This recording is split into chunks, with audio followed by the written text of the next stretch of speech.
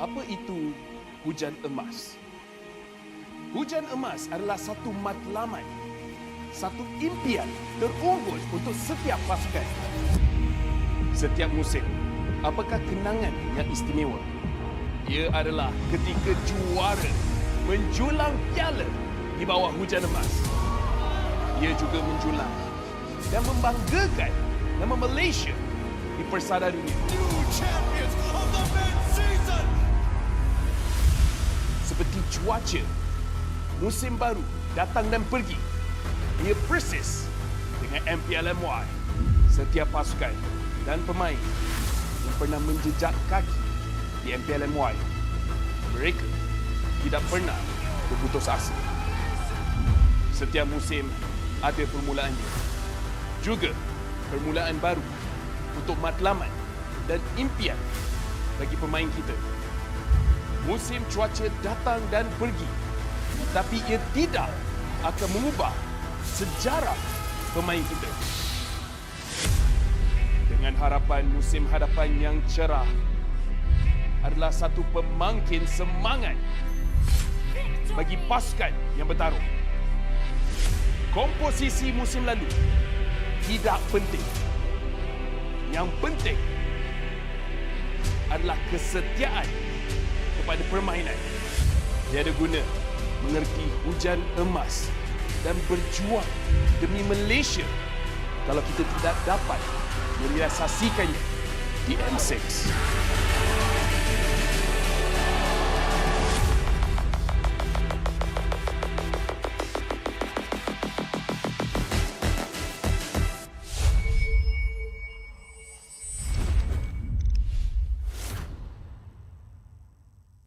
Well, I'm me, and there's no one I'd rather be. You can sit around and wait and see. For a moment, I'll be standing free.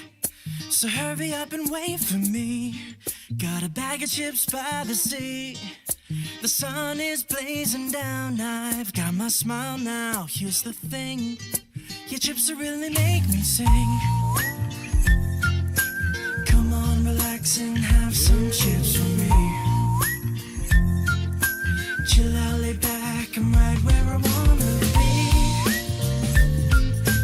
We've got time to take it easy.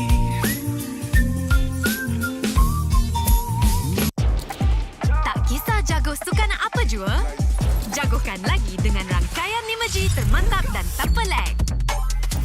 Gaming sepantas kilat. Menang di Land of Dawn. Tukar ke Holling Prepaid 5G sekarang.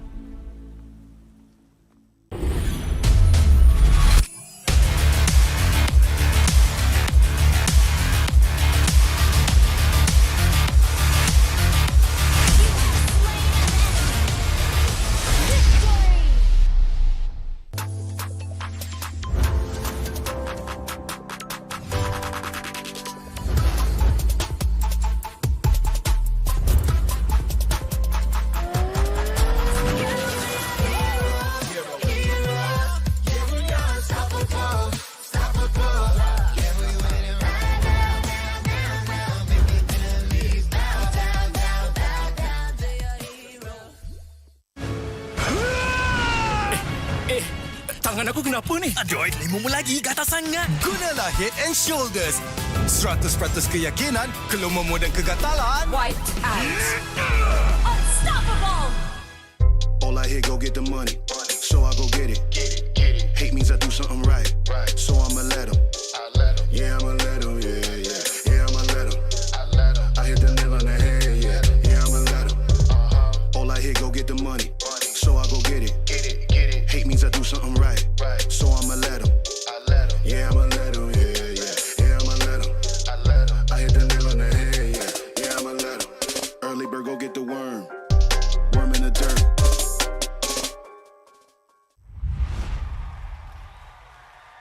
Panas. Itulah, panas gila. Kau ada payung? Ada? Kau tak dengar ke Kagura selalu cakap? Sediakan hujan sebelum payung untuk M6. Hacik kau. Sediakan payung sebelum hujan. Oh, iya ke? Tapi apa kena mengena dengan M6? Apa kena mengenai M6? Ha.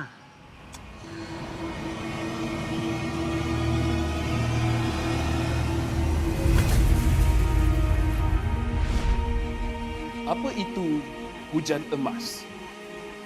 Hujan emas adalah satu matlamat, satu impian terunggul untuk setiap pasukan. Setiap musim, apakah kenangan yang istimewa? Ia adalah ketika juara menjulang piala di bawah hujan emas. Ia juga menjulang dan membanggakan nama Malaysia di persada dunia. New champions of the mid-season. Seperti cuaca, musim baru datang dan pergi. Ia persis dengan MPL MY. Setiap pasukan dan pemain yang pernah menjejak kaki di MPL MY, mereka tidak pernah berputus asa. Setiap musim ada permulaannya. Juga permulaan baru untuk matlamat dan impian bagi pemain kita. Musim cuaca datang dan pergi, tapi ia tidak akan mengubah sejarah pemain kita. Dengan harapan musim hadapan yang cerah adalah satu pemangkin semangat bagi pasukan yang bertarung. Komposisi musim lalu tidak penting. Yang penting adalah kesetiaan kepada permainan. Tiada guna mengerti hujan emas dan berjuang demi Malaysia kalau kita tidak dapat merealisasikannya di M6.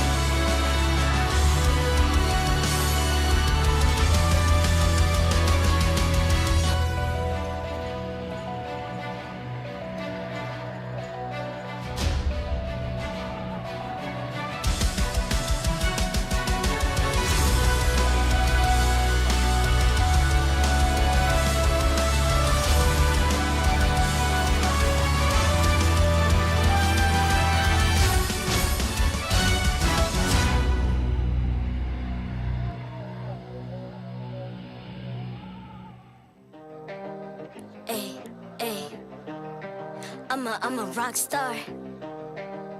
Yeah, rock star. Hey, hey, hey. I'm a rock star, baby. I'm a rock star. I'm a rock star. I'm a rock star. I'm a rock star. Panggil aku rock star. Ini kejohannya kita semua orang rock star. Kita rock star, kita buat saja gaya kita. Makin panas apinya sudah membara. Macam mana pun ku menempuh segala demi negara, ku buat semua bangga.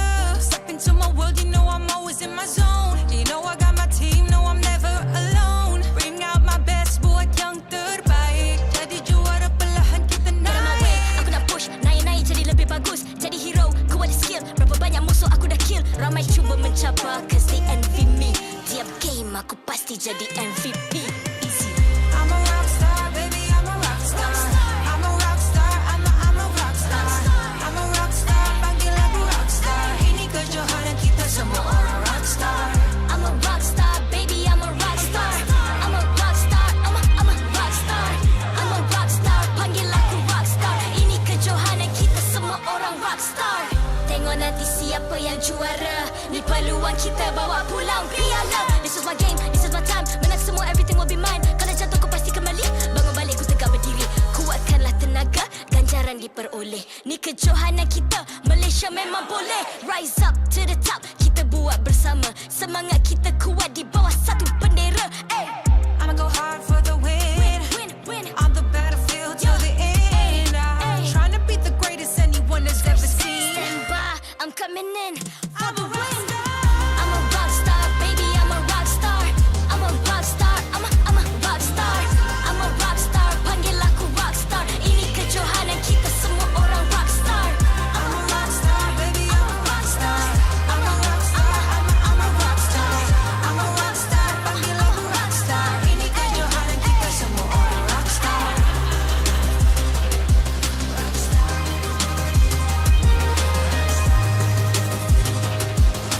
Ini kejohanan kita semua orang rock star. I'm a rock star, baby, I'm a rock star.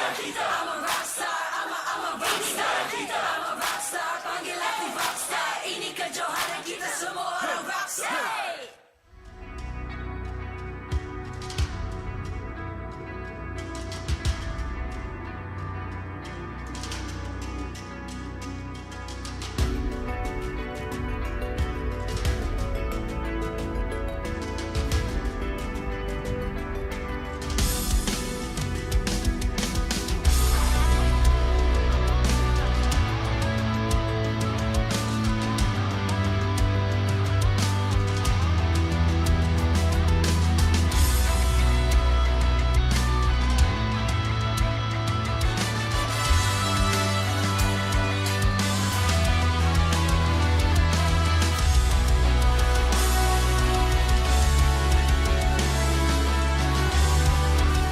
Alah, janganlah kacau. Orang kan tengah makan ni. Apa kata korang pergi kacau Miko dengan Ripo dekat sana? Oh, hey Miko! Long time no see, bro. Last time I saw you at SMG. Wow. So, welcome back to MPL MY. Thank you, bro. So, how you feel? I'm nervous, bro. We gonna face each other again. Yeah, face each other again. And also, right now, you at Team Roughh right now? Team Roughh. And then, new me, pregnant? Yes, new you. Last time you like meet this, and then this time you like this. Okay. So untuk siapa-siapa dekat luar sana, jangan lupa datang ke Stadium MPSJ untuk tengok match kita orang ya guys. Untuk support team favourite korang. Let's go.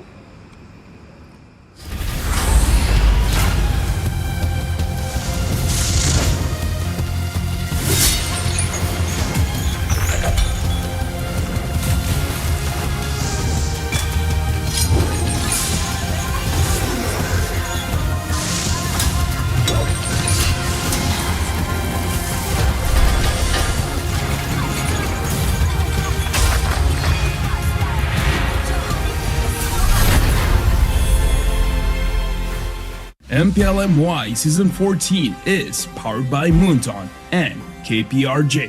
Official 5G mobile internet hotlink. Best 5G for lightning fast MLBB gaming.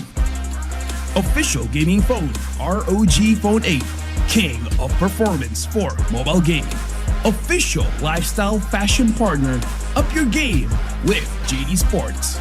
And thank you to all our partners in esports and Welcome to the Super Sunday of MPL Malaysia Season 14. It's week number 1, but the action has already been heating up since yesterday. And joining me at the desk will be Kid and Q. My name is Husky, and we'll bring you guys the action for the day. Now, a lot of exciting things have begun here at week number 1. Day number 1 already concluded, like you mentioned, but we did get to see a little bit of what these teams are all about. And coming into day 2, we're going to see the rest of the fully seen rosters of each of these teams to maybe get a bit of a taste of what they're all about. Absolutely. 4 more teams will take center stage today. Team Roughh, we have RSGMY, we have Todak and Monster Vicious, and also we have a repeat, right? SRG and Team Rey will also be closing out the day. But I would say it has set some expectations for us yesterday. SRG not getting a clean series off of Homeboys, JP9ers and Team Rey showing us that they are pretty promising into the new season. Well, honestly, I think everybody's curious to see who else can actually bring SRG the full distance, right? I think nobody was expecting Homeboys to actually do as well as they did against SRG. Hopefully Team Rey could maybe, you know, pull a couple of strings after yesterday's performance. I would imagine that they have a lot to work on. Yeah, absolutely. I mean, even for Team Rey, we can see some of that idea, but just need a bit of polishing. But when it comes to polishing, sometimes you also need to up that internet speed, and you can do it with Hotlink, the best 5G for lightning fast MLBB games. You can enjoy unmatched 5G network, low latency, and improved gameplay only with Hotlink, and enjoy 20% off of in-game items. Get the best MLBB gaming experience with Hotlink. With that being said, let's take a look at today's schedule, because we have 3 amazing best of 3s lineups, starting with RSGMY against Team Roughh, followed by Todak against Monster Vicious, and ending it with Team Rey against Selangor Red Giants. Now, you mentioned yesterday you're most excited for RSG as well as Team Roughh. I'm personally most excited about Todak as well as MV. But let's talk about that very first game, RSG versus Team Roughh. New law roster for both of these teams. Why are you so specifically excited about this matchup? I think it feels like a wild card, right? You look at the lineup that these two teams feuded, it felt like you never imagined these bunch of players to be playing under the same banner, and I think that's what makes it exciting, right? You don't know what to expect. At the same time, we have the return of Miko as well, coming back to Team Roughh after a stint outside of MPL MY, and it's also Storm's 3rd season since he debuted with RSGMY, and kind of settling in that IGL role. I think it just makes it very interesting. I mean, speaking of which, RSG has changed a good number of their players, and they're even bringing on some, well, quote-unquote rookies here. Give it up for Maima, Rippo, RanQT, Storm, and as well as Zabs as the main lineup for RSGMY. I'm glad to see Maima once again, this time fielded as a main roster and not as a super sub. Finally, not being brought in as the savior, but as the main starter. But also RanQT, right? Previously played with Barracuda Beta in MAL Season 1, getting sort of a promotion, I would say, into the big league. A lot of shoes to fill in that jungler role, especially. Yeah, I mean, especially in the meta like now as well, it's scary. But in the jungle role for Team Roughh, Box is back at it again. This time with Lexia, Hesu, Miko, and as well as Panda. So 2 Filipino imports with 3 Malaysian players, all of which I'm excited to see how it's going to pan out, because we didn't get to see that much of Hesu's full capabilities last season. And Miko, of course, during his time at SMG, they make things happen. Yeah, and it's also pretty interesting because even in the opening video, right, we saw Rippo talking to Miko. 2 seasons ago, Miko was the one, or Miko and his team were the ones that knocked Rippo out of playoffs contention. And it's a pretty bittersweet reunion for these two. Maybe a little bit. To be fair, a lot of the pro players here in the arena are friends with each other, and they get pretty close quite quickly, even if they are from other teams. I'm excited to see whether or not they're going to adapt to the meta, or are they going to go with their double fighter strats based on what we've seen Zav play before. It means that it's in the arsenal of RSG as well. Yeah, absolutely. We gotta look at the headline of the day, because I think there's so much to unpack, right? And when it comes to this series in particular, it's the clash of the former champions. Team Roughh, MPL Season 10, they won the whole thing on their debut season, whereas for RSGMY, they won Season 7. Both of these former champions are looking to rekindle that glory days, right? Maybe some of them weren't there during that time, but at the very least, we're going to see what they are capable of, and hopefully it's going to be leaning in towards a strong identity, because I'm just scared that Team Roughh is going to be playing all for Panda all over again like they did previously. Yeah, even previously when Panda was with Bounty Esports last season, right? That kind of felt like the trend, felt like what Bounty Esports was going for, and it didn't really turn out well because teams started to figure out how to stop Panda. And I think for Team Rough's case, on the other end, I love it because Malaysia now gets to be in the main 5, and I hope that will be a constant for the rest of the season. Yeah, I hope so too. I really hope week 3 doesn't come by and it looks like RSG's got a new mid laner. You know, I feel like Mayama definitely deserves a chance. He is a consistent player through and through. Yes, he's got other obligations like his studies. That's why he took a break initially and not just keep on playing professionally. So he's got a realistic look on the world and the game. Yeah, even for Ripple, right? He said he wanted to take the back seat, but here it is in the main lineup. You know, some people just can keep their hands off the game. Yeah. You know what Udil say? Some people say they want to, go for the pension, but they didn't do it anyways. But yeah, I mean, it's good to see Ripple back on the stage. Of course, this one is a bit different, right? Because you're fighting for M6. That's the thing. I feel like a lot of teams wanted to actually go into their rebuilding phase at the beginning of the year. I thought maybe Season 13 was the place to do so. But coming into Season 14, it feels like now a lot of these teams are trying to scrap the previous season's ideas. Let's try something new. Yeah. Well, before we start the game, we got to bring the teams on the stage. Let's have them on.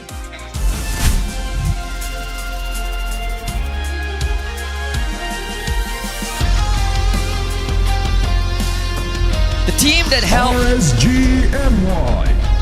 The team that once held championship throne in MPL Malaysia Season 7, known for their unwavering consistency and dominance in the regular season. Is this the rise to the former glory? RSGMY.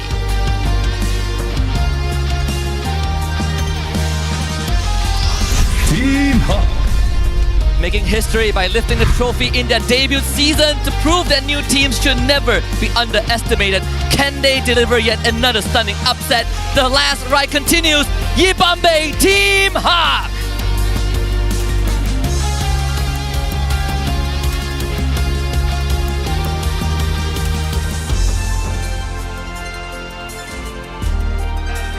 Introducing the coach and analysts of the two teams at the head of League Ops, Franklin, that will ensure fair play and professional integrity in the matches. From RSGMY is Behave, and from Team Hawk is Coach Yun. Let's keep it going with fist bumps between the teams and the technical staff. A true sign of professionalism, because this is how we roll. Ini gaya kita. This is Malaysian sportsmanship. This is MPL MY. Good luck to both of our competitors as they head on over to their stations to set up their phones before they head into battle. We got 3 minutes to talk about this for the upcoming matchup here at MPL MY. The first one here of day number 2, week number 1 between RSGMY versus Team Hawk. And I think we need to go straight to the point here because Red Side looks to be very dominating across the board. Yeah, Red Side has had a 100% win rate for day 1, right? The teams that went blue side, I mean, we have seen close calls, and Team Rey against JP9 was a very good example, but still, no win means that on the stats board, you are still at a 0%. And I think we have started to establish why Red Side is such a dominant pick right now. For sure. I mean, unfortunately, Blue Side used to be the go-to, but now with the recent additions and the revamps of Phoveus, it definitely has brought a couple of things to light. High loss, yes, is potentially a problem, but Jawhead apparently heavily banned yesterday. I don't know if the trend is going to continue today, but across the regions, Red Side has been a big issue, and people have been looking to adapt to that particular draft, not in a sense of, what my team composition is going to give me, but in terms of power picks. And even when we talk about a hero like Jawhead, we've seen teams find answer to it, right? That JP9ers did beat a game where Team Rey had Jawhead, but they still decided to ban it afterwards. So we can see kind of where the priority lies. I particularly want to see if there's any other outlying picks today. I think yesterday Team Rey gave us the best example. Julian, right? Heavily banned in other regions, but in MPL MY so far, only against Team Rey. I feel like, MPL MY, when Julian got released, there was a very, very big problem with every single time your third ability, any of your third abilities, right? Enhanced Sword, Chain, or even Scythe was used, instantly people would flicker on top of you and look to get you, and look to pick you off during your cooldown period. I think that has definitely left some PTSD for a lot of those junglers who played during that time. That's why they're leaning more into the Hayabusa, into the Lings, where it's a lot more reliable to get where you need to be and quickly. Especially when we look at the current S-tier picks, right? Phoveus is a very hot topic, but Panda is also a pretty hot player himself. When he debuted in Season 10 with Team Hawk, he did win the whole thing. Went to M4, finished 9th to 12. Season 12, he finished 5th to 6th. And then last season with Bounty, they finished 10, had to get relegated. But, I mean, if you join a new team, I guess it doesn't really matter, does it? Yeah, it kind of doesn't really matter at this point. But unfortunately for his accolades, yes, it was a very good time when he joined initially professionally for Team Roughh to try to get himself out of this rut previously with other teams who fielded Panda but never really committed to Panda. And I think it also comes down to kind of the dynamics, right? We know that Panda as a player, pretty vocal, likes to be in the thick of things, and to have a team built around that isn't really easy. And maybe this new iteration of Team Roughh will be that team. We're gonna head into the drafting phase for game number 1. And I would just want to see side selections, because I feel like if you are on that red side, you should be the one that dictates the tempo of the game. Red side is able to do so much this patch. And unfortunately, it's going to be Team Roughh on that blue side. Let's see how they're going to address the problem. To begin with, it's going to be an Edith ban on blue side for the side for Team Roughh, and RSG MY with Coach Behave getting rid of the chip, naturally getting rid of the power picks on red side is normal standard procedure. The real question is, which one of these power picks are they more afraid of? The more assassin side, or are they leaning more into the Jawheads, the High Loss, or even the Jushin, which just got banned? And sometimes you also have the Zaz to consider, right? Yes. Teams, they do ban out the Zaz. I feel like it's more of a red side thing, but we've seen that go on blue as well. The Jawhead is still there. I mean, High Loss, Fanny has also been in that first phase ban a couple of games yesterday. I don't know whether RSG is considering getting rid of the Fanny. I mean, Box used to be known to be the assassin player, the premium assassin player when he first debuted. His 2 main picks, well, actually 3 main picks, was Lancelot, Fanny, and as well as Ling. 2 of which fell out of the meta before coming back into the game. And now that we see the Roger being banned out, it looks like RSG is leaning more in towards, hey, if Panda doesn't have a good pick, we have a very good chance. You also kind of lock Box out of that flex pick, right? And then you look at the jungle for RSG. I think RanQT has a big shoes to fill, in a sense, not only because he came in from MAL, it's also because previous 2 seasons we had Demon Kite and then followed by Vinogo, right? That's a lot of responsibility. Sure, the meta has shifted, but I think even then, when you're coming into the assassin meta, we haven't really seen that much from RanQT, at least from MAL. Hopefully, we get to see a lot more this time. If this game goes the distance, we'll probably get to see him in pretty much his best and worst moments, and that's going to give us a rough idea of where he stands amongst the rest of the mid laners, right? Our next ban from the side of Team Roughh is leaning in towards the High Losses side. Okay, that's fine. Now, RSG, how do you reply? Because again, still a lot of power picks up there, so it's really focusing down on what counters your upcoming comp. How confident, how comfortable you are taking something like a Fanny or a Nolan if that link goes through, right? If you're willing to let it through. If not, you perhaps will be looking at a link ban and then you trade Zaz for something else. I mean, the Phoveus is still in the pool as well, and that has been a first pick material on either side. I think the Phoveus is going to cause a lot of problems unless RSG have something to say about it. And it looks like they just focused on the Ling. Alright, so plenty of assassins in the pool, but they're also holding up this Phoveus saying, hey, Team Roughh, if you want to first pick this, by all means, go for it. But if you want to go for an assassin, we immediately have a counter. Part of me feels like it might be a Zask opening. So they do take Phoveus. I think it's too good to let go. That means Zaz is now on the table, right? Yeah, Zask is on the table, but it kind of deters RSG from actually picking up an assassin of their own. How do they go about this? I mean, Zask makes sense for me, but I do think it's a really safe pick. Do they want to show off the identity of the composition early on to kind of deter Team Roughh in second phase? Or do they want to just like keep it flexible, have one power pick, flex the second, and then see how Team Roughh responds? There is Jawhead also. That hero has been let through. We saw an opening from Team Rey on red side, which was Jawhead Aurora, right? You instantly get these 2 power picks out of the way, prevents dive, good catch potential, but has glaring weaknesses because Jawhead also needs to get into the thick of things. Well, let's see.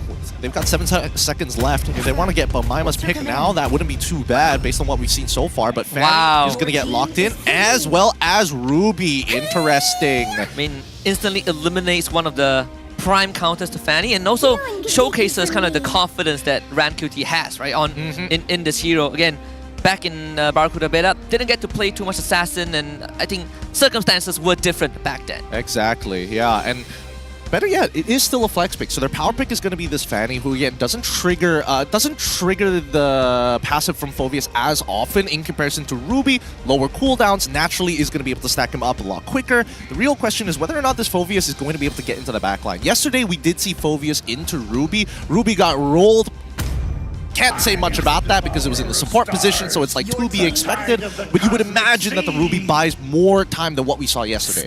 We even saw an interaction between Ruby and Jawhead, and could not do anything, right? Jawhead catches you, it's just lights out. But for Team Hawk, they go for the Julian, the pick that we did discuss a bit, alongside the Zask as well. So plenty of security overall. Yeah, Julian, very natural jungle pick in when you see a Fanny on the opposite end. We've seen this with multiple regions actually liking the Julian into the Fanny matchup, only because yes, you have iframes, but at the same time you have some very relevant damage if Fanny doesn't burst you quick enough. Now, Aurora, the next pick in tandem with this Zask, that's going to be an interesting lane because again, it's all about Zask trying to trade against Aurora while Aurora is trying to clear up the waves faster than he can poke. And the Zask also provides that very efficient leash for the Julian, right? You get him to 3 and then you can just go off and do your own thing. That means that RSG, because they have this Ruby flex pick, they might be looking for that early movement, for like what we saw from Team Rey again yesterday. You have this Aurora facilitating certain side lane movements before the first turtle. Yeah, I think the real question is what they feel is going to be the biggest problem, right? Because we see the Phoveus, there are ways to actually deal with the Phoveus, but he's a big time sink, right? It's a commitment to actually attack a Phoveus who can buy so much time with his new ult, as well as triggering, as well as the fact that he's got more CC now than he's had previously. Which is pretty... I like it. I mean, self-sufficient, right? Don't rely on your team or the enemy anymore. Mr. ban out. Oh. Is this alluding to a potential Harith? I would imagine it would have been the Harith, unless they want to get somebody else who can dash as well. And better yet, as a support, because that's the only 2 roles that are left, golden support. So I'm guessing that maybe Team Hawk might even lean to a Matilda. Could be, I mean, it's one of the signature picks we've seen from Miko before when he was playing in MPL MY. That's true, but he also plays a Kufra. Which in this case, right, you have a Ruby and a Fanny on the other end. Oh, that's a good point. That's a good point. We'll see. We'll see. Because RSG, they decided to get rid of Jawhead first, right? That was their #1 stock. Now that they have priority again, if they get rid of the Kufra, then at least we're on the same wavelength. I mean, in this case, you probably would start to climb down on the support role. You need to disable hard controls. So it's the Lolita ban again. Interesting. Lolita ban, but there's not a lot of projectiles on the side of RSG. This could collude to the fact that RSG might want to go for a traditional marksman, maybe a Moskov in this particular case. No, that would be just another dash. It could be a Beatrix, but unique combo starters, which Aurora and Ruby can do as well. Yeah, I mean, Zaps does play the Ruby when he was with the Niners last season. Oh, he was supposed to do the Clot. Moskov is also a possibility. Now that Natan is banned out, Team Hawk read that pretty well. It's one of Zao's premier picks. Now, I'm interested to know whether this is part of the plan, whether Ruby is actually being considered as that flex pick for Zabs in this lane, right? And I think the condition that they're waiting for is whether or not Team Hawk is actually going to lock in the Harith, which was the traditional matchup of, like, if you're playing double fighter side lanes, Ruby into the Harith is an ideal one.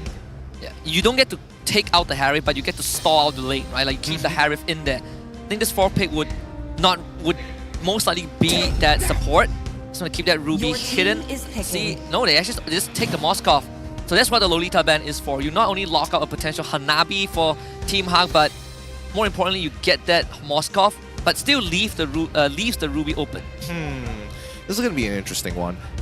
Well, we'll see how Zabs is going to play this out, because he's got to be careful with the Phoveus, right? As soon as he's got his ult, the Sinner's Mark already triggered upon you, that's when you're going to have a lot of issues, because he just sticks to you like glue. In response, let's see how Team Hawk is going to answer, because they banned out the Minstar, but they also got rid of the Natan, so they don't want the Natan for late game scaling. Also, lean more towards magic damage side, but I think that Team Hawk right now really need physical damage. You can't just rely on the Phoveus.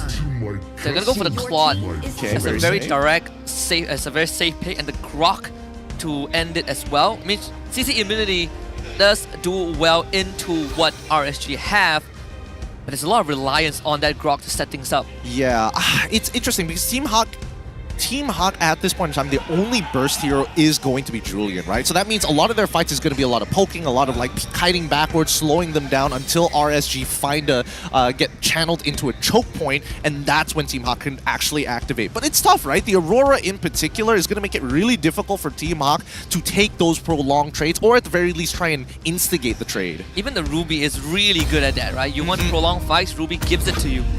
Let's see what Ripple is going to get for that last pick. So in fact, he's going to be on that Ruby. Ruby into the Phobius, just sandbags him in lane. And it's going to be the Storm Cho. I like this. What a special. Yeah, this is going to be very interesting because RSG, it's very clear who is going to be playing the supportive types of role to hand and set up these kills for some of the bigger players on the teams. Good luck to both sides here. I kind of like this draft. It's pretty even on both sides. I am concerned. I am a little bit more lenient and more biased towards RSG because I just like that draft overall. It's got a lot of flexibility. It has a good curve early, mid, and late. But then we look over to Team Hawk. A lot of it just based on positioning. If we can catch you off guard, if we can get an advantage in the wave, that's when we can make things happen. And I think it also comes down to who is the main voice of Team Hawk, right? A lot of loud voices there, but you know, for RCMY, most of the time it's Storm. You know, he picks a Cho, you know he wants to make that move. We'll see if that is going to be the case. Game 1 as we load into the land of Dawn. RSGMY, red side, Team Hawk, blue side. All right, let's jump right into this to kick day 2 off here in week number 1. It's going to be a purple start for both junglers, so they're going to end up on opposite sides of that map. Hopefully, we do see an early gank coming in from bots to utilize that level 3. Some junglers prefer to wait until later down in the game or wait for the opportunity to present itself. You're also looking at which lane you could tackle. I think in this case, probably you have better chance with the Ruby lane if Ripple decides to just hard shove the wave. But knowing Hesu, he's not gonna let that happen, right? This matchup, you want that Phobius to be on top of his enemy laners. Yeah, I don't think Phobius can really set up this gank as well. I think the most they can get if they do attack Ripple in lane on this Ruby is probably just that flicker. Bottom side is probably the smarter place to be at because if Moscow makes a mistake by dashing too early, you can do something about that. Oh, Panda still as aggressive as ever. Taking Master Assassin to win lane. I mean, you look at both gold laners, they sort of have the same tendencies. You know, they really love to fight. They really want to kind of ego challenge you. But I mean, Panda takes the cake. Mid lane, Maima in danger. That's passive blown thanks to Box's arrival. Ranky really want to try this. Doesn't have the damage yet. There was a window in which they could have punished, but I don't think Ran QT has enough damage just yet. I think he's also worried about that Nightmaric spawn. Might as well just stay healthy and maybe even a gank bot side if it does come down to it. Top side, still absolute sandbag. Nothing much is happening here in Hesu. Just taking his time with his lane because he knows that he scales later down the line. So at this point, it's just about survival. It feels bad for Maima because you would really love to leave that lane, but Lexia is the one that gets to kind of freeze that wave. And Storm, he's been doing all he can to unfreeze it. Not with Miko's appearance though. So Maima actually goes up the top side, but there's no angle to set it up. Yeah, honestly, this is just the beauty of Grok, right? He brings so much utility, helps with that wave clear, even if your hero doesn't wave clear that well. He really makes it feel like, oh, this isn't so bad anymore. The laning phase is actually bearable. Yeah. But now with the first turtle up, RSGMY, let's see how they're going to manage this, right? Because they're positioning as if they want to take it, but Fanny's on that bottom side, hoping that maybe Panda overextends. I believe both just took their purple buff as well. So it's clear that for RGMY, it's not a priority at this point, right? You can, as long as you hold the turtle, Julian doesn't get it, the snowball doesn't get rolling just yet. I think Ripple, he can do this dance forever as long as Maima is with it. Yeah, Box is also a full level ahead of Rank QT, who hasn't taken the top side of his camps, and he still opted to go for that gank on bot side. Here we go. Yeah, Ripple with the Infernal Pursuit. Ripple, well, Hesu goes on top of him. Ripple just has to back off. Turtle going over the Team Hawk. We even saw Ran QT go for that recall, so it's very obvious that this turtle is not what they were looking for.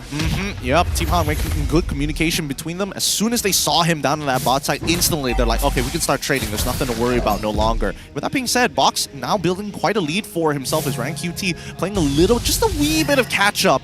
Box is going to be a full level of him, ahead of him for the majority of this game. But really, if they can't push out this mid lane faster, then how else are they going to deny Fanny from this purple buff? Oh, and what a Shunpo dodge by Storm. That's wild charge out from Miko.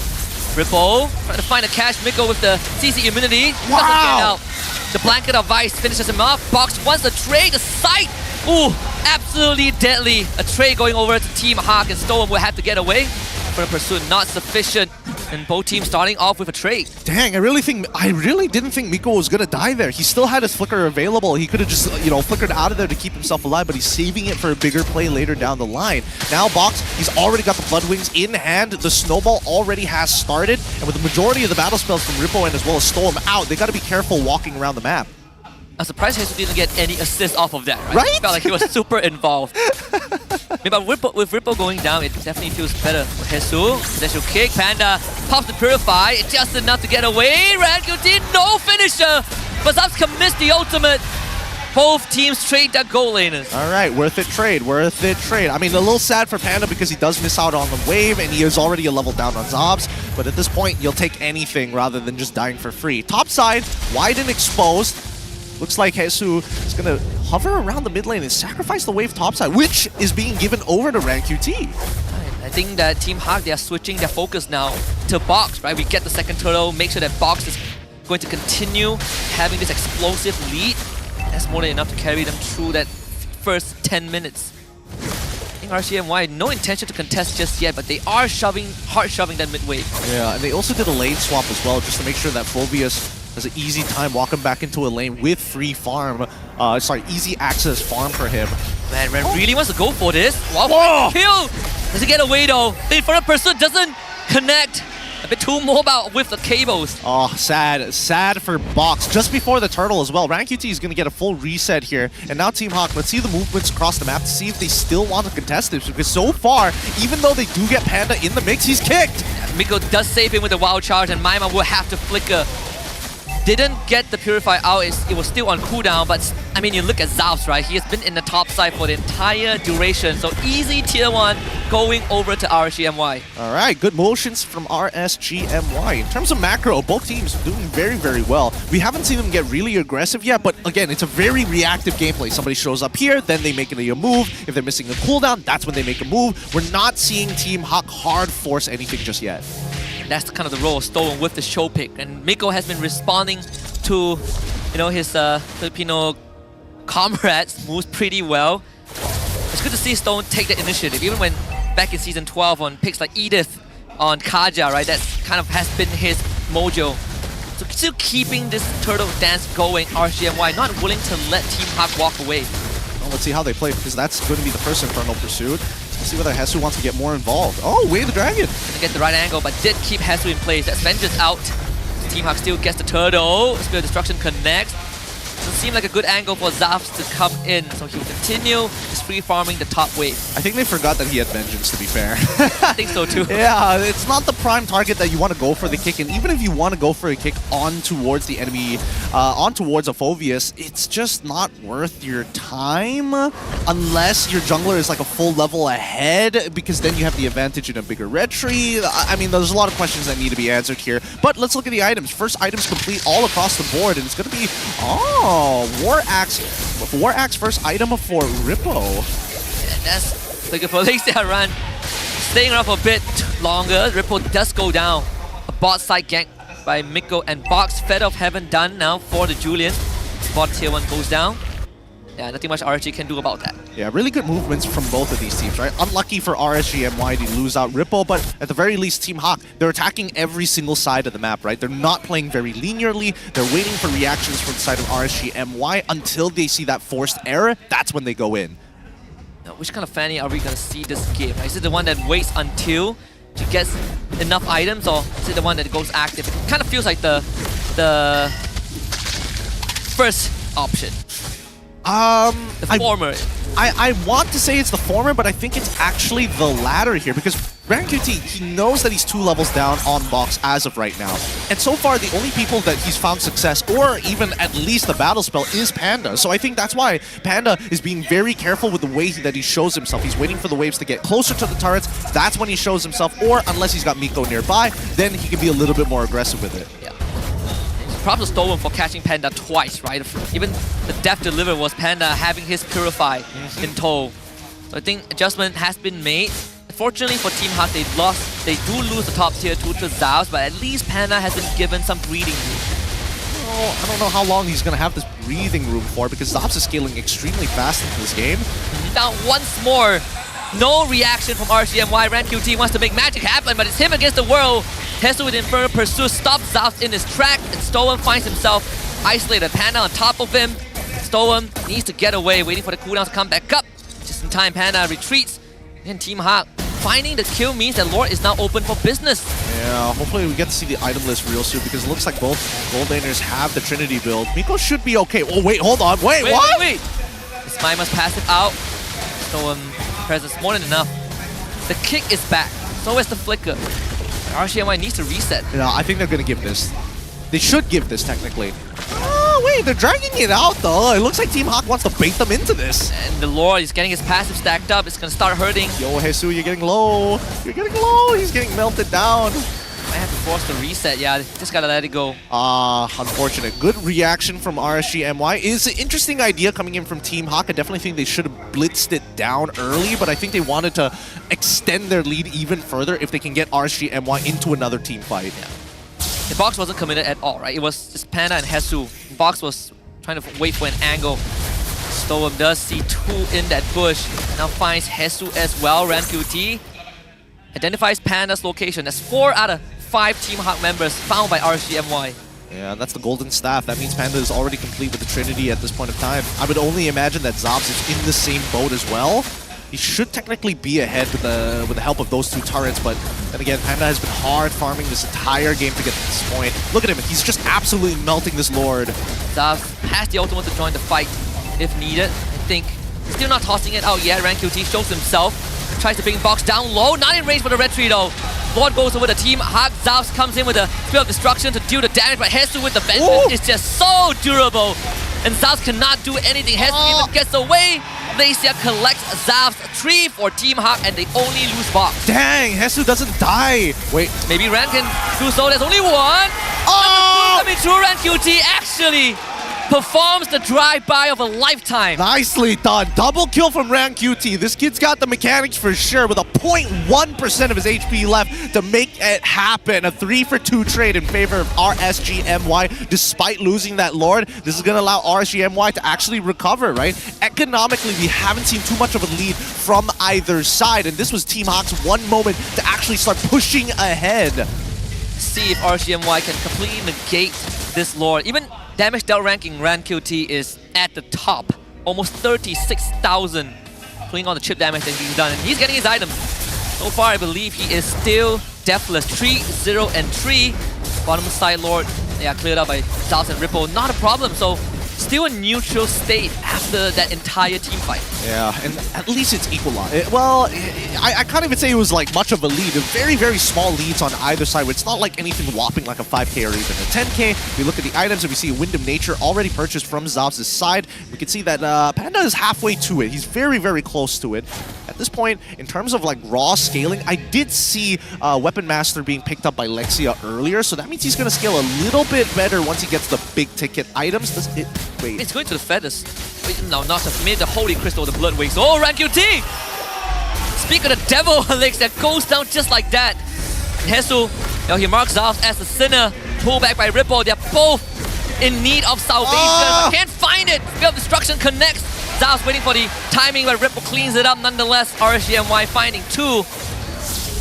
That's the War Axe diff there. The War Axe diff. Ripple fully stacked as well while RanQT so efficient with his time. Gets the gank, goes down to the bot side, hard shoves it, forces motions out of the side from Team Hawk. So it feels like Team Hawk is consistently on that back foot every single time RanQT finds that kill. It seems obvious, but the way that he's doing it by pulling the attention of Team Hawk into multiple different spaces allows RSGMY to start taking these camps for free, making everybody's time efficient alongside with him.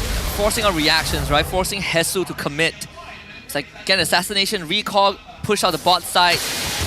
Team Hawk was able to keep that tier 2 structure alive, but we're starting to see RSGMY finally build a substantial gold lead. 2,000, a number that we didn't really get to see so far up to this point. I think that's as big as it's ever going to get unless we see a full team wipe from the side of Team Hawk, right? RSGMY currently at 38,000 total gold, which means by the time they hit that 42k mark, Team Hawk won't be too far behind overall. So their power spikes are going to be it's going to be RSGMY first who hits it, then Team Hawk, but the difference between the two is about like a minute. It comes down to whether Malaysia can get that space to work with that weapon mastery. Ripple flickers, saved by Maima, even gets the pull onto Box. Both in the low, RanQT comes in, gets stunned instantly. Has to retreat, Stolen finds the kick, but no follow-up though. Panda felt like a prime target, frozen in place. Okay, I'm realizing that they have been duped by RSG. Yeah. Not a good feeling. I mean, it feels like they're tunnel visioning a little hard. They're forgetting about the management of the waves in the side lanes as well. Bottom side is like building up is stacking a lot of minions really, really quick. This is a good time for RSG MY to actually fight. They just need to wait for it to collapse into that tier 2 before they initiate. You see the confidence from Zav. The start, Spectre stepping forward. Nico, Flicker wild charge only onto Ripple. Get him out of the way first. There's gonna be no response. Stolen Flicker kick onto Box, but RanQT, he finds himself in the back. Lisa goes down again. Zav's Spear of Destruction comes in, wants to collect Miko, doesn't find it. Overextends, dies to Box. It's gonna be Maima's passive blown as he goes down. Overextension from RSG. I don't know what Zavs was thinking there. Was he thinking that maybe his Purify was going to be the difference maker? Not the fact that, you know, Box is 5, 2, and 4 and that he's pretty much like full build at this point in the game. Like, I don't know. That wasn't a very smart decision, in my opinion, especially since Phoveus was there. But hey, you can't win them all, am I right? Yeah, he pulled a Zaps. He pulled the Zaps once again. Just like old times. And yeah, Storm is dead. No. No! What? What? They let him walk away from that? Okay. Silver lining. Yeah, silver lining, he gets to live. End of the day, unless Ran. Miko, can you get a timing of a lifetime? Wow, yeah! Ripple. Okay, Box still gets the Lord. Mission accomplished nonetheless. Bit of a flop here and there. Team Hawk keeping it under control. That's some scary stuff there. That's some scary stuff. And literally, the hard read. Yeah, it was like, what, 58 HP before the Retribution threshold? That was too close for comfort, but RanQT is still at the top of the list. At least we understand why RSG MY has decided to pick him up. He is doing some work this game. Yeah, he is. So far, Deathless is the one that's going to the back, taking out Lisa. Both of Lisa's deaths actually came from RanQT. And now with the second Lord, this one harder to manage. RSG MY wants to keep this mid turret, but it's not it's not possible. Yeah, no. Team Hawk, especially when you have a Zosk, just really good at sieging. That Nightmaric Spawn does a decent amount of damage to turrets. Better yet, if you put it behind the turret, that's when it becomes really, really difficult for teams to actually protect their structures. That being said, here comes Team Hawk. 3 members of RSG going to be covering the top side, with the rest looking for a mid. Oh, Miko getting attacked. Yeah, gotta back off for now. I mean, all things considered, with how fast RSG might clear the Lord, these managing the empowered minion waves won't be that complicated. They do lose the top tier 2. Actually, mid tier 2 staying alive, I feel like, is the most important thing. Yeah, mid tier 2 is going to be very important because it's one of the closest structures to that purple buff, and they need to fall back during those times. Storm is going to be able to chase Box down, but it's just so deep into enemy territory, and with no structures to protect you afterwards, like, I don't have the confidence that he can go for the one-shot. Storm actually went for the flicker just now. I seem to get away from Box. And yeah, got the immortality. Ran just got his BOD. So the one-shot train continues for him. Can he get on? Oh, Miko. Yeah, can't get him. Yeah, the corrosion's like, whoa, whoa! Maybe Stone can purify out Panda. Goes to the Stone. Even commits the Blazing Duet. That's gonna be just immortality as Hesu comes in as well. Tries to split the Firestorm. Does go down. RanQT late to the party. But can they finish off Panda? Doesn't seem to be possible as Ripple holds the front. Team Hawk finds one. That was a bit of a chemistry problem from RSG MY. While Storm was taking damage from 2 of the members, I definitely think they could have turned onto that side of the map, especially with the angle that they were in the lane. They could have had Ripple just continuously like keep that front line at bay, maybe even get Maima in a position where he can actually start supporting Storm to deter the rest of the members. He doesn't have to commit like something big like an ult, just even the Frigid Breath would have been enough.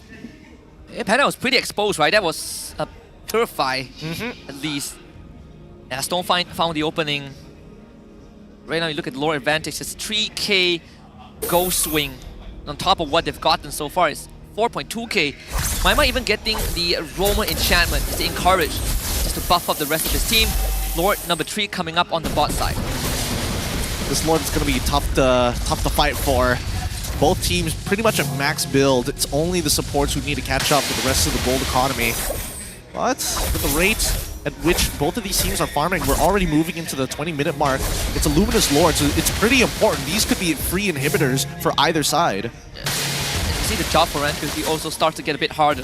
Minion waves a lot more durable than they were 5 minutes before. That split push can't just be the fanning alone. I think the worst part about it is the fact that Team Hawk is placing an inhibitor. Oh no. They got boxes. Winter Crown, I think. Yeah, they did. They forced it out of him. This is starting to look a lot better for RSGMY. Team Hawk still don't let him. They want to blitz this. Where's RanQT? It's gonna show up. Is it gonna be in time though? Hesu uses his body as a brick. RanQT in front of the Lord, and Hesu does go down, but Box finds the Lord again. Objective secure 3 times in a row. Immortality out for RanQT. He did get away from Lexia. End of the day, both teams trade the XP laners. RanQT was just half a second too early. He retreated first, and then Box followed up immediately after. So that's a little unlucky from RanQT's side. Could have been a bit more patient, but it's a tough high-stakes situation to be in. Winter Crown out from Lexia. That's a bait right there. Clips him at the edge. Oh, that's so sad. Enhanced Chains gets it. Yep. That's actually big. Stole him out for 45 seconds. But at least the Lord is being held back by super minions. True. That's kind of a silver lining, I guess. It is a silver lining, but I feel like RSGMY could have played that better because they knew that they were dragging it out. They wanted to build up that top wave because of the missing inhibitor from Team Hawk. And then Team Hawk decided, we're going to blitz it now and try to force the fight. RSGMY, they kind of didn't really respond. They did like a very half-hearted attempt of like, oh, are we going for the steal or are we fighting? And it feels like, you know, people were split down the middle. Danger push. Lexia has no Winter Crown, so that's crucial info for RSGMY. RanQT decides to recall. No point waiting. Gotta deal with the side lanes first. The help of Zaf and Maimar, it should be an easy task. Buying enough time for Stolen to be back. But finally, that top wave has been cleared out by the Lord, and with the help of Hesu earlier. Oh. No purple buff though. Yeah. Team Hawk holding it hostage. I mean, it's a good thing that Team Hawk is holding it hostage, right? There's nothing much else to do but sync up with these waves and then look for inhibitors, because they need to even up that score on that top side, right? They can't always be at a disadvantage during neutral objectives. So far, it's been 3 for 3 in terms of Lord. Panda gets pulled, that's Purify out. Oh, that's big. Ripple getting good resources. Miko gets the wild shot, clips Zaf's on the edge, and Hesu commits the Infernal Pursuit, doesn't find the second one. Gets on the RanQT, they want that inhibitor and they will get it. Lord gets the job done. Team Hawk still getting something out of that exchange. Hesu's not going to get punished for it. He manages to regroup with the rest of his team, but yeah, looks like this Luminous Lord only able to secure one of these inhibitors for RSG. Looking to minimize this damage. This is a pretty dead even game for both sides. Like, they don't want to lose, but they also don't want to make that first mistake. Yeah, I mean, the gold lead doesn't make much of an impact except for item swap. We saw Zaf just went back to the Winds of Nature after that attempt from Miko and Hesu. That physical damage immunity is going to be pretty important in the next team fight. Next Lord also 20 seconds. Again, another bottom side Lord. So that, I feel, is very beneficial for Team Hawk just because of where it is. Yeah, it is.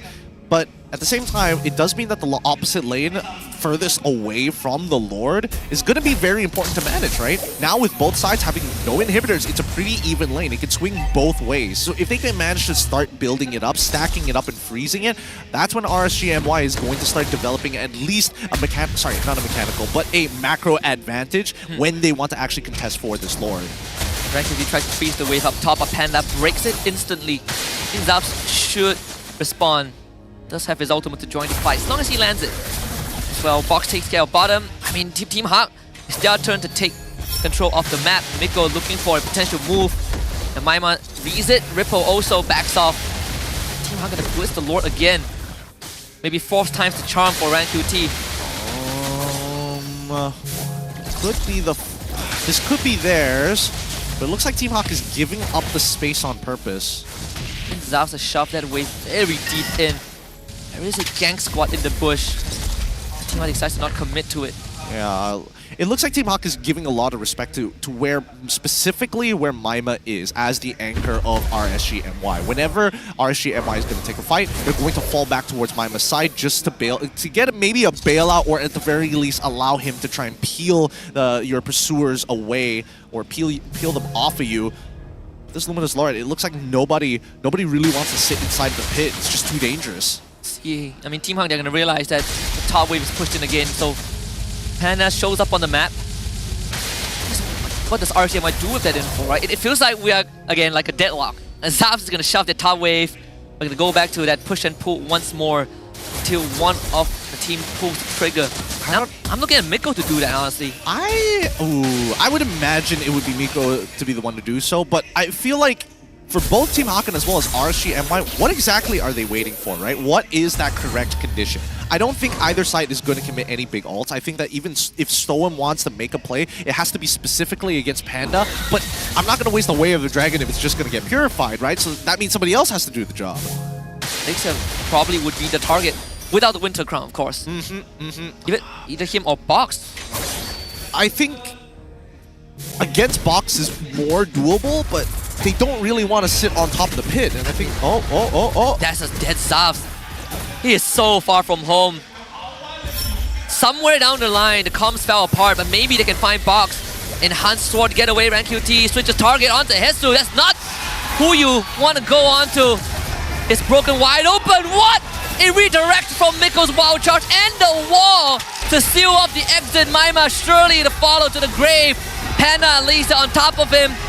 And that is how you break the ice in the stalemate. Team Hawk with 3 kills. Well done, Team Hawk. A really good fight. I mean, they found the initial pick on towards the upside. As you mentioned, it felt like RSG-MY, they lost in terms of communication because, again, it should have been a straightforward kill without much of a trade. And even the responses from Team Hawk, in correlation to the reinforcements we saw from RSG-MY, Miko, great wall overall. I think that Lexia is starting to become a really big problem now. We hit it by 20 seconds though, another wild charge. Ripple does have the immortality. Tries to heal up with a spell vamp. War Axe, Storm also buying time, flickers away, tries to pull the minion wave out of crystal range. Doing a great job. I mean, as crazy as it sounds, Team Hawk really got nothing out of that. No Lord, no damage on inhibitors. Okay. I think, they should get this upcoming Lord. They really, really need to blitz this down as quickly as possible before Rank QT is back up, or at the very least force Rank QT out of his comfort zone to get to this Lord as quickly as possible. Without that purple, then maybe look for a pick. And they use the Magic Sentry first, sees Miko. Team Hawk pulls off the objective for purple buff. Given over to Rank QT, back to square one. Maima is alive once more. Just gotta shove up the top wave and we'll be back to where we started. Man, it's going to be a real slow burner here. Because both teams, they don't really want to commit to these fights. It feels like whoever makes that first move is going to get punished. This is officially the longest game of the season. By the way, 27 minutes, still going. I think the longest one yesterday was almost 24. Yes, that is correct. 24 to building up to 25. But man, as much as we want to talk about Mackerel, unless somebody is able to pull that trigger, I don't know. It feels like it's never going to end. Top side, both inhibitors still missing. I mentioned this like multiple different times. Not really being taken advantage of, but here we go. Way of the Dragon. Very ambitious. I mean, if they had Maima there, it would have been different, right? Yeah. Maima ran. They needed a +2.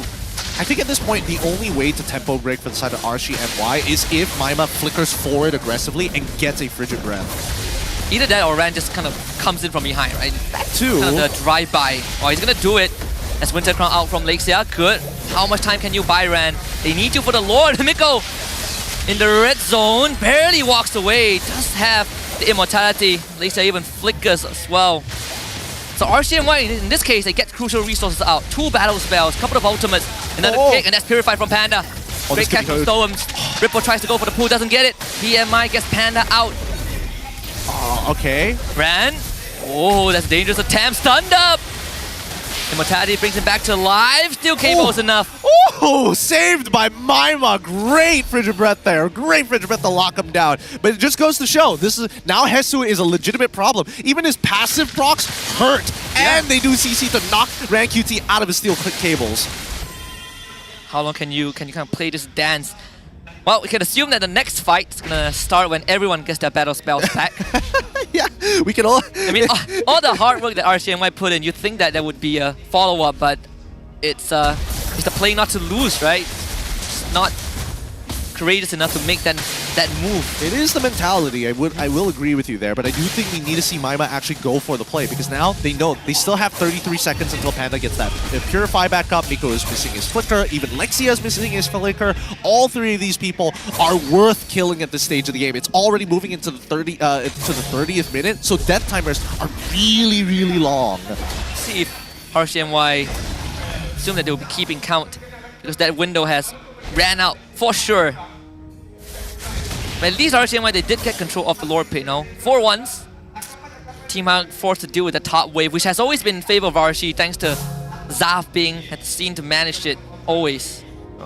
Yes, but it looks like, from what it looks like, there's just a lack of information on the positions of Team Hawk from the side of RSGMY, right? That's why they're not rushing this down. They don't know that there's 3 on the top side of the map, and they're just going to discover it right now. So I think they should actually start rushing it or join this fight. Yeah, good. I mean, good recon from Stolen, but he got to survive. Flickers, that's it. Miko, that's the angle. Gets the Purify out from Roughh. Ripple with the pullback onto Hesu. Keep his team alive. Storm still wants to participate. Couldn't find it.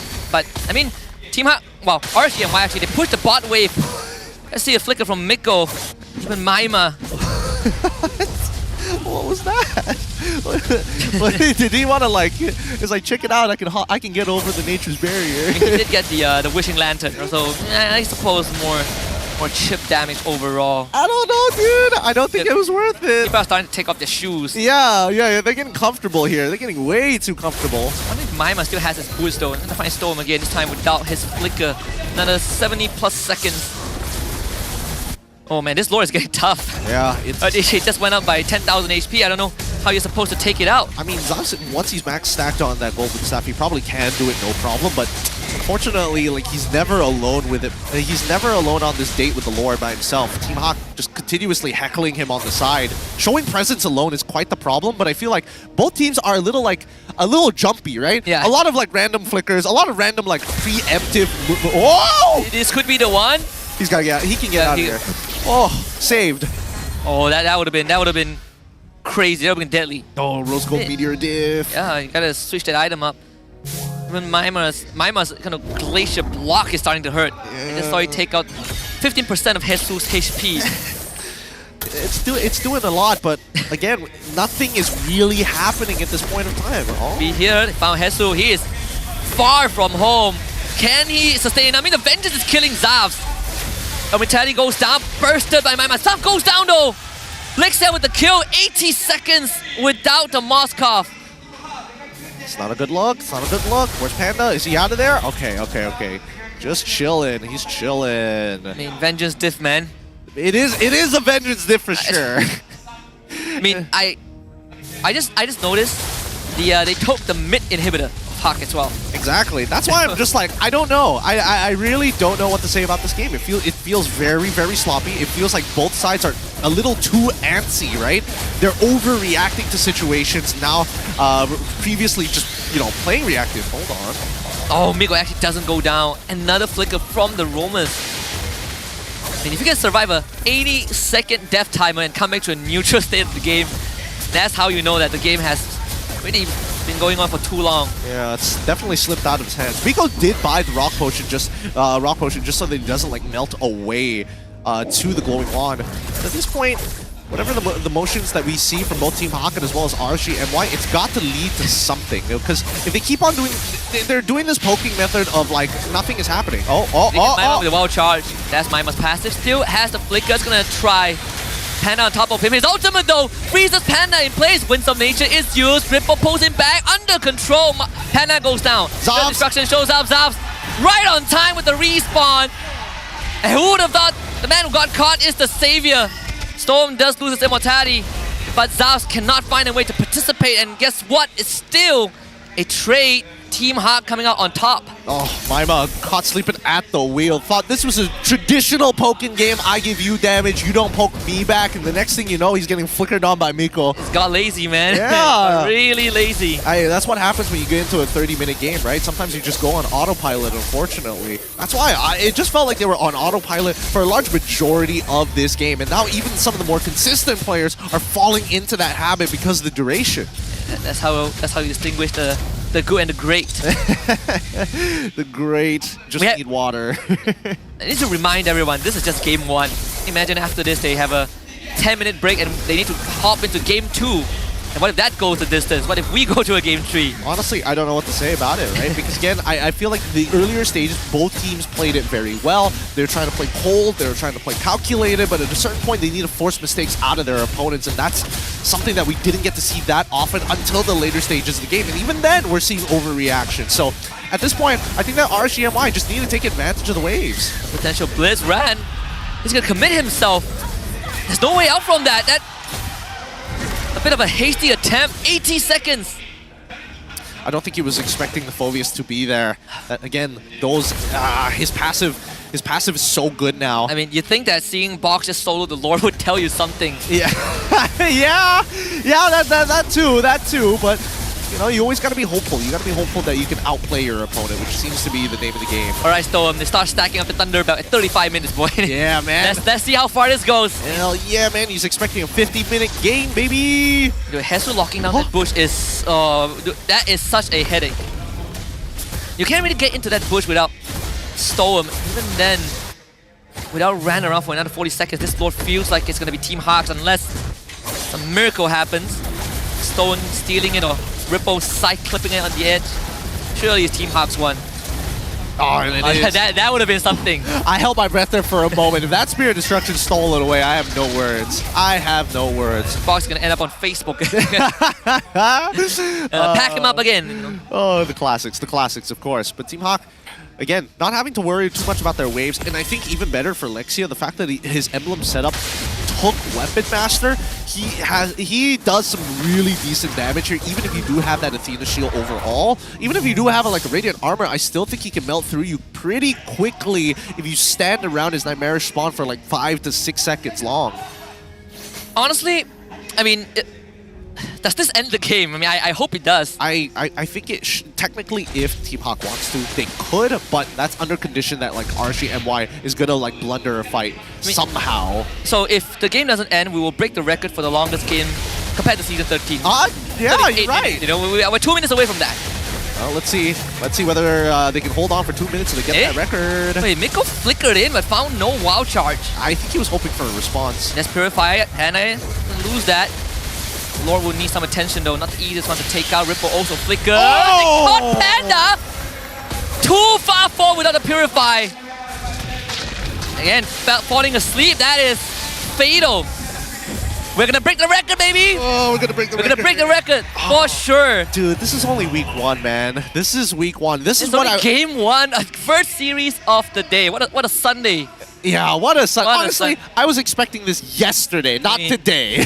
We got the preview yesterday. we just got the trailer. Subscription, yeah. Yeah. Waking up early on a Sunday for this. This is agony. This is really painful to watch. Mainly because we are seeing people not only overextend, but they're I think that Miko knows that both sides are overreacting, so he's like, maybe if I use my flicker, I'm gonna get a flicker trade. Honestly, that would have been a better outcome than losing Panda.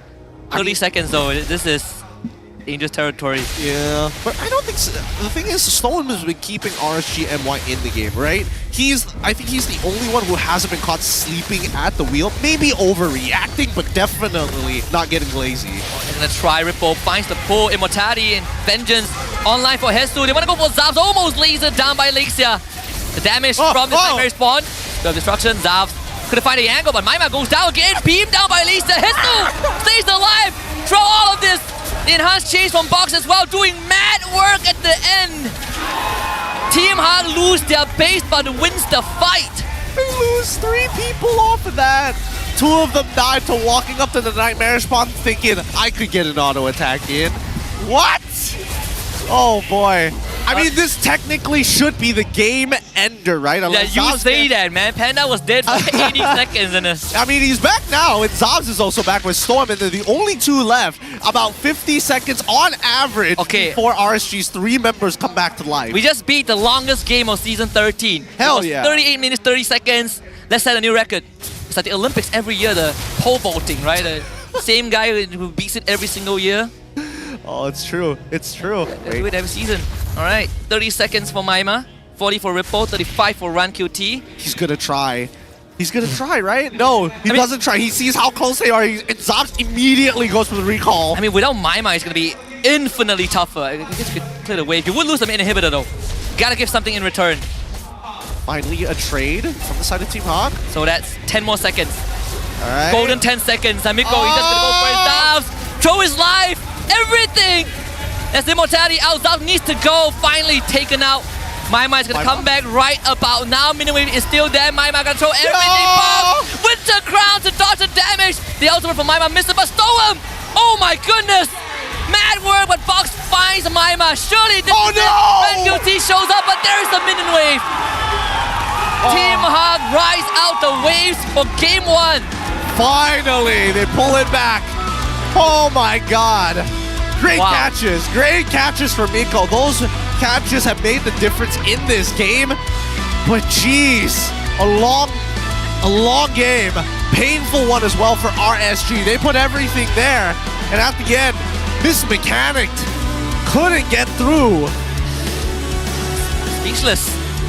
What a debut for these two rosters. We say that they're kind of like wild cards. You don't know what to expect. I guess this is what you get. You know, no expectation means that you get the wildest of outcomes. Yeah, it is. The fact that we were with RSG's draft. I was with RSG's draft. They had it. They had everything that they need to make it work, but unfortunately, it's just too responsive. And I think that, again, I feel like both of these teams feel a little out of practice. You know, it's like the stage, the lights, everything is like scale it. Even though it's like a 1 out of 10 situation, it's like every time 10 out of 10, we have to commit everything. If not, at least get a trade. I mean, you thought when Panda went down for 80 seconds, that was it. Yeah, and apparently not. Box is a monster. Box Lexia, you know, who was ganked so much by Rani, he was like, I had enough of this. Winter Crown, Immortality, give me everything. Give him everything. I don't know. I feel like the reaction times, definitely people got caught sleeping at the wheel, autopiloting a couple of times, but I can look past that since it's only just week 1. Yeah, it's only just game 1. It's just the start of the day. Wonder who the MVP is going to be this game. Give it the Box. I mean, it's deservingly, right? Special mention to Miko also, who's really been getting these amazing setups. The 20-minute flicker, wild charge, redirect. That's also kind of what opened up the game. I think these two teams, their junglers, phenomenal. But the roamers, really the pillars of support for the entire game. I mean, honestly, if we block out the names, I don't think you'll be able to tell the difference between either of the teams, right? They're playing extremely similarly. Both roles, both jungle roles and as well as roam roles doing the exact same thing and doing insane stuff. Even the gold laners are doing the same thing, right? Overreacting, split push, die. You mean Zaps? I mean, even Panda as well got caught out a couple of times trying to split push on his own. Yeah, that kind of early game got caught out twice. Yeah. And then there's that one. Unfortunately, this was right after his death. Literally just walking up, getting hit by everything. Yeah, but this was kind of like the turning point, right? I think very important to mention that Hesu rode it out the entire time without losing the immortality. I don't know how that was possible. Me neither. He just somehow gets it out, right? And finally, I would have imagined that. It was going to be the mid laners, but no, give it to the junglers. Very well deserved. Apparently, Box is from the Philippines. Yeah, Didn't know that. I was like, wait, what? He plays so well, he's Filipino. Yeah, man. I didn't realize that was a state of Malaysia. Love the cameraman though. Jangan koyak. Don't tilt. Of course, after almost 40 minutes of just game 1, I mean, on the losing end, you better not let it get to you. But Box is our MVP for game number 1. And I don't know, I think he peaked like 15 minutes before the game ended. I think he was doing a good job throughout the game overall, right? Making aggressive motions, finding the right hits, getting in and out of some tough situations as well, obviously with the help of Miko. But I gotta give it to him, Box. He's looking a lot better. He's looking like he's coming more into form compared to the previous seasons where he felt a little underwhelming. It's like the true return of Box to that main stage, right? Being in a role that he's familiar with and carrying most of the weight. But you look at the breakdown. The fact that Team Hawk has so much more kills than RCMY, and yet we got to almost a sub 40-minute game.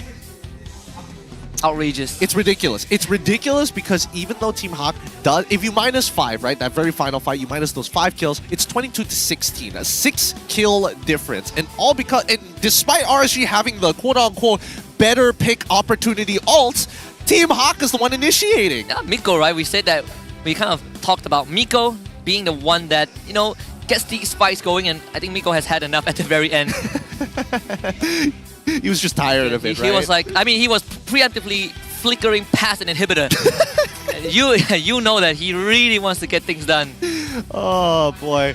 Painful game for both of these sides. Probably not their best showing, but definitely we are seeing the play styles, right? Very, very similar. I think, close my eyes, basically the exact same players on either side, exact same play style, exact same identity, generally looking to scale. And I think, unfortunately for Maima this time around, despite him providing so much damage and utility, he is very much an anchor player in comparison to Lexia, who's more of an opportunist. Yeah, he is able to kind of find those angles, right? Again, the base push from RGMY was a very good example of how Lexia really pulled it off. And I'd say, I completely agree with your statement. I think both teams, individual roles, if you compare them side by side, it's almost the same. Miko and Storm, IGLs, opportunists, Lexia and Maima, pillars in the mid lane. The junglers are assassins. The gold laners sometimes run it down, but they're wild. They're wild. They're young, they're wild, they're free. Let them do what they have to do as long as they win those games. Definitely, they're going to have to talk. I'm going to look back real quick to see what the discussion is going to look like. Because again, after a 40-minute game in that particular fashion, I would only imagine that RSJMY is just like, what are we doing, guys? Like, why do we let them get on top of us? We need a fight. We need to actually put up a fight and struggle to maintain dominance. Something, I think we saw like glimpses of that in Storm, right? He's very, very proactive, and sometimes he makes those moves, but the teammates don't get to follow up. And I think that's a very clear indicator that Storm wants to make something happen. And probably something they need to polish down the road. At least, well, for now, polish for game 2. Definitely. And this is going to be a wild item build list. It's so long. Such a long game. Nearly breaking all the way up to 40. Even at the 40th minute, there are still item swaps being done. I don't know if we can comprehend it all together. But let's look at situational items. When were the first situational items being bought? And that's at the 14th minute. We see the Winds of Natures being picked up pretty quickly by both of the marksmen, but then towards the latter half, you can see that the item swappage becomes important. Mainly for Zobs, we do see the Wind Talker and we do see the Rose Gold Meteor being interchanged with Immortality as well as Winds of Nature whenever the cooldowns are down, just so that he can get extra speed during the split push. I mean that, and also he's threatened by Lexia, right? Like every single time he shows up in a fight, Lexia just beeps him. So, no choice, you can't have the one. But I think that that responsibility was handed over to Ran, right? Ran QT to take out Panda. Yes. At the end of the day, I feel like, again, Storm is the one that's ahead in terms of his moves. The rest of the team got to catch up.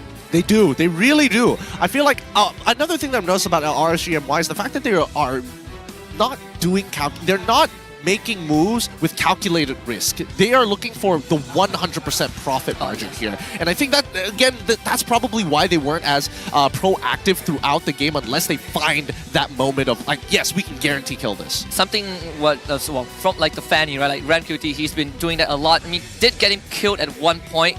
I feel maybe when the game gets dragged on that long, players felt like they need to make something happen. And that's where you do get a bit of sloppy, right? You stop opening up the map, you stop looking at the waves, and I don't know. Look, I will say that fun fact that RSG's minions have dealt more damage to the structures than they have themselves. You're correct. In fact, if I put this in football terms, or for people on the other end, soccer terms, field possession is in RSG's favor. Yes, that's actually a very perfect way of actually describing it. I'm gonna steal that. I'm not gonna lie. All right, but coming into game 2, things need to change. Nobody is getting much of a lane advantage and spreading it elsewhere. But that's just me. Yeah, we still have some time before game number 2. But for now, we're gonna throw it to an offstage segment with our host Rose. Take it away. Hello everybody and welcome to the MPL Offstage brought to you by Hotlink. Dan sekarang ni saya bersama dengan seorang daripada pasukan Roughh. Okay, first of all, please introduce yourself to everybody who don't know you yet. Hello, Assalamualaikum semua. So my name is Mamba. So I'm the one currently now replacing Aiman Haq is retiring. So technically I'm the one who handle Team Haq right now. So sorry for not wearing jersey Team Rey because after this I need to go to Kenduri. So yeah. Okay, so nampaknya that Mamba ni ialah tengah handle ataupun head of esports technically dalam Team Rey sekarang ni. Okay, boleh tak cerita apa yang berlaku masa off season, apa preparation yang Team Rey buat untuk musim ini? Preparation mungkin benda ni like orang pun dah sedia maklum yang announcement that Team Hak did, and then and then suddenly we announced that we continue. Technically itu bukanlah content semata-mata whatsoever. It's memang we announce memang benda tu nak jadi. But then at the end we continue. So what will happen is technically probably is memang kind of a last minute decision as whole lineup. It's a last minute, but then we managed to we managed to gather up and then bring them training, get chemistry together in a short time lah. Okay, so technically ini adalah satu lineup yang more or less kind of last minutes kan? Okay, Mamba, apa yang Mamba nak sampaikan kepada fan-fan Team Hak yang selalu sokong korang, and you know they're back to support you guys even after you guys said it was your last ride last season. Yeah, alright. So for Team Hak fans, thank you for coming. Either from home or here. So we will try our best for this season, even though it's the last minute, but then nothing is possible. So we will try our best for this season, insyaAllah. Alright, terima kasih kepada Mamba. Alright, game kedua ini, adakah game ini akan jadi game panjang ataupun pendek? To find out, mari let's show it back to the casters. Thank you very much, Rose and Mamba. Is that Mamba for M1? Yeah, BM Desk? The BM Desk. The OG. no. Hey. The OG himself, of course. But let's jump back into it. We got 3 minutes to talk about the upcoming adaptations that should be expected in this upcoming game. And I think, number one, they really got to put some respect on Phobius. That. He bought so much time in these fights. It's ridiculous. I'm surprised that Roughhh made it that far. But we also can see where the headspace of the coaches are at. Roughh, not a priority. The Zask as well. The fact that these two power picks went over to Team Hak. Speaking of which, it's the first win on blue side as well. Yeah, it is. It's one of the bigger wins, and it's important to note that, again, probably should not have happened, but considering that the players were playing on the very first day, their technical debut here at MPL Season 14, I think that it's alright, it's forgivable for now, but it's only going to get harder and harder from this point onwards. And let's see if Miko feels the same, because we welcome him back. We definitely miss Miko after one season. And for him, he does miss the competitiveness, fans, most importantly, the food. Maggi goreng, spicy with egg, no veggies. That's my favorite. He's been to a Mak. He's got the classics down. He's got the main staples. Yes. Must be spicy with egg, no veggies, and if you are adventurous, less water. Less water. So the broth is thicker, so you get more of the spicy flavor. Some people add green chilies to it. Yeah? The green chilies one I've seen people do, but the request for less water, that one is a little out there. I haven't heard somebody like go up to a man and just tell him, hey, less water, bro. No, I do it. Just abang Maggi goreng soup pedas satu, tambah telur, tak nak sayur, kurang air. Makes more sense in BM. Yes. It makes a lot more sense in BM. Just the thought of it. Hi, could I have less water, please? Sounds really bizarre. My funniest one was I wanted warm drink and I said teh limau ice, tamau ice, which means iced lemon tea without ice.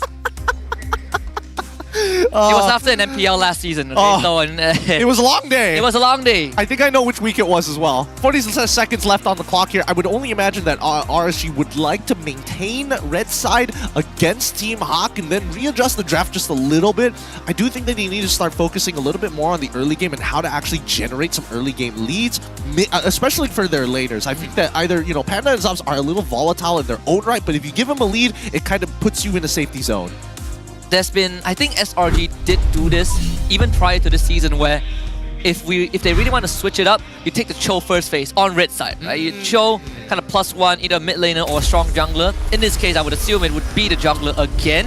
Let's see if RSG goes down that route, because Storm has really been getting into the Cho lately. Yeah, I mean, he knows what to do, right? He still is able to redirect people, kick them in the right direction. So let's jump it right into the drafting phase and see if that's going to be the priority for him. It looks like the bans have already come through. The Fanny, the Edith for the side of Team Hak, I can understand that, right? QT did a good job. Roger, and as well as the Chip for the side of RSG. No changes so far. Yeah, we'll see if they respect the Julian enough. I don't think it will be a first pick material for Team Hak, but whether RSG MY would want that on their lineup or have an answer would be a different story. Jushin banned out by Team Hak again. We look at the Phoveus, High Loss, Jawhead, Zask, plenty of options. Even the Ling is still open. I don't think RSG is going to adjust to the draft.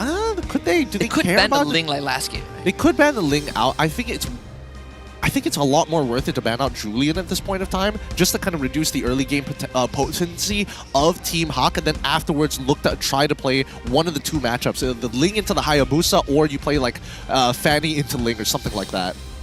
Unless they want to go down the Nolan route. Unless they want to go down the Nolan route, yeah. There's also, that's a very good possibility as well. But we'll see. I would only imagine that RSG probably still wants to play the Cho regardless. But here comes the ban. It's going to be a high loss. So it's free for all, right? All the cards are on the table. See what Team Hawk goes for. They did take the Phoveus first pick for Hesu. Felt really comfortable with it. Literally an unbreakable wall in game 1. Yeah, I could not get past the man. You could take that and maybe RSG could trade that Zask in return. You don't really want two pillars standing in front of you. True. Actually, I think the Zask into the Cho might not be a bad idea, but at the same time, how many procs do you want to give the Phoveus? The reason why Hesu was so tanky was the fact that he was able to spam his abilities consistently. Consistently when RSG is like packed up together. They had a lot of dashes with not only Rubian as well as Cho, but even with Zabs on that Moskov. I think it's something that RSG really need to start thinking about, these small interactions, just to make sure they can maximize their effectiveness. If you want to be static, you probably... Hayabusa is probably one of the few outliers, you know, that you can kind of dart in and out with the shadows. Yes. I think, yes, you can, mainly because his iframes work a little differently, and the duration of it is much longer in comparison to the Blade of Tempest coming in from Ling. Here we go. Next two picks gonna get locked in. It's gonna be Rizla into Nolan. What a switch up. So completely ignoring the Ling.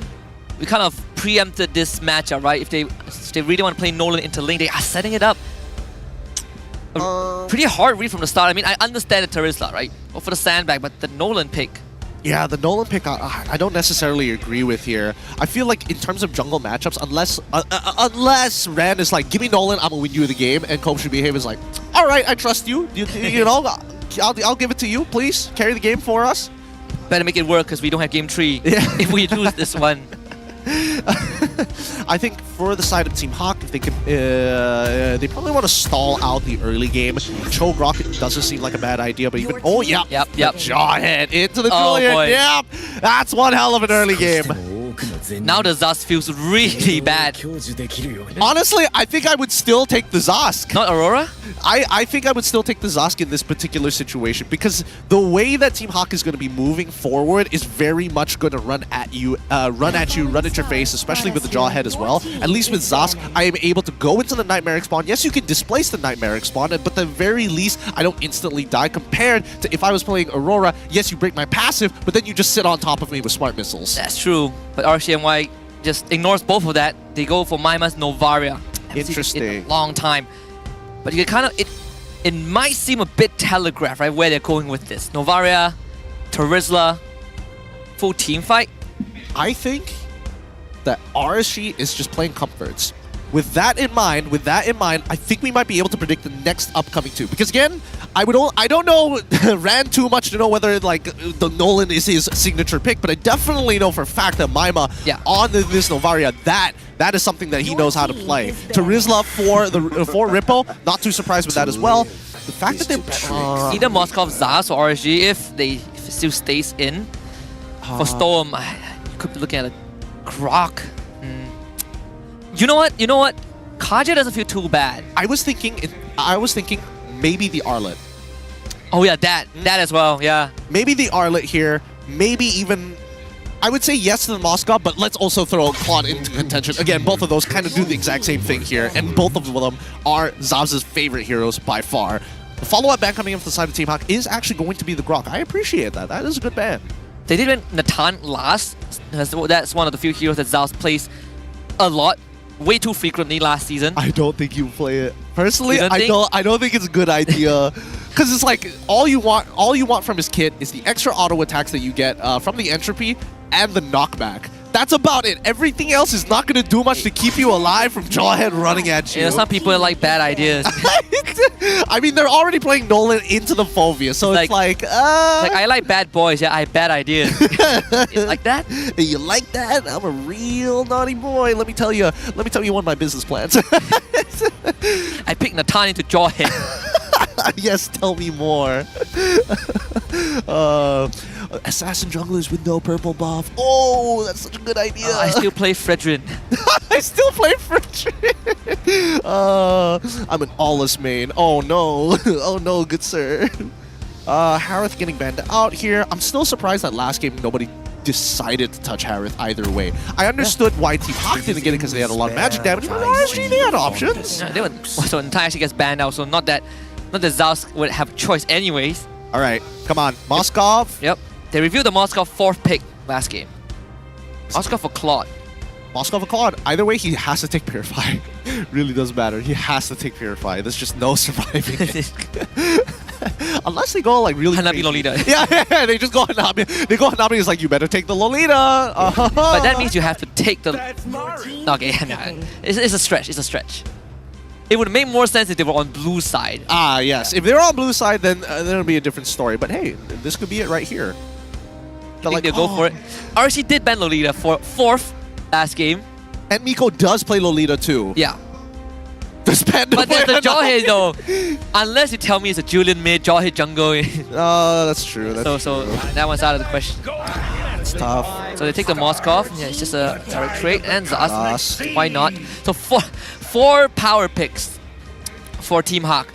Christmas came early. Yeah, I don't know. This is, I mean, their whole squad is basically purple at this point, but RSG, how do they create lane advantages? The scary part about Jawhead is that his smart missiles hurt so much in the early game, and even like pre-level 4, he's pretty annoying with just the ejector alone. And he can steal your camps. Yeah, he can solo steal your camps as well. I don't know. He's a little overtuned right now for the early game, but let's see. It's gonna be heading for Storm. What do you go? Do you still go for pickoffs in your Choke Haja or go to the Arlet as suggested? I think it doesn't matter at this point, right? Either or. What about Tigreal? Honestly, I think Tigreal is not that bad. We'll see. Oh, it is a Tigreal. Huh? You called it. Yeah. Hit the nail right on the head here. All right, so generally at least we are seeing that RSG is going to comfort picks, but at the same time they've got some very strong team fighting capabilities, assuming that they hit their big ticket ults, the penalty zone, as well as the implosion. On the opposite hand here for the side of Team Hawk, I think based off of the way that they were playing game number 1, if they drag it out, they're definitely going to win, but honestly, the fact that they are proactive, this early game is going to be very devastating. The first 7 minutes of this game should lead more towards the side of Team Hawk. I would say that at least for RSG, MY, they have that Novara to gather intel. Something that they did struggle with as the game dragged on. They start to lose focus. Well, Novara keeps it in check, right? Every 20 seconds you throw out your ultimate, you can see everything. Yeah, hopefully this is going to be a lot better for RSG MY as we start heading into the land of Dawn to kick off game number 2 here in this best of 3. Day 2, week number 1 of MPL MY. Good luck to both of our competitors. Let's jump into it. If RSG wins this, we get a game 3 and the fun continues. We'll see if that becomes the case. RanQT does get a faster start in terms of clear. The leash from Maima, more than enough. And Storm being a pain in the side of box. Oh, it's a reset.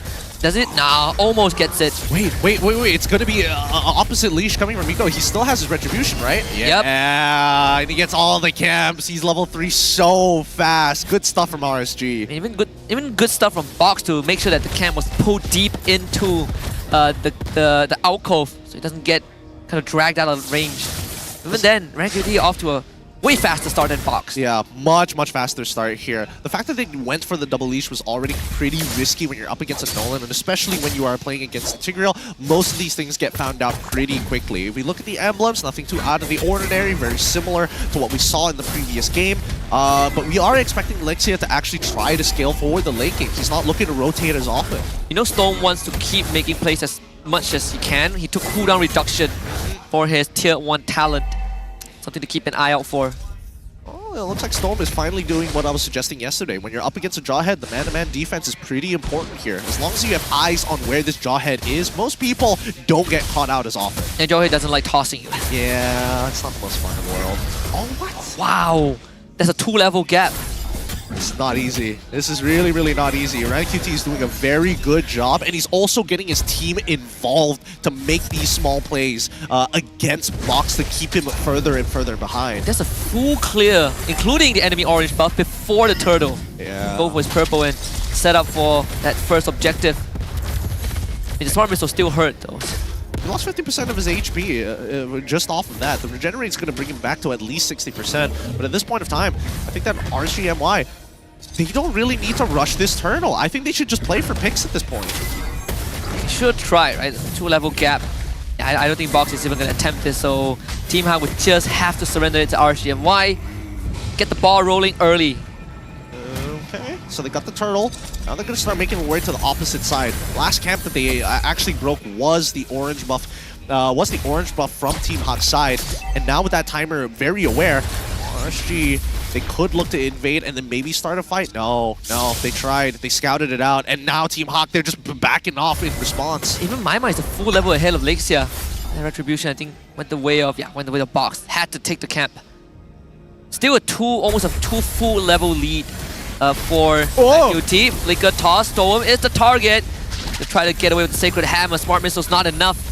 Storm survives without having to use anything. Yep, good trigger finger on Storm. Doesn't use the implosion as well. Doesn't waste his time, but here comes the dive. Yeah, attempted one with the Panda. Blazing duets. A bait and switch Panda. Waiting for the last minute to get away. A juke. At the very end with the Spear of Destruction to get out. But Maima, patient. Purify not enough. First blood for RGMY. Ripple, penalty zone on the edge, catches 2. Storm shows up, flicker implosion on a 4. But no follow-up damage. Box gets pushed back, but Storm couldn't get enough in. Honestly, not too bad. A 1-for-1 trade here. Honestly, it's a 3-for-1 trade overall, but RGMY in a very good position with a very strong early game lead because of Ran QT alone. Really nice stuff to see. Team Hawk, on the other hand, if they want to actually recover, they gotta focus. They have to start putting their eggs closer to one basket, at least for the next 4 minutes of this game, right? You want to start diversifying later on, but right now it feels like they have no direction. You know, I just saw a comment from TikTok. Someone asked, why is Team Hawk? How can Team Hawk play 3 imports? It's because Box is Malaysian. It's not Filipino. I wish he was. I wish he was. It would explain a lot. But maybe he's changed, you know? Jesu and Miko are Filipino. Not Box. Box is us. It's ours. Hey, who knows? Maybe maybe the graphic was right this whole time. We've been fooled. They could have a push. Miko, most likely going down. Taken out by Ripple. Jesu decides to be a part of this. Infernal Pursuit. Storm marked. Lexia to follow up with the Nightmare Spawn. Storm just walks out of it. And Jesu now in the red. Taken up by Ripple again. Second for him, and Ripple not done just yet. Lexia third on the cards. 3 for RGMY. Woo, good stuff. Good stuff from RGMY. Now they're starting to heat up. Now they're starting to gas up. And they're disrespecting Team Hawk at this point of time because they have a lead. And more importantly, they've gotten through the most difficult part of the game. At this point, RGMY need to hold the reins and take control. Let's start with structures. Bottom side, instantly they want to take the tier 1s. Mid side, tier 1 needs to go down. So 2 attempts on Storm's life ended up in nothing. Well, they did get Ripple in the first attempt, but that's pretty much it. RGMY 4k gold lead 5 minutes in. Life is going to be infinitely tougher for Miko. Like, who do you catch at this point, right? There's nobody you really can catch. Even if you Unstoppable Force like your correct targets, I don't think he has the damage anymore to actually one-shot them unless it's like Zavs, everybody else. Even Maima should be strong enough to actually take it this at level 8. I mean, unless, if you can even get to Maima. Yeah, that's true. It's always so far away.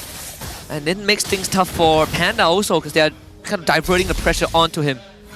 You see the focus of Team Hawk, 4 of them on the top side just to make sure Panda gets out alive if, again, comes through. Right now, Ran QT is doing the hover on the enemy no man's land. Gotta be careful, but more importantly, just to make sure that he can steal 1 or 2 camps with the help of Zavs. He knows that orange buff is going to be taken by Box at some point of time, so he's not even going to bother checking it. But with 45 seconds left on the clock here, Team Hawk in defensive formations, right? Making sure that river line is going to be secure so that Zavs is able to get some very much needed farm. All about that mid tier 1 more important for Team Hawk. You don't want to start losing your jungle to the Nolan. Look at the items as well. Zal's making very good progress ahead in terms of XP and in terms of gold. Even having 1 kill and 3 assists out of 5, so 80% kill participation. 80% already. I mean, it's not a very high kill count game as of right now, but it can only get better with RSG slowly increasing and compounding their interest. 5,000 from previously 4,000 with 6 seconds left on the upcoming turtle. If they look for these big engagers, I think at this point of time, they don't even need to like hard engage on Team Hawk. It's the onus is on Team Hawk to actually respond to these neutrals to force them in a position to fight. Yeah, I mean, even Storm is just walking into bushes, right? Oh, I see Laser, I see Miko, so what? Miko, Flicker wants to go for Ran QT, Unstoppable Force gets him, but Ran just flickers away. Ran dashes away, Maima flickers. Box comes in from the side, can't take him out. And all that for nothing. I mean, they did trade for... Oh! Okay, maybe not. Not nothing, indeed. Lands the Spear of Destruction, and now back in control. Good stuff from Panda. Very crucial kill onto Ran QT. They're really not making this easy here. Quite the back and forth between RCMY and as well as Team Hawk. At least they're hyper aware of the situation they're in right now. It's not like they're walking in absolutely blind. The mechanics could be a little bit better, but they need that warm-up, right? They need to have that... what do they call it? Highly momentous game so they can gas themselves up. It should be a turtle for box. Not a problem there. That small sequence was a 1.5k goal swing for Team Hawk. Cut the goal deficit down to just shy of 3,000. Without the turtle being main point of focus, RCMY returns to the top side. Wherever Panda is, they will be there. It's going to be a very slow game here. Maima really needs to take his time. Oh, the damage! Wow. Oh, He yikes. even gets a conceal out. Man, like Box really caught up quick. He caught up so fast to Ran QT, and now he's got plenty of damage to chunk him out. And Lexia, he's just scaling. And then one that made all the difference. Storm was gone on and secures Panda top tier 1. Ripple caught out. Terisla hanging on. Body of Smith. Storm also arrives at the scene. I mean, Team Hawk being very patient, just pulls back. Yeah, and all this time, Ran QT has been pushing the opposite side of the map just to create some side pressure against Team Hawk to keep them split up. It's difficult to fight them when they're all together, especially when you have to play around that Nightmaric spawn. But if you start shredding them out, maybe you can actually go for this flank, right? That's why you see Ran QT. He's trying to go through that mid lane and maybe catch somebody off rotation. And Hesu, he's gonna eat as much damage as he can. Mid-side Ripple, penalty zone on a tree. The Devil Laser and Storm. Lovely follow-up, the vacuum on the 2 more. RCMY, 3 kills mid. Huge interception. Thank God Ripple was able to get that penalty zone off just in time to keep him in place so the rest of the team can actually sweep him. With that being said, Tier 1s should start falling all across the board. Most importantly, break open that mid lane so you have free access to rotating through jungle! Whoa! And Zav just commits the ult! Hesu not gonna get out this time. Very confident. Confidence in the flesh. Manages to get through. Right now, Team Hawk having to deal with a 6k deficit. They're so far behind, and Hesu not as ultra tanky as he was in the previous game, but Ran QT already having a BOD as well. This man's so rich. He's just straight up going for the endgame build. And just in time for the first lord of the game. 10 minutes sharp, 7k goal lead, and growing. It's becoming real. Damage dealt. Maima still on top, and even Rippo catching up pretty quick as well. Comparison between Zavs and Panda, right? Yeah. 20,000 to 8. 6. I'm more surprised that Ran QT is like pretty low down pretty low down, you know? Like I thought he was gonna be way higher. He's got plenty of kills. He's been like in a lot of these fights, but it looks like the consistent trading from both Maima as well as Rippo put him on top somehow. Ran QT has been more committed to the farm. And they start losing jungle space. It'll be a tough one. The wave synced up so far for RGNY. The bottom one will be probably hard reset just by a bit by this turret. But either way, Team Hawk now put in the same spot that RGNY was in Game 1. Well, at the very least, they have much better capabilities of sieging their opponents now that they have this Novaria. Astral Echo is out. Oh, wow, good damage. Big chunk. Before the Wishing Lantern, I think. Only glowing 1 and perhaps 1 more. Panda, what was that movement? Suicidal move. And Zav gets out with a BMI. get rid of Alicia as well. The Lord still pounding onto the members of Team Hawk. Ripple follows up. Penalty zone intact. RSGMY makes it fast, easy, and clean. Game 3 will be earned. Much better showing from RSGMY. A single lead is all they need to get to the end. They had managed to get past the hardest phase of the game against Team Hawk in the early stages. Made it into mid, and then just scaled and crushed it. Maima, not even breaking too much of a sweat, but Ran QT, he better get the MVP of the game. I would even say Ripple, right? He also made some of the big moments happen, but in this game, everyone kind of put in the work. So much better looking. You talk about comfort picks for RSGMY, and it made it look so easy. 12 minutes game, 11 or 12, somewhere around that range. Oh, at least it's much shorter. It's not a full 40-minute game. There were clear end conditions, but more importantly, I think, that's what we were looking for. These teams being proactive on the map, and most importantly, generating a lead for somebody. Yes, it was for Ran QT and not one of your solo laners, but at the very least, you can see that the whole team is making a motion to get him ahead. Yeah, and it's kind of the participation, right? Even in the early game, you get the leash for Ran QT. You disrupt the Julian. And he steals a buff, full clears before the turtle spawns, and gets a second purple buff right on time. Just a perfect scenario for Nolan players. So yeah, Dream. It went Dream. We're starting to see his hero pool, right? Fanny, Nolan. What else? Let me guess, he's a fan of Kyrie as well, right? He probably can play the Ling and Hayabusa with his hands tied behind his back or something. I mean, we say that, compared to 2 seasons before, there's Demon Kai and Vinogo. I think they're in good hands. Yeah. Mercury stepping up to the occasion. They seem to be getting some pretty decent junglers all across the board, right? Highly mechanical as well. I think at this point of time, it's really just boiling down to the draft. Unfortunately for the side of Team Hawk, yes, they wanted to play that early game, but man, that one buff steal after trying to double leash it, that really hurt them. Yeah, that and also a lot of attempts early to get pickouts, right? Like Miko really was trying hard. Storm escaped with death twice off of Miko's hands, and then even their best attempt on that mid-side river intercepted by 2 big ultimates.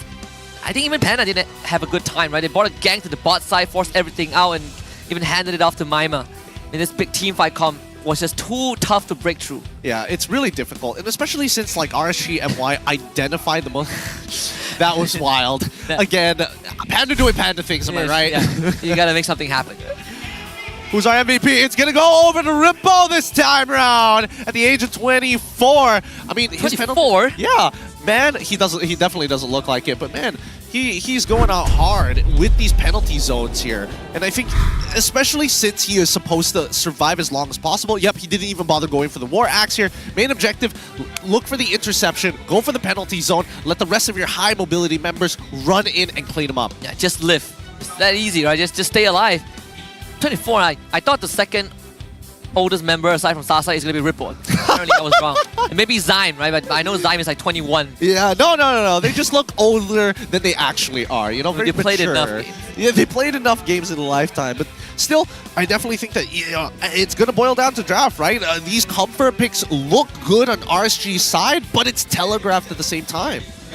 He could have War Axe because he has 2 boots, and I know Terisla has 2 feet, but not sure if the 2 boots make sense. But either way, let's see. Did he actually? It was the glitch in the Matrix. And he had plate armor. Hey, we need to see item. We need to see the what do we call it? Item progression. Item progression. Yeah, that's the only way to know. He could have sold it at the very end. He's just like, get rid of these rapid boots. That would be very funny. Guys, I run out of base. Come get here faster. Yes, sir. But nothing too surprising with the items, and even for the emblems as well. It does irk me a little bit that Alexia is thinking about scaling this hard, when honestly, I think he just needs rotational speed. Yeah, I think that, and also just being the support system for to match up with the Jawhead and the Julian, right? Just move faster with them. It's something that I think Team Rey did demonstrate yesterday, that early movement, and they did it with Aurora instead of Azaz. But I do like Storm's initiative, taking both battle spells, cooldown reduction, and cooldown reduction. Inspire. Yep. Inspire in hand. Yep.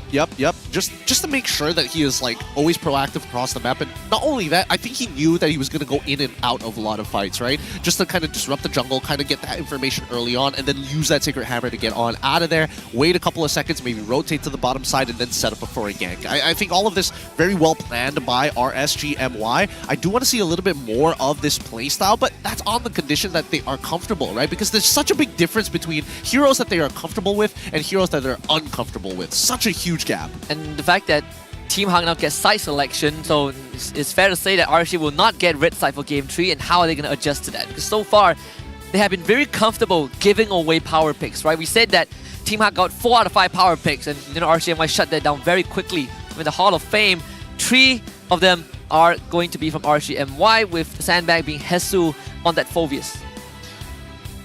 Ooh, 73,000, 31,000 for total for damage dealt to heroes by Maima. No surprise with Novaria, but 869 gold coming in from Zabs. Man, I would have imagined he would be a little bit further ahead, closer to 900, considering how fast that he was farming. But then again, there were moments in that game where he's forced to not show himself so that he doesn't get ganked. I thought it would be the Nolan, right? Probably a close second with how fast he's been farming in the early game. But he did have that one death thanks to Panda. That kind of ruined the stats a bit. Yeah, ruined the steam, unfortunately. But I think that, again, these teams play super similarly, and I think that Team Hawk at this point in time is probably going to do the same thing of like, we're going to revert back to playing comfort picks. I'm seeing something that is very familiar for RGMY as well. Even in previous seasons, when we get to full BO3, full BO5s, they always have that one game where they decide, you know what, we're just going to go back to what we're used to, and that kind of always becomes their best game. I don't know, something just unlocks in these players. Let's look at the item build progression. I'm looking at Rippo and I don't see it. It was a glitch in the Matrix for sure. I don't see Rapid Boots purchase. I don't see it getting swapped out. Our graphics are correct. But overall, in terms of just raw speed, Zabs is coming up with this Trinity build a lot faster in comparison to Panda. Let's just look at the corrosive side first purchase, right? We see that T2 boots get purchased slightly earlier by Zabs, but the corrosion side is where we see the biggest difference, where roughly around 4 minutes is when he purchases his. Panda probably purchased his at the 5th minute, and then that lead gets wider and wider and wider every single time Panda ends up dying. Yeah, and that's also because Panda was under so much pressure topside, right? Wherever he goes, RCMY brings the Goon Squad, Hesu has to guard him, and Hesu goes down. But Zabs was free farming, he even got a kill at like 4 minutes, right? Again, 80% kill participation in under 5 minutes. That is a big stat.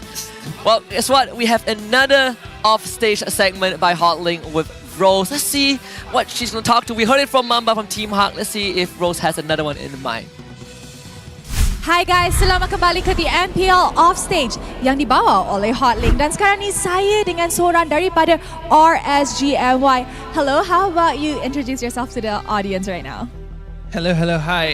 My name is Joshua. I'm the current team manager for RSGMY. Nice to meet you. Alright, Joshua, nice to meet you too. Ini adalah my first time meeting Joshua. Okay, Joshua, let's cut to the chase, okay? So, can you share with us the preparation behind RSGMY this season? Alright, the preparation. So, mainly we can know that... Oh, alright. Mainly for the preparation for RSGMY, we focused a lot on scrims, training, and to get our chemistry also we did some sports and some activities. And we tried to improve the players' chemistry mainly because all the players are very skilled, but we just work on the chemistry.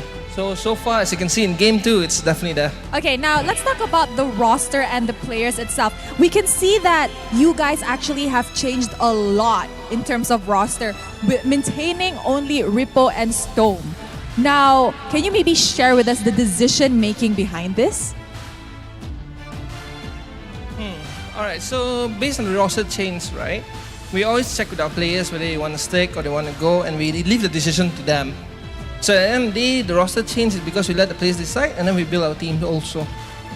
I see. Okay, so how do you think the new team is doing so far? I think they're doing pretty great. Okay. Now, in terms of chemistry and communication, has there been any barriers so far? Or do you think that this team is actually pretty good and, could be a top contender this season? Yes, the communication is definitely there. There's no barrier. Even though Storm is a Philippine, he understands Malay quite well also. So he always has no problem understanding what the team is communicating to them. So they all have very open communication with each other.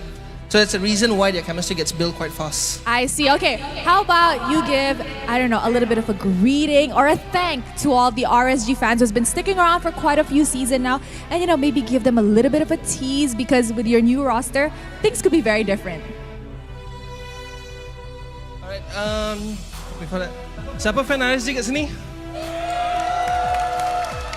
Okay guys, jangan risau, korang akan see RSG kat finals. So before that, can I just go, RSG fans, GG! Woo! Sekali lagi, we need the energy, guys. We need the energy. Go on. Alright, GG! GG! Oh, we love the energy. Okay, I see that your boys aren't up on stage yet, meaning they can hear you in the player room. Any words of encouragement to give them before you guys wrap up this series? Alright, I already told them I have utmost faith in them and I know they can win. Because Davis' boys are incredible. Aw, that's nice. Okay then, so, the players are here. Hi. Hi, Maima. Say hi. Hi, okay, good luck. See you later, okay? Good luck. Alright guys, and that is it. I think we can now throw it back to the casters to start the game 3 of this Best of 3 series. Casters, take it away. Thank you very much, Rose. And also, thank you very much to RCMY's team manager, Chappie the Potato. Joshua is not your real name. Potato. Potato. Sorry, we know the guy personally. Good old days. Good old days. Good old days. All right, we got 3 minutes to talk about the upcoming potential adaptations from the side of RSG and as well as Team Hawk. As we should expect, Team Hawk most likely going to go move towards that red side, and I want to see whether their draft is actually going to change, because I feel like both of these teams have the habit of banning out the exact same things, whether blue or red. Yeah, and at least for RSGMY, we are getting a good idea what they want to kind of go towards, right? Like, we don't really care too much about the super power picks. We kind of already have an answer for it. We feel really comfortable with what we have, but that's on red side. Again, I think this one is probably going to go blue side in a bit, and I would be absolutely shocked if Team Hawk decides to not go red. But we also talked to Maima about, last season that he played only after the transfer window. So how does he feel about this season? And I think he's very excited because it's the first time that he gets to be in a team at the start of the season and not during the transfer window. Get to start the process early and can't wait to show his real potential to everyone else in RCMY. Glad he feels the same way as the rest of us, I mean, the fact that he's made it onto the starting lineup and that he got it early as well gives him a lot of time to kind of prepare himself for the upcoming challenges ahead. He's got a good attitude about it, man. He's a very cheery guy, but it's when you see him stone cold is when he's going to be the deadliest. Yeah, we've seen him save a couple of teams, some Secret, Team Hawk, and to a certain extent, but yeah, in starting lineup, Maima no longer second choice. I think that's a great upgrade. That makes it premium. Minute left here. I think that unfortunately for Box in game number 2, he was just so far behind that it's really difficult to actually play the game on that Julian. That's when we see that, the lack of presence. I'm curious to know whether Box can play from behind as good as he is playing ahead. And whether he will still get the Julian, right? Because RG have been ignoring the Julian. Game 1 maybe didn't expect it, but game 2 definitely having preparation for that. I think for Box, this is where we kind of need to see him dig deeper into that assassin pool. What else can he bring to the table? What if that Julian doesn't work out? Can you have a hero that allows you to play from behind and kind of control the pace a little bit? I suppose. I would like to see him actually, go back to Ling. It's been a very long time since we've seen the classics for Box as we head into the drafting phase. Let's see which side both these teams are going to be listed on. Let's see if it's going to be the red side for Team Hawk, most likely. That's be just my personal prediction for this one, but that means that priority is going to shift, right? That Phoveus has been a premier pick for Team Hawk. They are going to get red side this time. RCMY starting it off with the Jushin ban. Alright, followed up by the chip ban coming up from the side of Team Hawk. Wouldn't be too surprised if it's... Wait, if blue side is the one banning out the Jushin, that means that it's an open, potentially different, or in addition to the pick for the side of Team Hawk. What could that be, honestly? Are they worried about the Cho still? It could be the high loss as well. We'll see how they're going to play this out, actually. It's going to be the Ruby ban for RSG. This could indicate that Fanny coming in. If Fanny or Ling, even Nolan, right? I mean, we've seen 2 out of the 3 picks. Yeah, Fanny instant ban by Team Hawk. A lot of respect given over. All right, I can appreciate that. This is going to be, well, this is very different from what I was expecting it to be. The fact that they're getting rid of the Ruby this time around for the side of RSG. Guessing that they don't want to deal with potential flex picks. If they're going to do that, they're probably going to ban out Edith as well, right? If it falls into the same category, or is Ruby just enough? Look at a potential high-loss ban. Yeah, they've been doing it the entire series, so that one remains a constant. It's the onus is on Team Hawk whether they want to give that focus up. I haven't seen RSGMI play that yet. And that's a pick that Team Hawk really likes. Not only that, RSG also hasn't shown interest in the Zask. Yeah, they haven't. The thing is, I'm not entirely sure why they're not interested, right? I can understand if it's like Phoveus, where it's very conditional of like, oh yeah, he's really good, but there's a lot of opponents who can dash around. But at the same time, like, Zask as well as Aurora kind of fulfill the same roles, even though they play very, very differently. There we go. So the Phoveus ban comes through for the side of Team Hawk. It would indicate that Team Hawk still wants to play around their assassins. Roger finally being let through, getting locked in for RSG. That's to be great, because massive flex pick for both Zavs and RanQT. That means that you, again, Zask, it's gonna be let through. What else? Zask, Jawhead. It could be like Zask Cho. Yeah, or we have seen the Aurora as well. The Aurora Jawhead, Aurora Cho, that could be an option. Unless Team Hawk goes for the Terrorista early, like what RSG did. Yeah, I'm thinking whether or not, like, I think the real question here is whether Team Hawk wants to be responsible or wants to play selfishly for this drafting phase. If they want to be responsible, they can start denying picks off of RSG's side and play very responsive, right? But I think they might want to just stick to their own game plan here, right? This is match point at the very least. The link is also open. I'm gonna ignore that for now. Okay, there we go. It's gonna be Zask and the Edith. All right. So instead of going for the Cho, they go for the Edith. A little bit more flexible here. Let's see whether or not Coach Behave is going to respond in kind. Knowing that there is an Edith and as well as a Zask, it's going to be quite difficult to find these big assassinations. So Roger most likely could just go into the jungle, right? I was thinking whether or not RanQT would be comfortable in actually playing it in the jungle this time around, but I feel like even if Zaz brings it to the gold lane, it's not going to get much done here. Yeah, I think with that Roger review, you probably... Okay, so they just revealed the Nolan right off the bat. I was about to say that perhaps it means that they are not interested in the link, but I didn't expect the Nolan to be revealed that fast. Team Hawk responds with the Hayabusa. Yep, this is a much better matchup for Box at the very least. I don't know if they're going to go for that double leash strategy as well, but we go into the second phase, and the things that we are missing currently are supports for either side. Well, to be fair, Edith could be a support, but it's a flex pick for now. It's a mid lane for RSG, still looking for that. The fact that you have the Terrorista means that Novaria could be on the table, right? Just based off of game number 2. I mean, they can still go for Aurora. I don't see a problem with that. Especially now you have the Hayabusa. You can look for your backline. Not wrong, not wrong. Oh, the Novaria is really dangerous, right? Because as far back as you want to be, if Hayabusa gets on top of you, you're essentially dead. And Team Hawk, they decide to ban out. They decided to ban out the Vexana this time round, so they want to play a traditional front-to-back with Hayabusa to maybe assassinate the backline. Are they worried about the stun? Are they worried specifically about the mini Lord? I guess they just don't want to deal with the crowd control, right? It's not just the Hayabusa, but also the Edith might have a hard time. And we kind of talked about the dynamics between the Vexana and the Zaz, right? In that lane at least. You give it to RSG and suddenly this Nolan gets to move even faster. But did they really need to worry about that though? Because I feel like if they were going to ban anything, you might as well just ban Grok at that point. I mean, they still have one more. They could go for the Grok here, which has been one of the few more direct answers to the Edith, right? Regardless of whether Edith is roam or XP. Ideally, you want to see where the Edith goes first before the Grok pick, but RSG might not have that luxury. So Tigreal is the choice of ban for Team Hawk. Tigreal is the ban. Interesting. All right.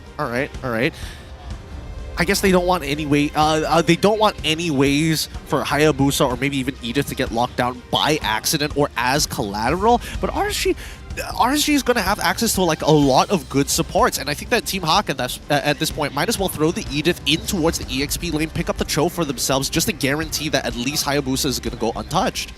I'm thinking the same as well. You get the Cho, also with the pick-off, right, it does make life slightly harder for Roger and the Nolan if they want to jump into your face. Actually, the Hanabi ban comes up for RSG.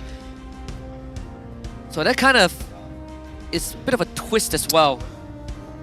They ban out Hanabi. They have no interest in having the Lolita on their side. That's the thing, right? I would have imagined like, oh, if you ban out the Lolita, at least there's some logic to Maima wanting to pick up Novaria all over again, and then your Star Shadows are actually going to hit rather than getting flicks back at you or maybe your teammate. But let's see. Team Hawk, they can take full advantage of this, right? They can still pick up their support for themselves. If they're looking to block projectiles, they can pick up Lolita if they want to, but so far the only projectile is Roger, so it feels a little suboptimal. Unless you just want that guaranteed lockdown, right? The bonk with the hammer. The charge, yeah.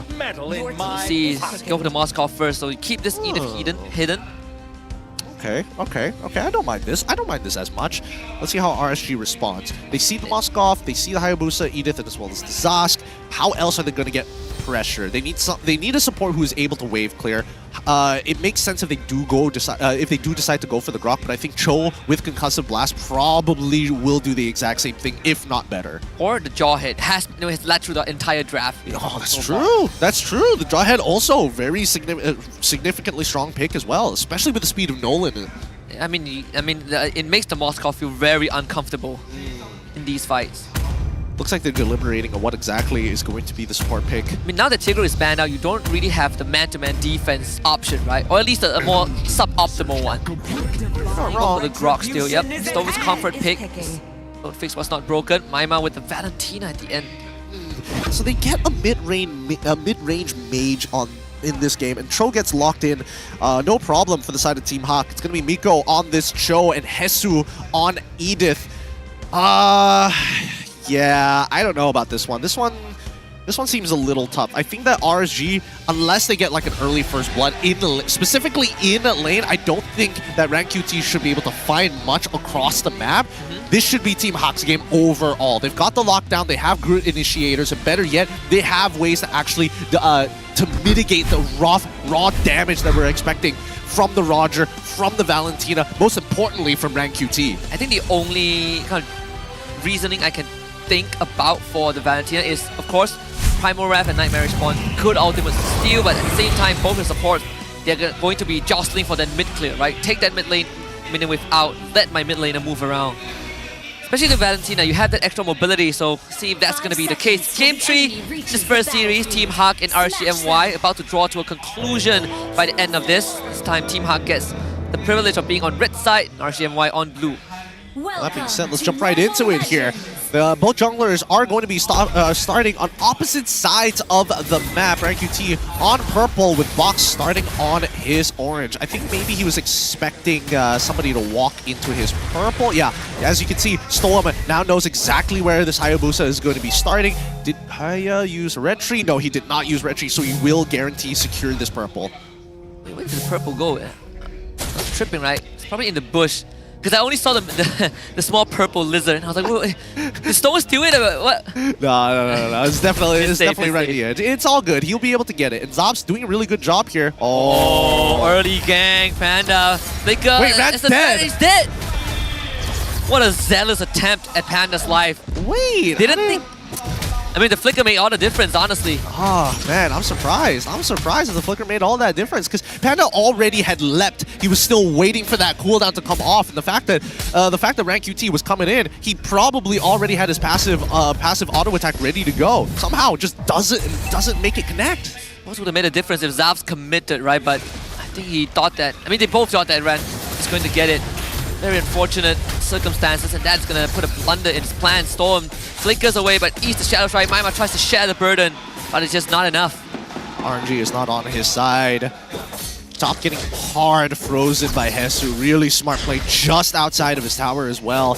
Last minion getting pushed in, and now just waiting for an opportunity to attack with Lexian as well as Box. Maima is nearby. I don't think Box knows this. He doesn't have his ult as well. Oh, man, if only Maima had an ultimate, that would have been a bit of a difference. At least experience-wise, he is getting a slight lead thanks to him trading with the passive. That's pretty much it, right? Supports will hit level 4 after this. Not too big of a difference yet. Bottom side, Zav's trading his Panda. Takes one too many turret shots. Ciku being brought down at the same time. Primal Wrath stolen by Maima. Team Hawk starting the aggro on the turtle at the same time. We see the junglers want to contest this. Yeah, they're really taking their time. Being really, really slow. I think the most proactive lane has been the gold side, right? Both Zabs as well as Panda have been going at each other, consistently trading very, very often in like 5-second intervals most of the time. Oh, here we go. Turtle finally going to get started, and really good position from the side of RSG MY, but they don't want to overextend, right? They don't want to jump too far. Oh, the kick. An attempt onto the life of Storm. It's going to be enough though. Nightmare Spawn comes up. Storm instantly falls. Killing spree for Box, and a turtle to boot. Everything under the sun going over to Team Hawk. RSGMY have to just surrender it. Good stuff on the side of Team Hawk. Zabs is going to need a little bit of help against Panda so far. Should be able to catch the wave. They're dead even in the lane. So, wait. Wow. Did he buy first item Thunderbell? Yeah, he did. Dang. Guess he really doesn't want to die to Box. All about the scaling, you know? Is it Master Assassin? Wow. Yep. He didn't even buy boots. First item, he went straight for the Thunderbell. I mean, I would have liked it if he just contested the lane against Panda, right? Start the snowball first on your side, and then maybe consider, instead of endless battle, you go for the Thunderbell. I mean, the prime difference maker was RanQT getting first blooded, right? Like the blunder early that kind of messed up the tempo, and yeah, that gang squad waiting for that the entire time. Mega kill for Box right now, and Zav's losing out the trade, had to change the Lycan form. Support does arrive, but Miko right on the case. Nothing can be done. Zav's Lycan power to clear the way. Panda, an attempt, but not enough. At least it shows up and actually beams him down. Man, Zav's hanging around for too long. At least they did get a kill onto Hesu, but they lose RanQT. The trade not really worth it. And Storm now might go down, kicked underneath his own turret. Pretty tanky beside a structure. Storm will hold that wave. This is starting to look really, really rough for RSGMY. Team Hawk, they're winning on all fronts at this point of time, but we haven't seen them gotten a really significantly large economic lead. 1.7 so far, 4 minutes into the game. Not too bad, but after this turtle, I want to see Team Hawk get more aggressive towards the purple side, the purple buff side for RSGMY, right? They should start denying RanQT as early as possible. I mean, yes, Box is already 5-0, but let's not forget he's also 2 levels ahead of RanQT, so it should be a pretty easy job for him. So far ahead. Even Panda has gotten the lead over Zav. Zav will take some time with the underbelt to scale up. So there's still some insurance policy, I suppose, for RSGMY's gold lane. But everywhere else, it feels like this snowball is starting to get uncontrollable. Miko flick a kick onto Repo. Can he get the penalty zone off in time? Primal Wrath, Hesu, penalty zone on the Nightmare spawn only. There's just no way to follow up. Can't walk up at all. This Nightmare spawn zones off such a large chunk, such a large area, but Zabs, he's been hiding. He sees Miko. Can't really try for this. It's just bad news after bad news. Good wild charge. Not enough. Maima not willing to share the shadow kill this time. Godlike streak for Box. 5.5 minutes in. It's not done just yet though. Lane swap coming out from Team Hawk. Zab's in danger. Good Purify to negate the kick. Now, back to the slow-paced game. With 95 seconds left on the clock until the next neutral objective actually spawns. Team Hawk, they can start stealing camps, but honestly, I think they are just resetting entirely. They just want to start taking some of these outer-tier turrets at the very least. 7 kills for Box. 7 out of 8 total kills that Team Hawk has on this Hayabusa. He is worth a fortune. I don't think anyone can catch him. You can get a good timing with the wild charge or the penalty zone. But the damage still not there for RSGMY. Zav's gonna force a freeze in the bottom lane as well. But that means that Panda gets free farm. Okay, good decisions coming out from the side of Team Hawk. They're slowly creeping up on this gold lead. Oh, what? Wow, commits the Earth Shatter into the armors. They want Zav dead. But there's 4 people of RSGMY around the corner. Hesu blocked up by the wall. They really don't have the damage. Maima's gonna man fight this to get the kill. Transforms away, purifies, double dash. Shadow Strike also committed. Miko not in range. At least they get something in return. And in the meantime, Zob's back to his split pushing waves. He's going to quickly clear up another wave on the top side of the map and get right back out, suspecting that something is amiss. And he's right, because Nolan does show up 3 seconds afterwards to catch this and absorb the EXP of the wave. Panda doing Moskov things. I mean, Zob is not allowed to leave this lane. But once they lose this bottom tier 1, it only gets harder. Does he really want to attempt to clear the wave? Dangerous attempt from Zabs. Not even an attempt, not even an idea, a feasible one, in fact. Loses his life, loses the bot tier 1. Ripple now shows up, but there's just nothing that they can do. Yeah, but if they can wait, keep that tier 1, mid-tier 1 is still alive. Yeah, alright, good. Okay, now, things are gonna get tougher from here. RCMI have not hit their next item. Power Spike, oh, the kick. Nice Ripple again, wow shot. Base LL stole him, that's style points for Miko, and he knows. A recall just to make the statement. Box just got the War Axe, Turtle number 3, going over to Team Hawk, guarantee. Team Hawk, they secure what they need to secure. 4K lead. This is a very similar position as game number 1. That ended up dragging way longer than it should have. Let's see how Team Hawk is going to utilize this advantage against RSGMY. Better yet, this is considering how quick game 2 actually went, this feels like it feels like minutes or hours at this point, but everybody just doesn't want to miss position. I mean, Zavs has been stuck at level 8 for the longest of time. It's finally hit level 9, but Panda way ahead of the league. Top tier 2 down, Lisa got the Divine Glaive, and RankQT just struggling to find a way to catch up. But so far, not able to do too much. Even damage out ranking, look at RankQT at the lowest. 5,013 damage only. 5,000 only, the lowest damage. RankQT has not participated in too many of these fights. Unfortunately for him, dying underneath that tower definitely slowed him down a little bit more. But is anybody going to respond to this? Like, it feels like RSGMY is doing what Team Hawk did in game number 1, right? They just kind of let these structures go down for free. Oh! Has box, but he has the shadows. I mean, I suppose it's a very ambitious attempt, but Hesu finds the Purify out of Zavs, and Ripple now is trapped. Good kick from Miko, that is on the Storm. Team Hawk biding their time. It's more than enough to get them 2 kills in the process. Oh boy, this is starting to get rough. This is starting to get really, really rough for RSGMY. Power spikes are coming through. Trinity build is almost there for Panda as well. Mid-tier 1 ends up falling. All the jungle creeps will fall into the hands of Team Hawk, and all that Zobs wants to do is farm, and he just can't. He will not be able to get to a realistic late game state. Even does not have much chance to stack Thunderbelt. Cannot participate in any of these skirmishes even. Box is 9-1 so far, so an average of almost one kill per minute. 1 kill per minute? It should be there, Lord. Oh, let's find out. We've seen how many times that it's a little dicey here. Wait, Miko didn't even bother walking up. He's just looking for anybody who rotates through mid to maybe find a catch. And now RSGMY holding their position. He wouldn't take that, would he? It'd be crazy if he took that. All right, he doesn't take that. They stopped him. His team stopped him for sure. His team is just like, calm down, guys. I mean, last time it didn't work. Did it? That was previous game. Oh. But then again, they were like 8k behind, so maybe the lead is different this time. You see though, they gotta deal with the Lord. I assume RSGMY have enough to at least keep 2 inhibs alive. For position here, as they slowly start creeping in towards that base side. They should be able to get this. Yeah, committing the stolen Primal Wrath. Oh! Just waiting for a chance. There's a wild shot. Penalty zone. That's good on the tree. And Zav dives to back. What a lunge to get Lisa in the process. Panda and Lisa both going down.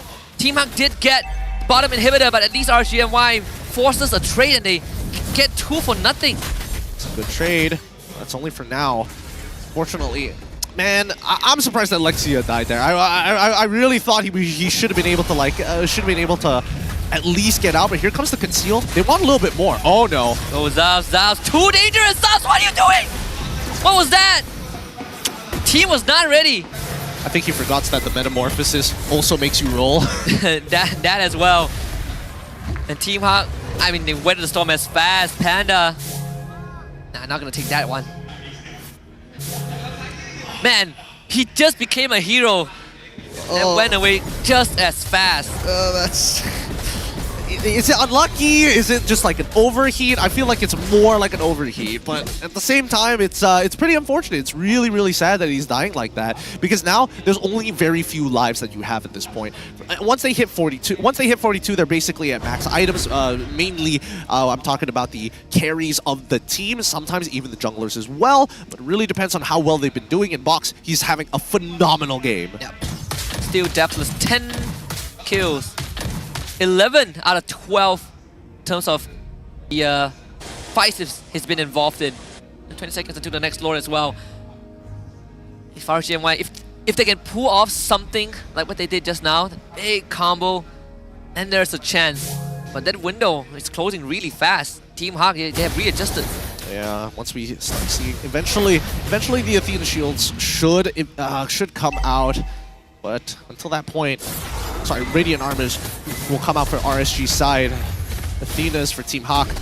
But again, we're not seeing RGMY coming and contesting for this position. They were willing to give this up from the beginning. And I think that Team Hawk definitely has conditioned them to the point where they're very passive. Now they're afraid of getting caught by Miko. Miko's been in the right place at the right time, always. I mean, we saw Ripple's role last game as well. Just full tank, no damage. He's not considering Queen's Wings. I thought that would be one of the options. But considering the game state, he's opting to blow past that for now. But I mean, even then, I feel like you need to have him in the front, right? Like, if he has to be sacrificed, then so be it. That penalty zone has to yield some value. And it has to hit a minimum of 3 people, right? Hitting 2, I mean, it is a tall ask, but at this point, when you're so close to the enemy base, oh no! Wow, the dive, bringing it back to the fountains up. Oh, he eats it at the end! Talk about Lady Luck not being on your side. Worst case scenario, Miko finds a kick, and that's Ripple. They get Miko's immortality out first, the re-engage, Storm. Now he's the one that goes down. It's all falling apart, left, right, and center. Team Hawk. A flawless game for Box, and it leads his team up to a victory. Clean as a whistle. Team Hawk takes the series 2-1 over RSGMY. What a decisive fight. Well done. Well done. Box finding the opener of a lifetime, and then Lady Luck did the rest of it. A 2-1 victory for Team Hawk. I'm interested to see how this team is going to progress. RSG, this is the very first second day, very first week, their first time playing up on this stage in Season 14, but they have a lot of room to grow. Oh, 100%. I mean, a bit of unlucky situation. I mean, Zalf definitely took the brunt of that. But for now, we're gonna listen to what Team Hawk has to say about their very first victory in this season. Rose, take it away. Kemenangan pertama untuk pasukan Team Hawk. 2-1. And guys, the first game was 39 minutes and 33 seconds, making it the current longest game untuk musim ini. First of all, guys, congratulations on your win. And let's start off with Lexia dulu. Hi Lexia, how are you? Hi. Long time no see. Okay, dengan lineup ni, Lexia je yang actually maintain. Kita boleh nampak dari segi roster around 90% changes. And Lexia, how are you feeling dengan lineup Team Hawk sekarang? Alhamdulillah, dengan kemenangan ni betul-betullah kita orang boleh masih progress dengan layout baru ni. Bagi saya confident lah dengan layout ni. Okay, so Lexia rasa confident dengan lineup ni, and I rasa kita boleh tengok daripada performance korang tadi. Ramai orang actually doubted this lineup originally. I could see the comment sections and everything. So what do you have to say to those people yang doubting lineup ni? Just let them talk. We just prove to them and just focus on ourselves. I love that, and I think kita boleh nampak daripada prestasi yang Team Hawk tunjukkan tadi that this team is actually something to watch out for. Alright guys, kita dah tengok 3 game, kita dah tengok siapa yang memang star of the show. So, MBSJ, siapa yang MVP anda? Alright, mari kita tengok MVP in 3, 2, 1. Tan tan tan tan. Box. Oh, flag dah tukar. Dia tak dari Filipina dah. Alright. Box. Hi Box. Hello. Okay, very long time no see. Okay, Box. So, Box rehat 1 season. Lepas Box rehat, apa yang Box buat masa break tu? Sebab kita nampak Box comeback MPL lain macam dah jungler Box sekarang ni. Just spend time dengan family lah season lepas. More dengan family lah. I see. Untuk Box, you rasa ke patch ni lagi sesuai dengan hero pool ataupun comfort pick awak? For me, yes. Lebih suka pakai hero damage lah compared to tank lah.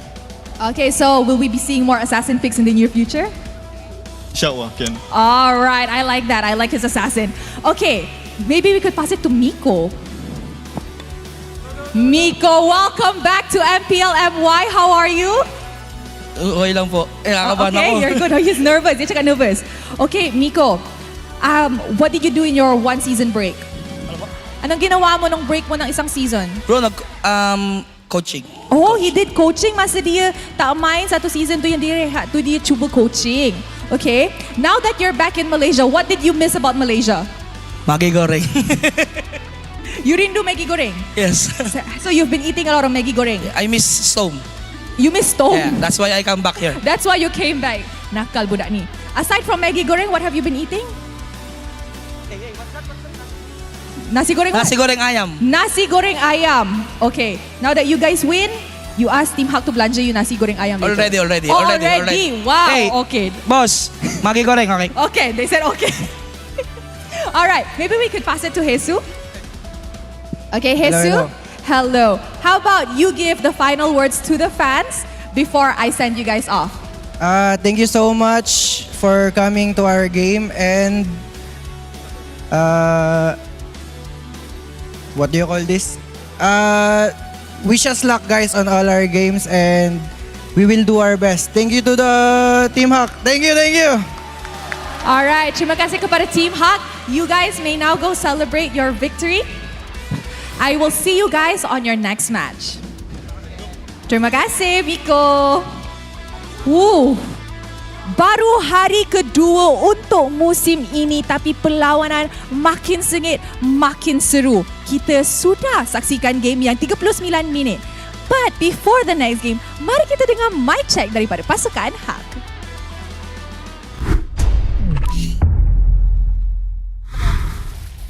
Pani. Lord. Pull out. Can. Balik. Guys, look at me guys, don't leave me Can. Yeah. I'm ready. See me. Go. Can, Ruby. Nice. Kiting. Just kiting, bang. See me, don't leave me. Yeah. See me guys. Funny. Chill. See me guys. I see you. Moscow mati. Balik, go. Let's see. Funny, let's see. Wait, sabar. I ulti them. Copy. See. Aurora. Click Aurora. Chin. Targeting. I have. Me 5 seconds. Aurora there, guys. Let's go. Second report. Come. Anda. Target. I'm on Terizla. Gerak guys. I gerak. See me. Nice walk. I can mid, bro. My die. Trust me, bro. Oh no. Can push mid. Sabar. Okay, do you want me to jump on them? Sabar. Bit of a sweet victory, right? Regular season, 2 seasons ago, Storm taunted Miko on stage after his victory. Now Miko get to do the same. Last season, Maima was dubbed the savior of Team Hak. Well, guess what? Malaysia beat him today. A lot of reunions on this stage. Yeah, I mean, a bit of a role reverse to be fair, actually. But overall, I don't know. With the potential of these teams right now, they're not looking very polished, but definitely has taken a less aggressive play style compared to how crazy it used to be last season. Yeah, absolutely. I mean, let's take a look at the highlights of the game. And I think at the same time, it's also our MVP overall. Box, especially the last game, even in game 1, the game they won, played phenomenally. Game 2 was a bit rough, but Game 3, he was online. Yep, he's bringing back the classics time and time again, but more importantly, it's when he has a lead how scary he is. I mean, both Rank QT and as well as Box have been doing very similar things. The way they go about doing it, also extremely similar. Just give them that lead. Once they have that lead, both of these junglers, something switches in them. Yeah, it's pretty crazy that these two teams have such similar DNAs. And then when you look at the core members, right, in both the IGL, you kind of get an idea of why it is that similar. I mean, it's... I don't know if it's just the overall shot calling coming in from the Filipino imports that it's like, oh, the way we heard the mic check, right? The way it's not like they're not vocal. They're very vocal, especially during these team fights. But the overall shot calls here very passive unless they have a guaranteed lead, which again I was mentioning in the beginning where it's like, yeah, they do start falling off, but more importantly, they're not taking these calculated risks. They're always going for a little bit more, and those who have the lead are more confident to make those calculated risks work out. Yeah, and I think at least for both teams, it comes down to which roamer wants to make that first move, which roamer is willing to take that first step. Obviously, Miko stepped up to the occasion in Game 3, but you have to admit that it also is a kind of a byproduct of some of the members of RSGMY just letting go of the wheel and letting Lord take it. For sure. I mean, with strong engagement tools, at the very least, we know that like both Team Haken as well as RSG can play very default comps. And Box with a little bit of diversity with Julian, we don't get to see it come off too often here at MPL MY so far in these past 2 days. But at the very least, his Hayabusa still has his work. I mean, just insane KD, right? In both the games that he won, he only went down twice. Both were in Game 1. 40-minute game, almost. Almost. He opts to go for War Axe, which I think is kind of interesting, right? I thought he was going to go a little bit more bursty, but when you see the War Cry, then it makes a little bit more sense. You poke down your opponent a little bit more, really take your time with the fight before you decide on the Quad Shadow. I would assume he went for Sky Piercer and then Hunter Strike and then War Axe, because the War Axe came in as like a second or third item for him. Yes. We'll see in the item progression probably later. I'm guessing that he went for the Hunter Strike, at least like the Fury Hammer, and then goes into, if he's since he was so far ahead, you might as well go get the Sky Piercer. But then we come back to Rank QT, where we didn't really feel his presence throughout the game. He's not going for Sky Piercer at all. He's just looking to try and get a couple of picks. But in terms of that gold lane, I think that's where it's the most volatile for both of these teams. And you can kind of see that being reflected, not just in the KD, but also we talked a bit about the item progression, right? Zalf's going for Thunderbell first item, ignoring the shoes, and afterwards building into a Windtalker and an endless battle, and it's just a mismatch of item at the very end. Yeah, I feel like he assumed that a lot of support was coming for Panda. Like, you would expect Miko to show up every once so often. Lexia shows up, and more importantly, if Box decides to come in for that kill, there's really no counterplay that he has. I think when he took Master Assassin, there's also a lot of reliance on I get the ball rolling and the lane is over, which they did attempt again. That unfortunate first blood onto the Nolan kind of tipped the skills for RSGMY. Definitely. And the craziest thing is there was no recovery after that, right? Like Ren was just relegated into I can't farm, I cannot fight, while Box was just running around. I mean, that's what happens when you do go for like Thunderbelt first item, which I think it was like, if you are looking to win out in your lane, you probably don't want to get Thunderbelt as your Sky first Piercer. Yeah, you go the Benny way. Yeah, you can go the Benny way when it's Sky Piercer, Windtalker, Endless Battle, and then after that, the rest of the items is kind of up to you. Some like to go GDS, others like to go a different path entirely. But give it up for our rich guy, Box 861 overall GPM, but Lexia is going to be that main carry, right? 46,000, and I think overall in these past 3 games, he's doing a very good job on the Zosk. Yeah, just being kind of like the pillar, right? Somewhat like Maima on the Aurora, and even speaking about Maima in this game, on this Valentina, impact not really felt, honestly. I don't think he had like any good ultimates to take, maybe the Way of the Dragon, but it's tough Primal to, like, Wrath primarily. Yeah, right? I mean, it's tough. It's tough to get into these fights because you're a mid-range style of mage. You want them to come to you, not the other way around. Yeah, but when that happens, he goes down. I mean, he did steal the Nightmarish spawn a couple of times, it goes into the Zas ultimate, but even that got melted pretty quickly. All a result of the lead that the Team Hawk has, the damage taken overall. I mean, Rippo and Storm taking a beating the entire game. Yeah. it really begs the question, like, how these teams play from behind could be their weakest points, right? Because the games that they won is definitely off of a snowball lead, and then they really just run with it, right? In this marathon race, they end up just sprinting to the end zone. But with Team Hawk, at least you can see the initiative in them. RSG, on the other hand, I feel like there's a lot more hesitancy. Especially when they're behind, right? Yes. Even in game number 1. I feel like game number 1, they were a lot more willing to take the risk compared to game 3. Yeah. But then you have a disconnect between the roamer and the rest of the team. So since it's week 1, thankfully, they have time to kind of talk about it afterwards. I looked back at their camp. Definitely it's a bit of a tense environment, but when we look at the KDA map for Box overall, it is just a bloodbath. It's ridiculous, right? He finds that very sorry, this is from 2 minutes to 14 minutes, so it's not even the full thing, because again, he finds the kill onto Grok, then Valentina, then eventually Nolan closer towards the opposite side of the map, and at that point, these kills that he is finding, notice that they are towards that river line. That's like the hot spot, the prime hot spot that you're looking for. And even so, these kills are happening in enemy territory, in their jungle even. Yeah, bot side is where the Roger is at, and top side handled by Panda's Moskov, right? So it's very, very telegraphed. And that is going to affect the standings a little bit, at least on the bottom half, as right now Team Vamos still in first, with the only team getting a clean sweep so far in week number 1 in JP9ers, SRG, Team Hawk tied up, Homeboys and RCMY, and Team Rey also tied up. Fortunately for Ready Sports, they're the only one who got clean swept so far, but not to worry, right? Monster Vicious and Toda will make their debut in the next series. Yep. So far, we're just looking for teams who are going for those 2-0 victories. Because again, we are a shorter league overall. We have 6 weeks in comparison to like Indonesia and Philippines, who have 8 weeks total. So each one of these games do really matter, and the extra point sets you apart from the rest. Yeah, the 2-0, the aggregate points as well, right? If we even get to that stage. Well, that concludes RSGMY and Team Hawk. It's a very drawn-out series overall. What a way to start off the Sunday. If you woke up early for this, congratulations. You are part of the Cool Kids Club. But coming up next, expectations between Todak and Monster Vicious. Ooh, that one is going to be tough, because I don't know what to expect from Todak.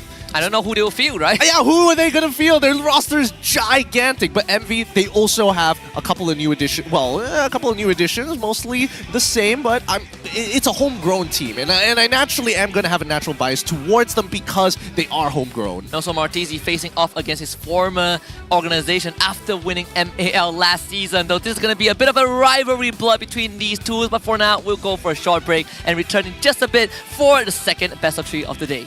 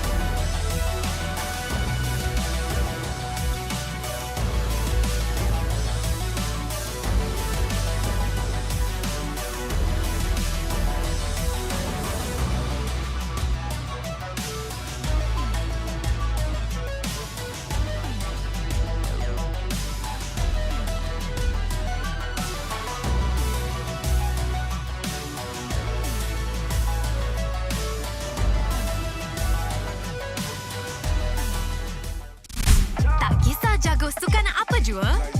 Jagokan lagi dengan rangkaian 5G termantap dan tak pelik. Gaming sepantas kilat. Menang di Land of Dawn. Tukar ke Holling Prepaid 5G sekarang.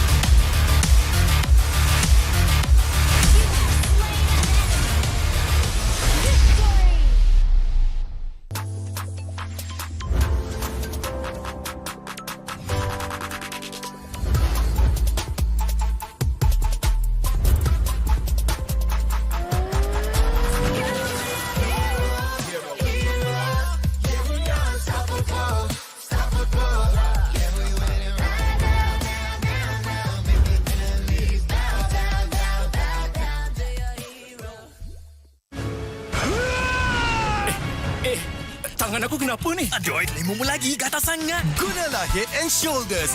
100% keyakinan, kelumamu dan kegatalan. White out.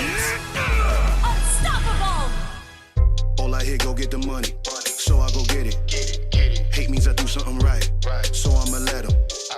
Yeah, I'ma let 'em. Yeah, I'ma let 'em. I hit the nail on the head. Yeah, I'ma let 'em. All I hear, go get the money. So I go get it. Hate means I do something right. So I'ma let 'em. Yeah, I'ma let 'em. Yeah, I'ma let 'em. I hit the nail on the head. Yeah, I'ma let 'em. Early bird, go get the worm. Worm in the dirt.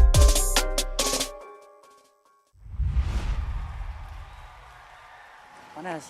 Itulah, panas gila. Kau ada payung? Ada? Kau tak dengar ke Kak Gura selalu cakap? Sediakan hujan sebelum payung untuk M6. Cik kau. Sediakan payung sebelum hujan. Oh, iya ke? Tapi apa kena-mena dengan M6? Apa kena dengan M6? Ha.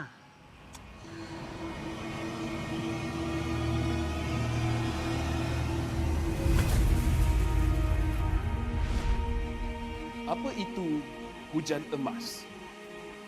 Hujan emas adalah satu matlamat, satu impian terunggul untuk setiap pasukan. Setiap musim, apakah kenangan yang istimewa? Ia adalah ketika juara menjulang piala di bawah hujan emas. Ia juga menjulang dan membanggakan nama Malaysia di persada dunia. Seperti cuaca, musim baru datang dan pergi. Ia persis dengan MPL MY. Setiap pasukan dan pemain yang pernah menjejak kaki di MPL MY, mereka tidak pernah berputus asa. Setiap musim ada permulaannya. Juga permulaan baru untuk matlamat dan impian bagi pemain kita. Musim cuaca datang dan pergi, tapi ia tidak akan mengubah sejarah pemain kita. Dengan harapan musim hadapan yang cerah adalah satu pemangkin semangat bagi pasukan yang bertarung. Komposisi musim lalu tidak penting. Yang penting adalah kesetiaan kepada permainan. Tiada guna mengerti hujan emas dan berjuang demi Malaysia kalau kita tidak dapat merealisasikannya di M6.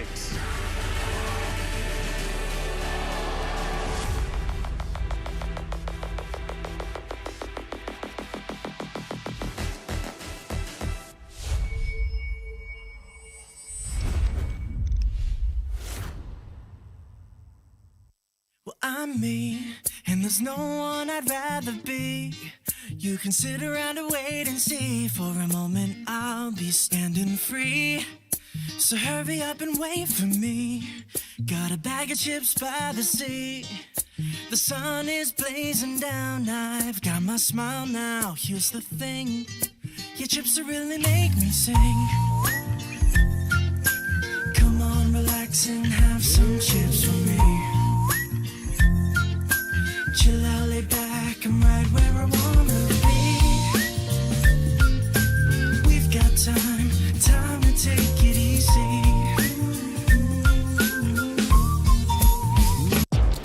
Tak kisah jago sukan apa jua, jagokan lagi dengan rangkaian imaji termantap dan tanpa lag.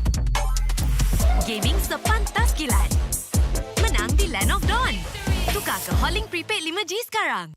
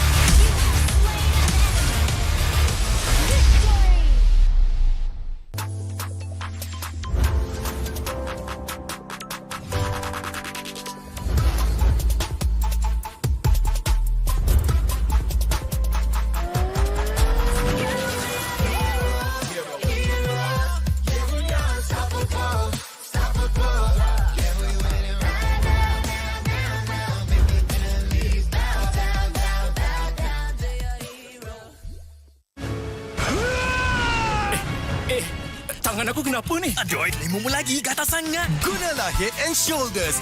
100% keyakinan, keluarmu dan kegatalan. White out. Unstoppable. All I hear, go get the money. So I go get it.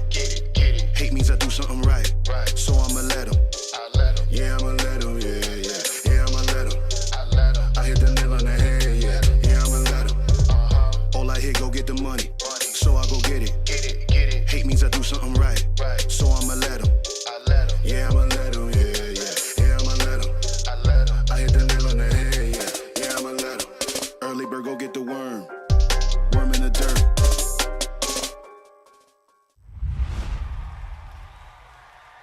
Panas.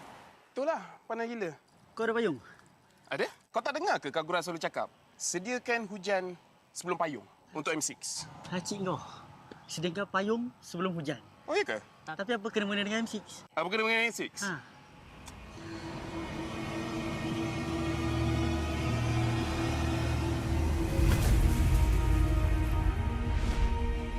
Apa itu hujan emas?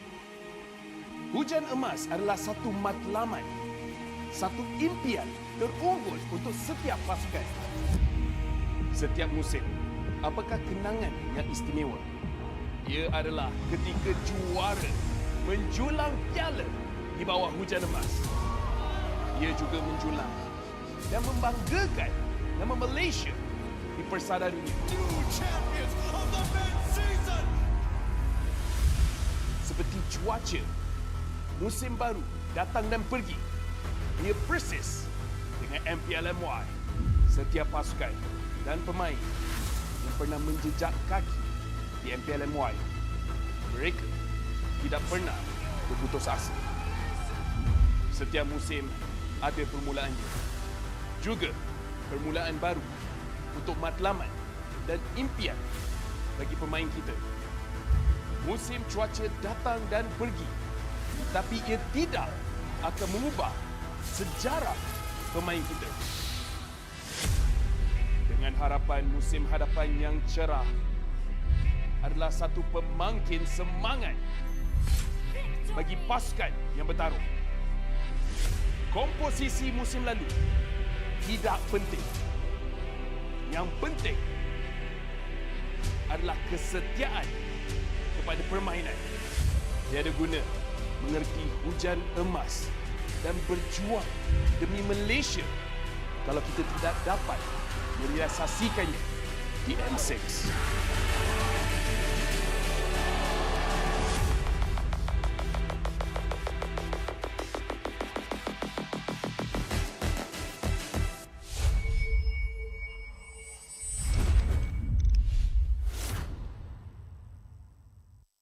I'm me, and there's no one I'd rather be. You can sit around and wait and see. For a moment, I'll be standing free. So hurry up and wait for me. Got a bag of chips by the sea. The sun is blazing down. I've got my smile now. Here's the thing, your chips will really make me sing. Come on, relax and have some chips with me. Chill out, lay back, I'm right where I wanna be. We've got time to take it easy.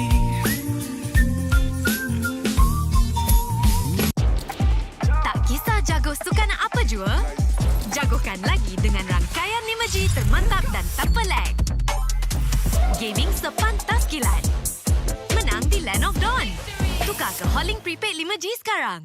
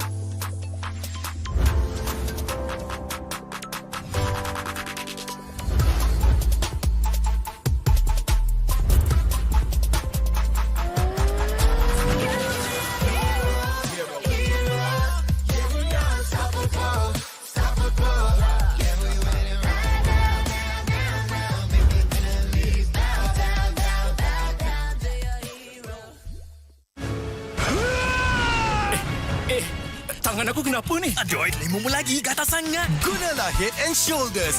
100% keyakinan, keluarmu dan kegatalan. White out. Unstoppable. All I hear, go get the money. So I go get it. Hate means I do something right. So I'ma let him. Yeah, I'ma let him. Yeah, I'ma let him. I hit the nail on the head. Yeah, I'ma let him. All I hear, go get the money. So I go get it. Hate means I do something right. So I'ma let him. Yeah, I'ma let him. Yeah, I'ma let him. I hit the nail on the head. Yeah, I'ma let him. Early bird, go get the worm. Worm in the dirt.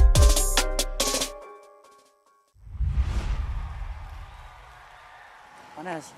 Itulah, panas gila. Kau ada payung? Ada? Kau tak dengar ke Kak Gura selalu cakap? Sediakan hujan sebelum payung untuk M6. Cik kau. Sediakan payung sebelum hujan. Oh, iya ke? Tapi apa kena mengena dengan M6? Apa kena dengan M6? Ha.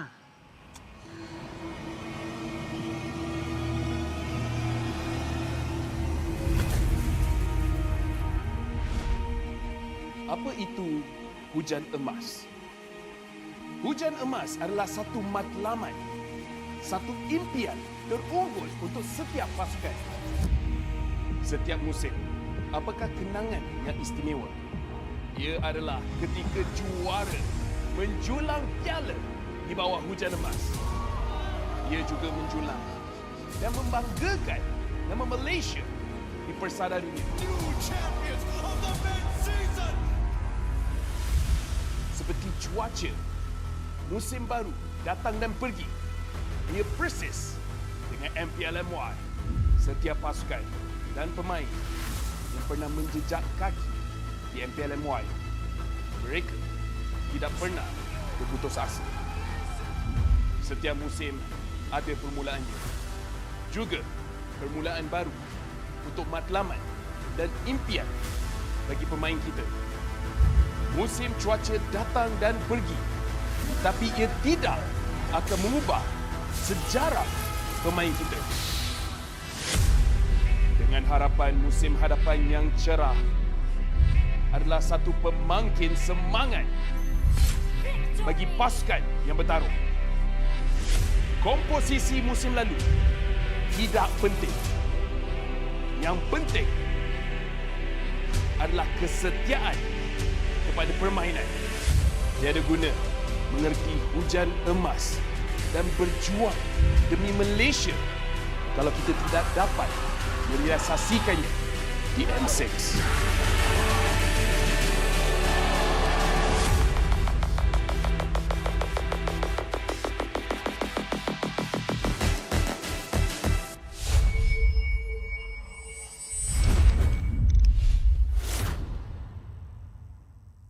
Well, I'm me, and there's no one I'd rather be.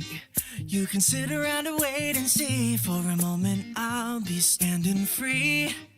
So hurry up and wait for me. Got a bag of chips by the sea. The sun is blazing down. I've got my smile now. Here's the thing, your chips will really make me sing. Come on, relax and have some chips for me. Chill out, lay back, I'm right where I wanna be. We've got time to take it easy.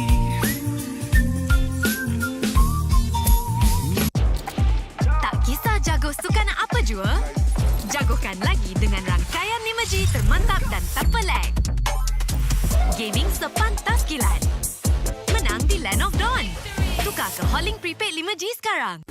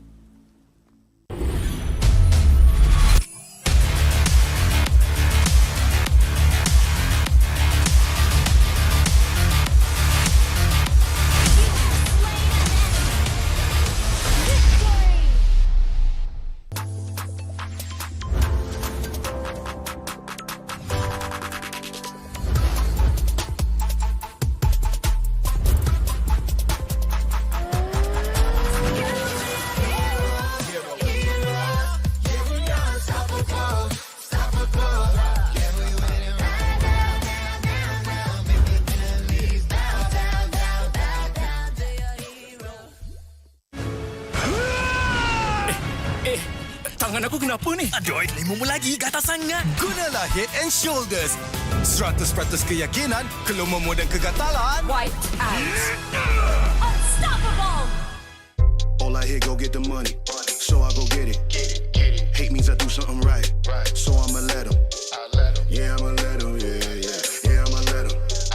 I hit the nail on the head. Yeah, I'ma let him. All I hear, go get the money. So I go get it. Hate means I do something right. So I'ma let him. Yeah, I'ma let him. Yeah, I'ma let him. I hit the nail on the head. Yeah, I'ma let him.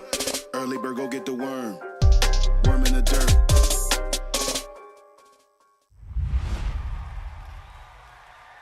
Panas. Itulah, panas gila. Kau ada payung? Ada? Kau tak dengar ke Kak Gura selalu cakap? Sediakan hujan sebelum payung untuk M6. Cik kau. Sediakan payung sebelum hujan. Oh, iya ke? Tapi apa kena-mena dengan M6? Apa kena dengan M6? Ha.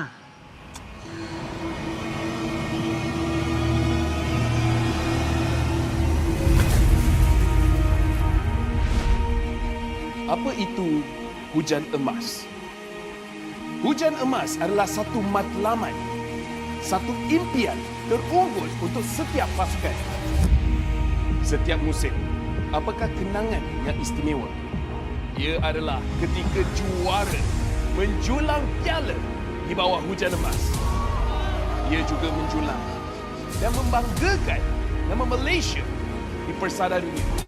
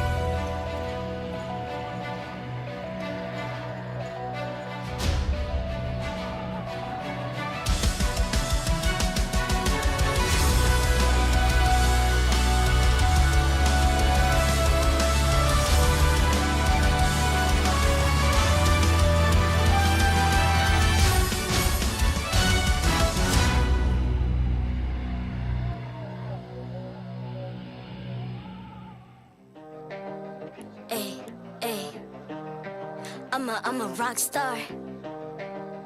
Yeah, rock star. Ay. I'm a rock star, baby. I'm a rock star. I'm a rock star. I'm a rock star. I'm a rock star. Panggil aku rock star. Ini kejohanan kita semua orang rock star. Kita rock star, kita buat saja gaya kita. Makin panas apinya sudah membara.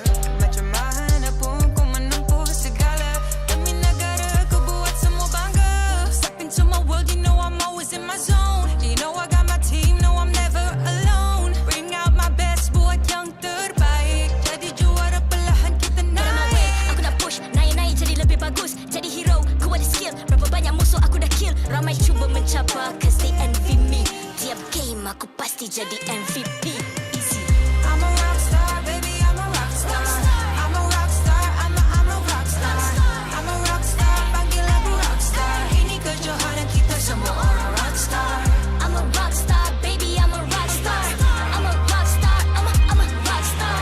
I'm a rock star, panggil aku rock star. Ini kejohanan kita semua orang rock star. Tengok nanti siapa yang juara. Ni peluang kita bawa pulang piala. This is my game, this is my time. Menang semua, everything will be mine. Kalau jatuh kau pasti kembali. Bangun balik ku tegak berdiri.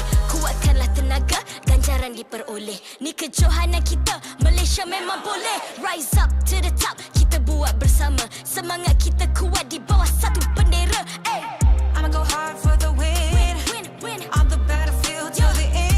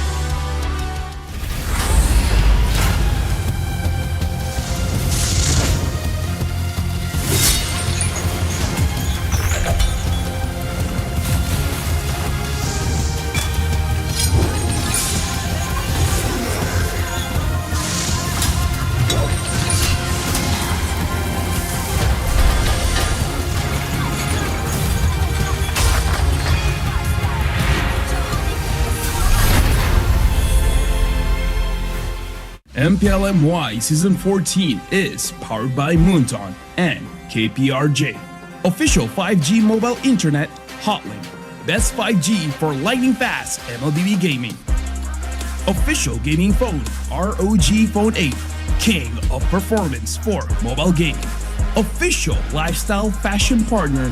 Up your game with JD Sports. And thank you to all our partners in esports and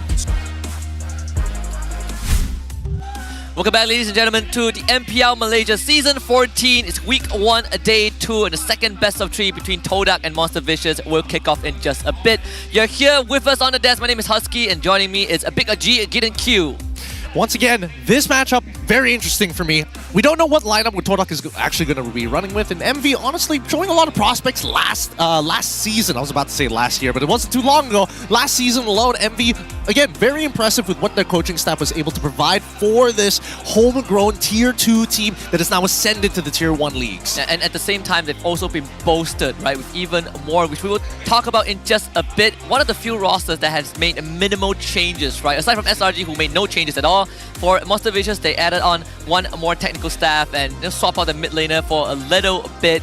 But overall, the core remains the same. And one of the things that help these players elevate their gameplay is actually with the ROG Phone 8. It is the official gaming phone of MPL Malaysia Season 14 that helped the pros to constantly be consistent and at the top of their game. Retaining the crown as the king of performance, it now comes with a sleek new design and improved cameras as the ROG Phone 8 goes beyond gaming. And you know, I heard the MV when they were deciding on the technical staff is how much do you know about the ROG phone? If you miss out any of the specs, they're like, nah, somebody else. And well, with that being said, let's have a look at the standings so far, just in case you guys are just tuning in to our very first week here at the MPL Season 14. Currently, Team Vamos is the only team this week who has achieved a 2-0 victory over their opponents, Red Esports, putting them at the top of the list. Which means that for Monster Vicious and Todak, the two teams that will be debuting their first series in just a little bit, if the series doesn't go in a 2-0 fashion, they will inevitably have more points than Red Esports by the end of the weeks, which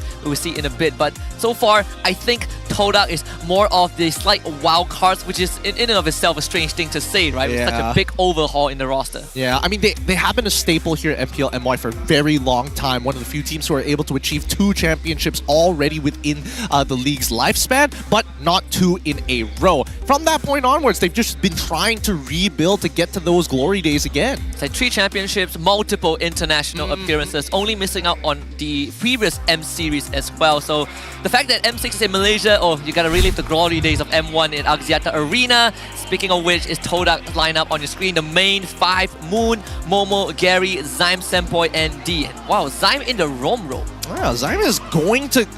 I don't know if it's a relegation or an upgrade going back in towards the Rome role, but it was one of the few questions I had in mind when I first saw the lineup reveal of Zyme, Senpoi as well as Moon in the same roster. But we also have to introduce D as well. Previously from Rebellion Zion, he has been a big prospect from Indonesia, being adopted drafted by Todak. Hopefully, maybe he'll find some success here in the Malaysian scene. And perhaps this is going to be that season, right? Because previously, Todak last season, it was Shizo God. And right now, indeed, to fill in that shoes. Ooh.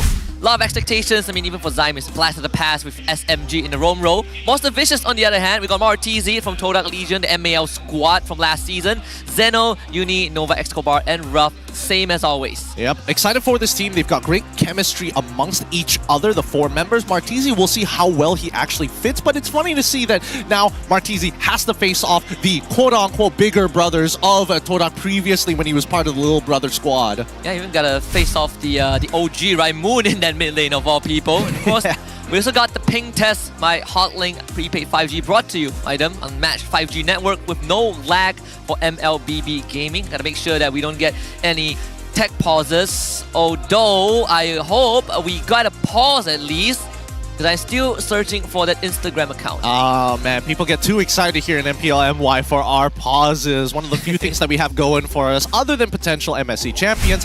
But let's talk about the game, because right now, I think that with the meta that we have, Gary, one of the few junglers that, again, I have my own personal biases towards him. I really like the way that he plays, but he hasn't found success despite the accolades we see Todak achieve. 3rd place in M1, M2, 5th and 6th, M3, 5th and 6th again, and then M4, 9th to 12th. They have not been able to qualify or do well in the international tournaments other than finding success locally. And then missing out N5 as well, right? That was where we saw Homeboys and Team SMG made it through. So this is kind of pretty nostalgic if they make it to M6, because returning to the same arena that they finished top 3, which still sets the bar for international performance for MPL Malaysia before SRG won MSC.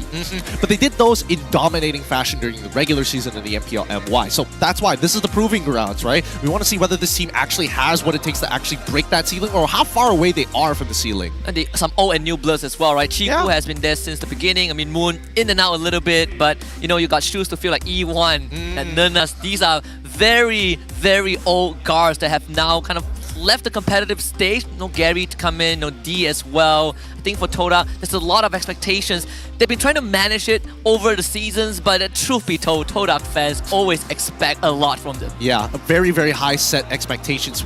Considered to be their branding to be like, oh, this is the winning team. And now that might have changed a little bit after the previous unsuccessful attempts at making it to the international tournament, and that's why we're looking at teams like MV for an example. Homegrown tier 2 started off really, really like, man, this don't even have to think about this team, to now dominating the tier 2 and are trying to upgrade to tier 1 to make a name for themselves. Yeah, and MV also is a part of the Snapdragon Pro Series. They've been in that competition, and the next season is coming up pretty soon, Season 6. You can sign up right now for the open qualifiers. Look at the link down below, esl.gg/SPSMLBB. We've got 2 qualifiers, I believe, so if you missed the first one, there's always Q2. Make sure that you are a part of this, because you can win your share of $150,000 of cash prize and a chance to qualify for the first ever Mobile Masters for MLBB. Yeah, if you're wondering what the Mobile Masters is, it's basically the internationals amongst all the Snapdragon Pro Series competitors across the world in one place. I don't know more details other than that, but that's an exciting time. And technically, it's like an international before the international. Yeah, it's like, the MSC equivalent, something like that. Yeah. The tier 1, you get on the biggest stage with the best teams in the world. But for now, I think it's time to bring both contenders to the stage. So without further ado, let us all welcome Todak and Monster Vicious.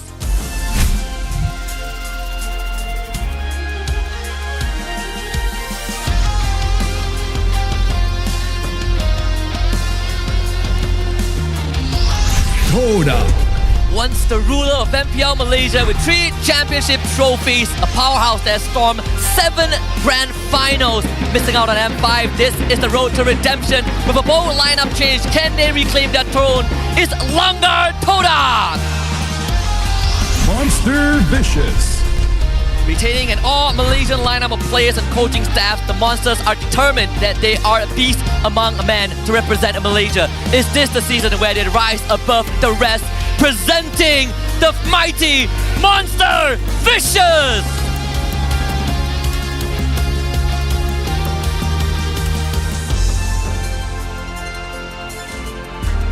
And of course, introducing the coach and analyst of the two teams and the head of League Ops, Franklin, will ensure fair play and professional integrity in the matches. We got Kuja and Saiful from Todak, and Haru, Sora from the side of Monster Vicious.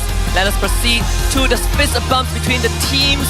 True sign of professionalism with a rivalry in the air. But all we are here for is the good games. This is how we roll. Ini gaya kita. This is Malaysian sportsmanship. Good luck to both of our competitors. Get ready for war as we are about to head into the drafting phase real soon.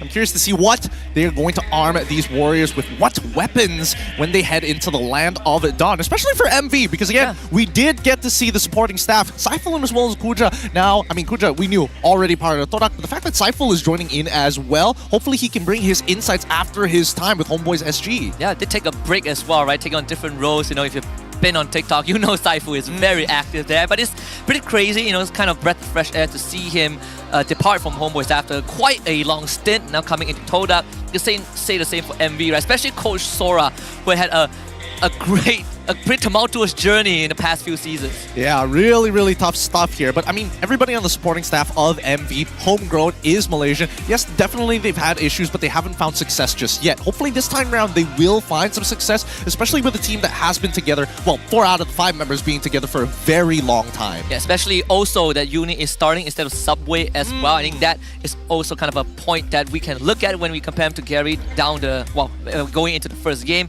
But I think even for Sora as a coach, right, last season halfway through with RSGMY, he had to kind of shoulder the burden all on his own. But we got to talk to Haru as well, another one of the coaching staffs from Monster Vicious. How is Monster Vicious different compared to last season? And for him, the hunger wasn't there last season. So during off-season, he forced him to play in the SPS qualifiers, and they feel like it's pointless to play at a higher level since they lost at MPL, but after trying to compete, they feel like they want more, right? It's a point of improvement. Yep. I mean, let's talk about, first off, the history of Haru. Used to be a professional player, went into the coaching staff. He knows what it's like to be playing at the top of your game. And he's inspiring, expanding the horizons of these younger players. Hey, yeah, we did fail in MPL, but it doesn't mean that the rest of the world is just as good. It's just some of the best teams. Even made grand finals as a coach 2 seasons ago, right? And just came 1 game short of a trophy, but still made it to the M5 stage. Had to go through wildcard, so this guy has more than enough experience.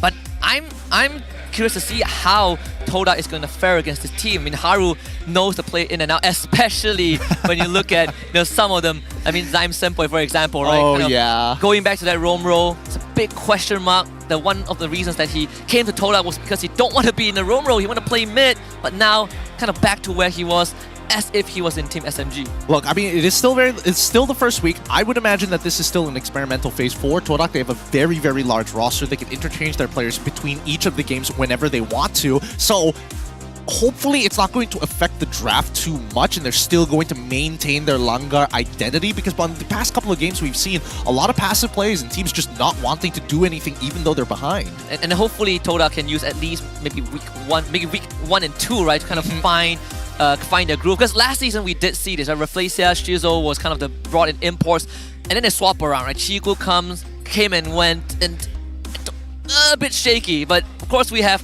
the player history of Zyme Senpoi. MPL Season 8, he was the champion. In Season 11, 2nd place. Season 12 and 13, 5th and 6th place. Of course, the past 2 seasons was with Todak, right? Season 12 knocked out by SRG, and Season 13 also didn't make it that far. Yeah, he's been looking to find that success all over again. The first time he won that championship was a very big one as well, because for the longest of times, he was not what we would consider an A-tier class player until he decided something snapped in it. I don't know what exactly. And now he's an absolute pillar. He consistently performs well. He consistently makes sure that even if the game is going bad, he will drag his other 4 teammates across the finish line. I mean, the price to pay was that he aged twice as fast. But and you know what? His gameplay got twice as better. I think overall, when we talk about Todak, even Season 12 and 13, right, a lot of spotlight was on Zyme Senpoi, right? He felt like the pillar for the team. Felt like when everyone else was underperforming, there's Zyme Senpoi, right? The game is never over if he's around.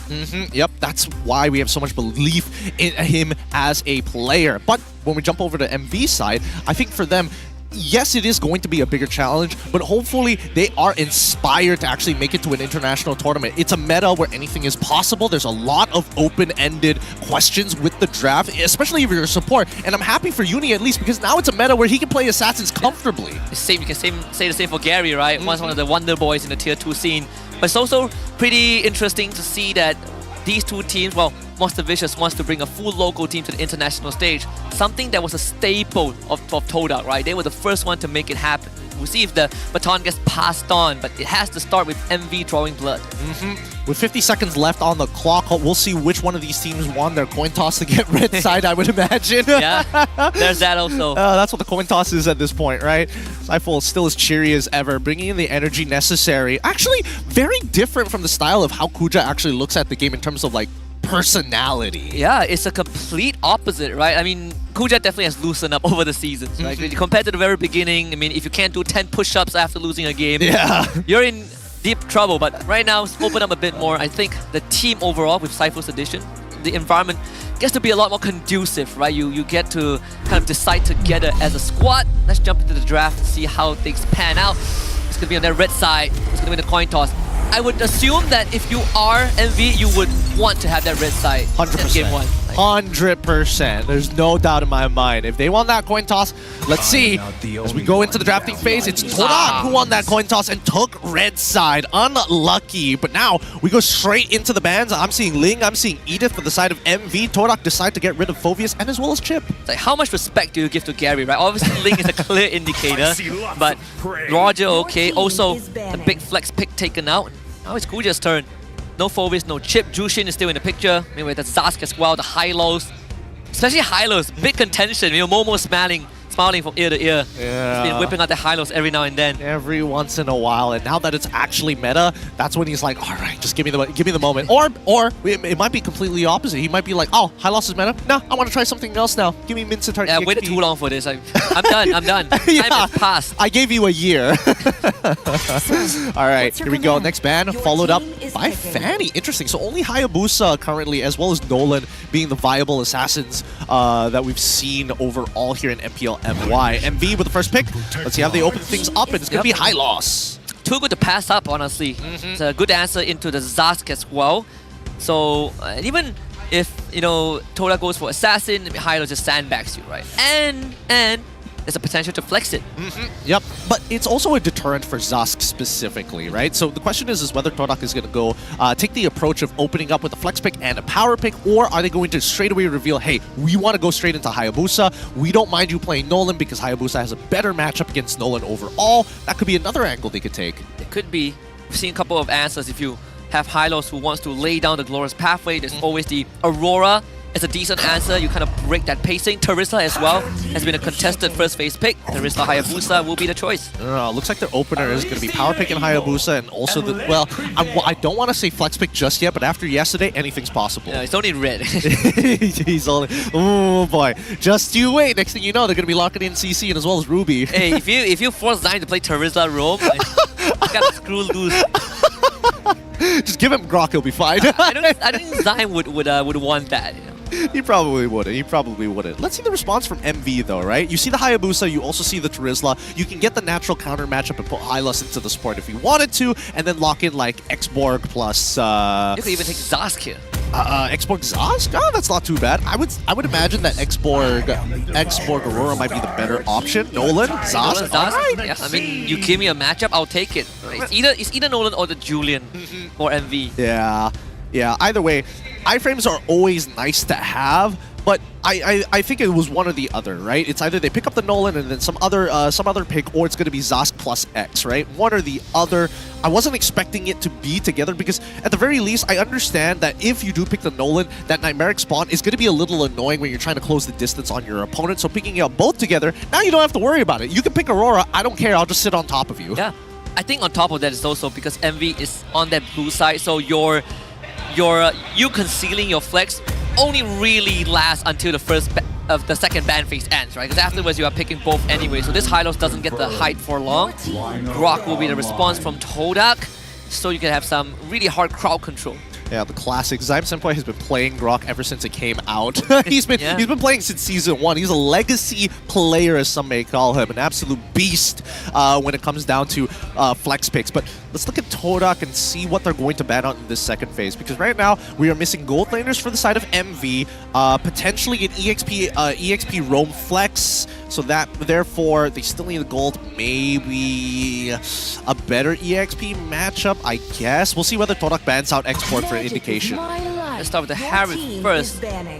Targeting the gold lane, which is, I think so far, at least when we look back at the previous series, the gold lane has been a big contention.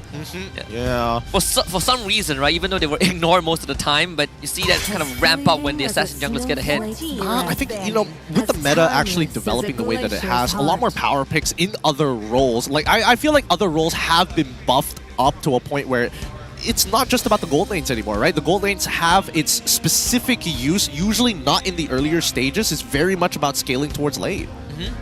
Yeah, even the Aurora kind of brought up a little bit when we talked about Todak's draft. So Aurora banned out. You do remove that sort of appeal, kind of the pillar.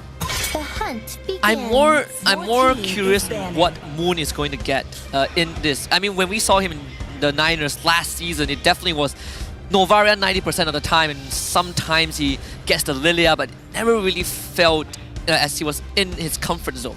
True. I think that both Novaria and Lilia actually works pretty well for their composition as of right now. Lilia, a great peel, a good way to actually deal with the high loss as the glorious pathway is dropped down, has ways to survive assassinations from Nolan as well with the black shoes.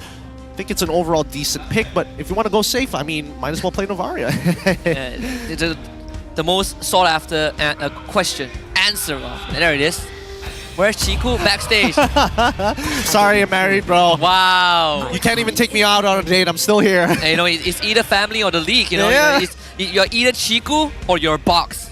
Oh, I choose one. No, not like this. Not like this. 40 more seconds until we see it. But now to conclude the ban phase, we do see that the Ruby, as well as the Valentina, as the follow-up bans for both MV and as well as Todak. Getting rid of the Ruby. Do they want to pick anything else up? They can't really flex EXP and roam at this point because they've already revealed it. So they need a mid laner and then maybe hold the gold matchup. I feel like they might, right? If they want to give D a good... Yeah, they're going to leave the last pick for D. I mean, they give Moon a very stable mid lane to Vexana. So far, it's 0% win rate still. Two games picked and both were losses. Yeah, Vexana hasn't been finding much success, but I think there's a lot of combo potential right now for Todak at the very least. As a mid duo with the Grok, as soon as you hit level 4, you already have a lot of kill pressure. Plus the Terizla, at least you have a secondary enabler if Grok has to do something else. Now we come back to MV. They see this, all right, a lot of combo potential with this Vexana. It's going to be difficult to outpush her as the Zask. So maybe we probably need some strong independent laners. Cho, I want to say either, but span out. Maybe a Cho, something concussive blast. Lolita Hanabi, is this it? Yes, it is. Very first of a kind, at least in MPL, right? Taking some inspirations from the Philippines. Thank you very much, Super Marco. We'll take it from here. We'll take it from here. Expect to see them combo with each other. Keep in mind that the main synergy between the two is whenever Hanabi has a shield, she's basically CC immune, and Lolita's passive naturally gives her shield when they are just roaming around, walking around, chilling, just standing next to each other. Yeah, we two to get the blood wings. Oh, both of them. When they both get blood wings is when it gets fun. It's like flash into blood wings for Lolita, and then Hanabi is just blood wings like a last resort. It's either that or Rose Gold Media. I see Toda have an answer though. Now D gets to see the whole lineup, right? Who do you want to face off against this combination? Need to be the Moskov. Alright, he wants to play with his angles, but this Lolita is going to be such a nuisance to him as well. Two big projectiles. A lot of auto attacks can be reflected back. More importantly, if the fear gets reflected back, that's when a lot of problems are going to occur for Todak here. Which lineup do you like the most? Because so far, both very team fight oriented. Generally, their laning is going to be kind of weak. Maybe not for the mid lane, but definitely for the gold laners. I mean, you asked me, I'm more towards Todak's side. I'm looking at the wave play and how they're able to move just slightly faster with what they have. I mean, Grok Vexana, good luck playing Lolita Zas into that, right?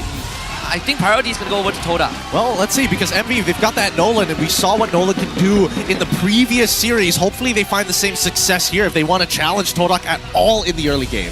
Well, there's only one way to find out, especially Monster Vicious taking on the big brothers, the local scene pioneer. Game 1, Todak gonna take the red side, Monster Vicious on that blue side, heading to the Lanadon. All right, let's jump right into it. Early Nature's Barrier to slow down that wave, the tricks and tips that Grok players just need to know. Zion still remembers them. As we see Gary start on the orange side, Uni going to be starting on his orange as well. They're going to be on mirrored sides of the map. Of course, it's going to be parallel, actually inverse jungling, right? They're going to end up on different sides of the map. I'm trying to see if Nova Escobar is going to support Martizi and how much support Martizi is going to get, because that lane is going to be shoved towards him constantly, and Todak making a very early invade into the jungle. MV already, Uni will get the buff still, but information gathered, right? Same pacing so far for the junglers. Yeah, same pacing, but bottom lane is taking so much punishment. Like D, he can only do this for so long, right? And unfortunately, Hanabi can just literally sit there with Nova as well. This is pretty obnoxious to deal with. It's free harassment, and he is still farming off of the gold plating. Gonna eventually get rich, but for D, not a problem. His wave play isn't the worst as well, with the passive, very self-sufficient in fact, with the quantum charge. I think he took the common emblem, so yes. Yeah, it's gonna keep him alive infinitely. He took common emblem and he also took tenacity, and he rushed tier 2 boots. It's the first blood down mid as well. Gary taking on Martizi.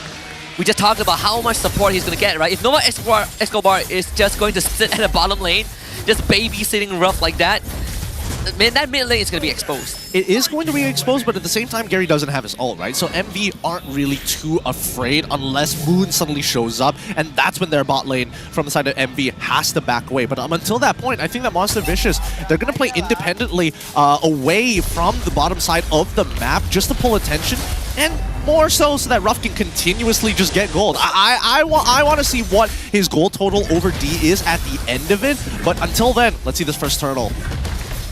Zeno is the only guy there. Give it away for sure.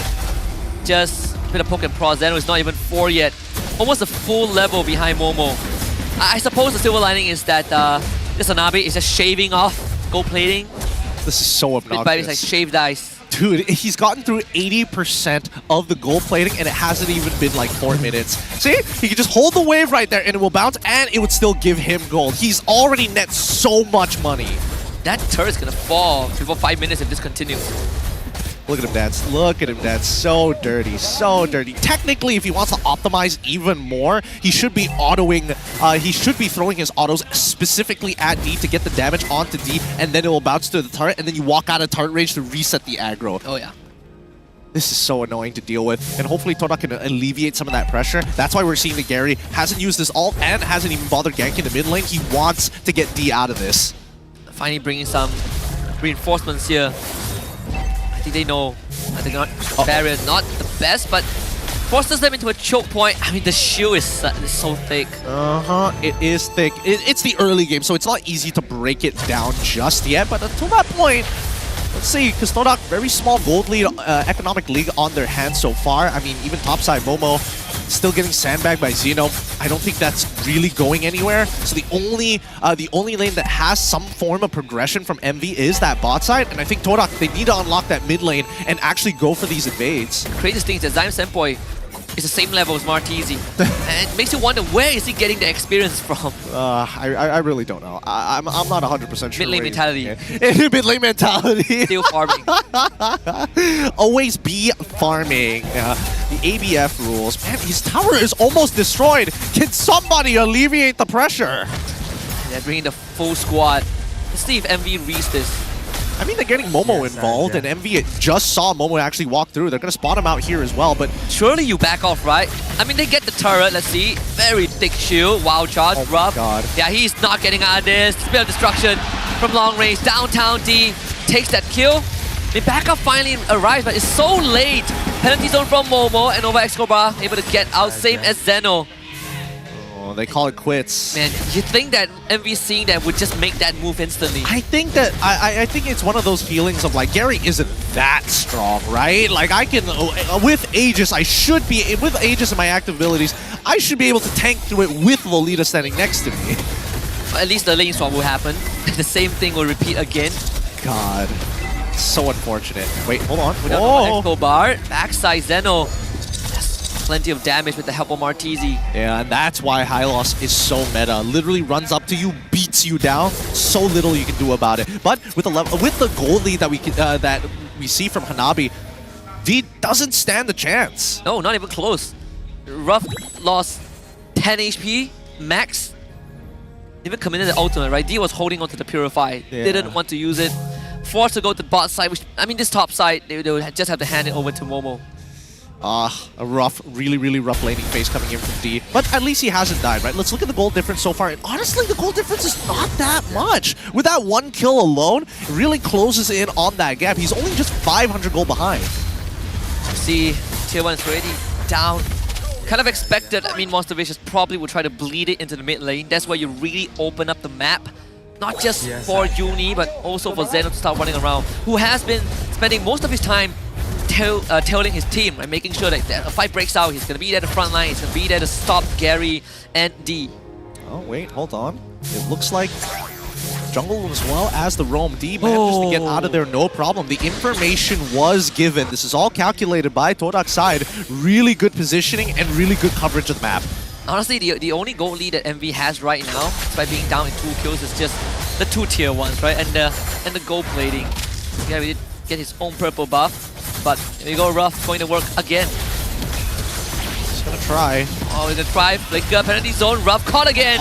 They do lose Moon in the process. Let's see, D's gonna show up with that speed of destruction. Momo low, but not down just yet. Glorious Pathway used by Zeno. Pretty late in the fight, but the Ring of Punishment actually takes out D. He manages to get the kill despite that. They ended up trading, not in their favor, but unlucky for Roughh. Yogi Shadow Kill RNG, unfortunately, not in his favor today. With this upcoming turtle here, Todak have a couple of things to think about. Gary is starting to get ahead, I'm not going to lie, but at the very least, they don't have to worry about that Numenon Blast coming up from Nova X Kobar anytime soon. So far, it has been Monster Vicious reacting to Todak's movement, right? Todak forcing the fights and Monster Vicious having a way to deal with it. Well, not Martizi though. Fortunately, the Ogi Shadow Kill more than enough. Man, Gary, he's finding success everywhere. He's been able to take Martizi a couple of times. He's been getting really lucky on his Ogi Shadow kills, but even so, he is fully ahead. Uni is now out-leveling despite not having as much gold or kills. Yeah, actually 1 level ahead. Just to make this turtle fight any easier. Glorious Path with Zeno straight to the back to look for Gary. As Uni also gets locked down, the red tree comes in, and it's going to be Gary that wins it. With the shadows to get away, Momo will be under pressure, but Todak finds a disengage. Moon stunned up. Law and order, but Moon defies that. Yeah, but D has been able to get a split push this entire time because MV does not have as much coverage. They're sticking as 5 to make sure this Hanabi makes it through. Bit of destruction. Zeno isolated from his team, but as the Revitalize does not really give a damn. Unfortunately for D, even with the Purify, you can't get rid of the lethal ignition as he burned. Oh, dude, Zeno just ate it. He just face tanked it. He didn't care at all. D cannot get, he can't do much about it. And I think now people are starting to think, hey man, maybe we need some anti-heal sometime soon. Somebody with a dumb eyes, maybe a global 1 would be kind of nice here. This is so obnoxious. Just blocks off the battle lines. Yeah. Even the ultimate, the Hirambana thrown out. I just learned that 2 seconds ago. Don't worry. You'll get used to it. Forbidden Ninjutsu, I believe. Yes, Forbidden Jutsu, yeah. Looking at the items, only 94. Yeah, D has been doing a very good job finding these angles and pockets to actually find split pushes, towers of his own, and even that free farm, despite having a terrible laning phase already. Now, Flask of the Oasis just purchased by Nova X Kobar. It's the main that if anybody is low, this fight might be able to sustain and prolong a little bit longer in favor of MV. But the biggest lead we see so far is from Uni. He's got 1,000. He's 1,002 ahead of Gary. Yeah, despite Gary getting 3 kills, and bottom tier 2 just fell. And Zeno, he's just gonna face tank this. Even uses the Revitalize, and now it's his turn. Glorious Pathways, Momo Transpleated from the rest of his team. Momo just infinitely slowed down. Moon trying to provide support. Nova Escobar, good number on blast. Literally separating Todak from one another. Momo will not stand a chance, and Zeno takes him out. Nicely done, nicely done. And Todak on the back foot right now. 3 seconds till the Lord is about to spawn. A good timing for MV especially. But it looks like they're not going to rush it. They're actually going to start pulling pressure on the opposite side of the map with Roughh and Nova. Golden Staff done for Roughh. Holy Trinity is online. And Nova Escobar is also building towards the Blood Wings. Just saw him buy the components for it. It's going to take a while to get there. I guess silver lining is that Todak isn't too far behind. You know, a bit shy of 2,000 of a deficit. Now the worst part about this is that Todak ideally want MV to be the ones holding this Lord, mainly because of that Numenon Blast, right? You don't want to be sitting on top of the pit when the Flicker Numenon Blast comes through, and that's why MV are like, all right, we're just gonna back away. Honestly, we don't even need this Lord to begin with. Yeah, you give us enough time, your towers will eventually fall. That bot lane will be a bit of a problem, especially when the tier 2 is already down. D is going to be on the split push duty, as always. And sees the members of MB going to start shoving that wave up. We'll join with the ultimate when needed. And Todak prepping up for potential fight. Look at that push. Zeno, what a glorious pathway. That's penalty zone into the air. And Momo will be removed from the fight without any contest. I think Todak will have no chance of contesting this Lord. Field destruction hits, but on the Nightmare spawn. Lord for MV, but D trades top tier 2. Yeah, they trade top tier 2 for the Lord. Let's see how much MV is going to get off of this. If they get it... Whoa! Oh, the ultimate. So close. All right, Martisi survives this time. Man, and now he was put that low before the Oki Shadow kill. Yeah, did Gary have Sky Pierce? I think that would No, he doesn't, unfortunately. Oh boy. He's currently on his third item. I think he went Hunter Strike. He went Hunter Strike into Blade of Hephaestus or Warhex? I know he doesn't have Blade of Hephaestus specifically. I know he has Hunter Strike for sure. We'll see in the item list in just a little bit, but that's gonna be a denial of that purple buff. A little sad, but what can Gary do? He already used his retribution. Yes, and it doesn't get any easier from this point onwards. Empowered minions, Lord as well, and a Hanabi. How do you deal with the push? I mean, at first we say that, okay, Todak a pretty good lane shove, right? Vexana, Terizla, the Moskov, Grok. Right now, it doesn't seem the case. Gary is losing to an alien bug. Yeah, I think the worst part about that is that shield, because if you want to clear that wave and Lolita walks up in front of the wave holding up that shield, you lose a lot of your wave clear if you don't have the right angles. Uh-oh. And CC Immune, Momo, he committed everything. Can they at least get rid of Roughh? Sure they can. Momo will be an exchange, a price to pay. Todak also loses the bot inhibitor, but at least it's something. Good stuff from Gary. He finds the angle. I mean, Roughh was definitely overextending just a wee bit there, just trying to get his auto attacks in. He still needs a protective bubble around him that isn't just his Aegis. He still needs his team, and especially that Nightmaric spawn to be relatively nearby. So that's the third time that I suppose he kind of took a gamble and kind of limit test the shield, but realizing that it's never going to be enough. Yeah, something that we were missing last game. I mean, these are the calculated risks you need to kind of take. It's okay to limit test here, and it's okay if Roughh dies, because at the end of it, look at the damage that he is dealing now. Second highest in terms of overall damage dealt ranking, and worst yet is the fact that he's not even full build. He's like almost there. Yeah, he's almost there. I mean, he's dealing more damage to structures than heroes. Probably another purple buff, almost stolen by Zion, but Uni takes it. Can't do much. They trade buffs at this point in time. Both assassins, both junglers really need that purple buff to make things actually happen for them. That's the turning point for Todak. I suppose you try to go for those big team fights, even if you don't land a penalty zone on Roughh. If Gary can just get his hands on the Hanabi, it's always an angle for a kill. I think it's more doable for Uni because he's already like max. Oh my god, he's max build 13 minutes into this game. Gary, yes, he is level 15, but he's still a little bit behind in terms of overall gold. His items, yes, are a little bit more expensive because he opted to go for BOD and now is heading in towards Blade of Hephaestus. He's finished the Malefic Roar, so anybody on the side of Monster Vicious who is stacking up armor is going to get punished. But guess what? Nova doesn't have armor just yet because of Flask of Oasis and as well as Blood Wings. Doesn't care.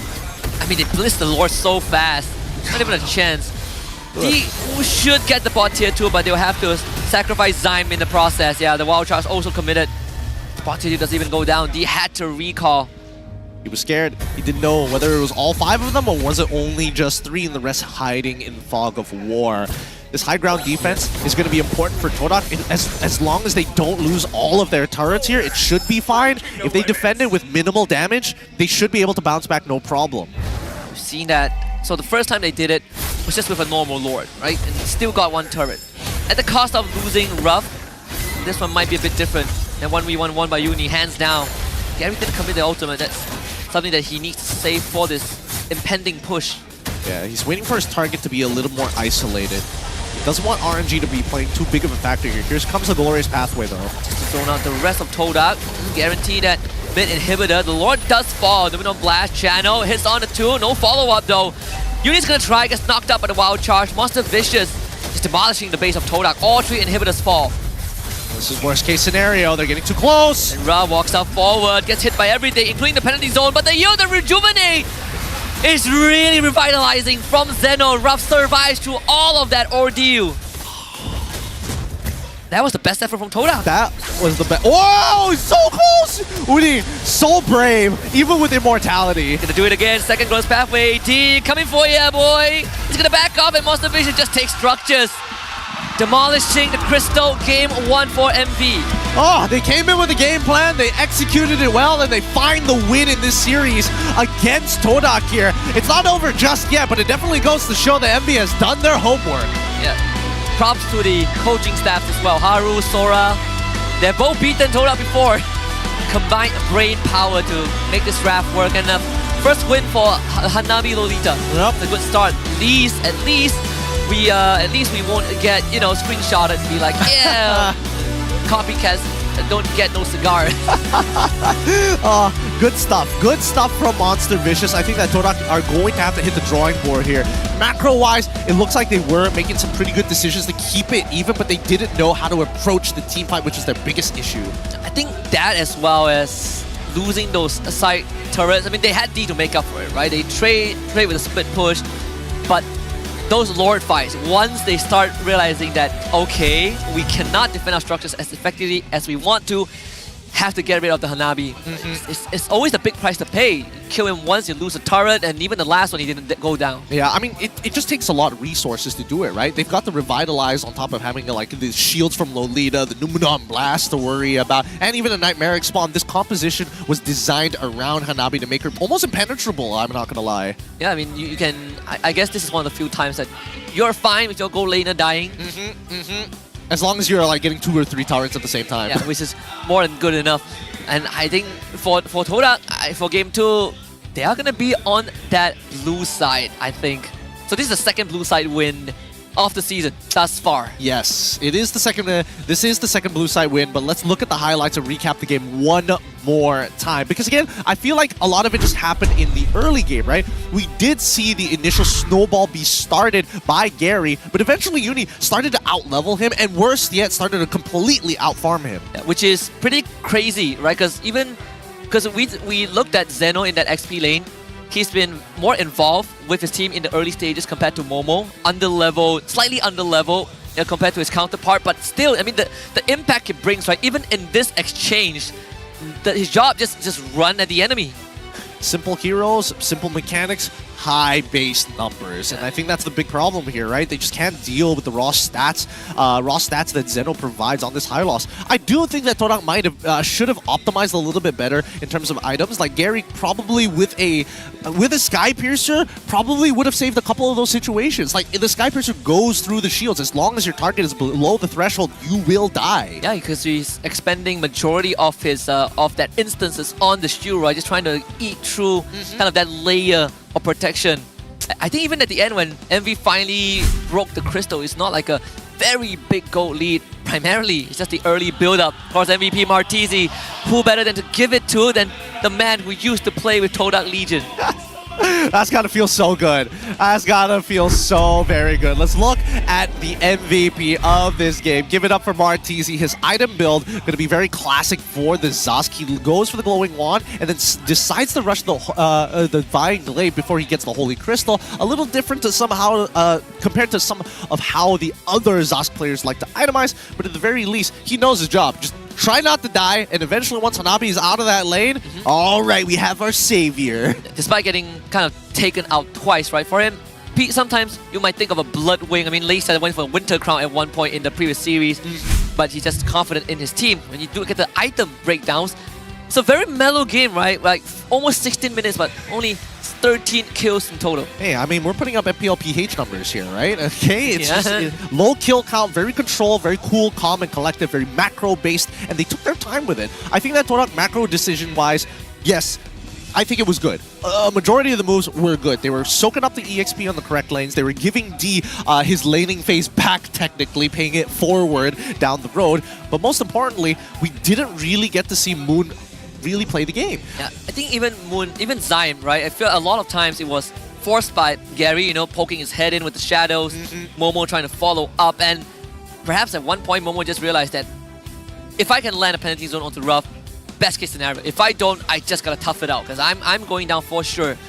Yeah, I don't even think he has optimal targets. I mean, maybe Uni, we saw in the highlights that Uni gets knocked up, then it's like, okay, sure, those types of situations make sense. But everybody else, it's like, I don't really want to commit on Nova X Kowar because then Hanabi gets free hits. Like, we commit on Hanabi, then it's like, there's no winning here. I can't do anything about Zeno also. You know, he's running at D is calling for me. Like, what do I do? You know? Exactly. I definitely think that Torak might have to readjust the second half of the picks and bans because if MV is going to play like this, Torak needs to respond with an even stronger teamfight composition. If not, put more resources early on towards the bottom side of the map.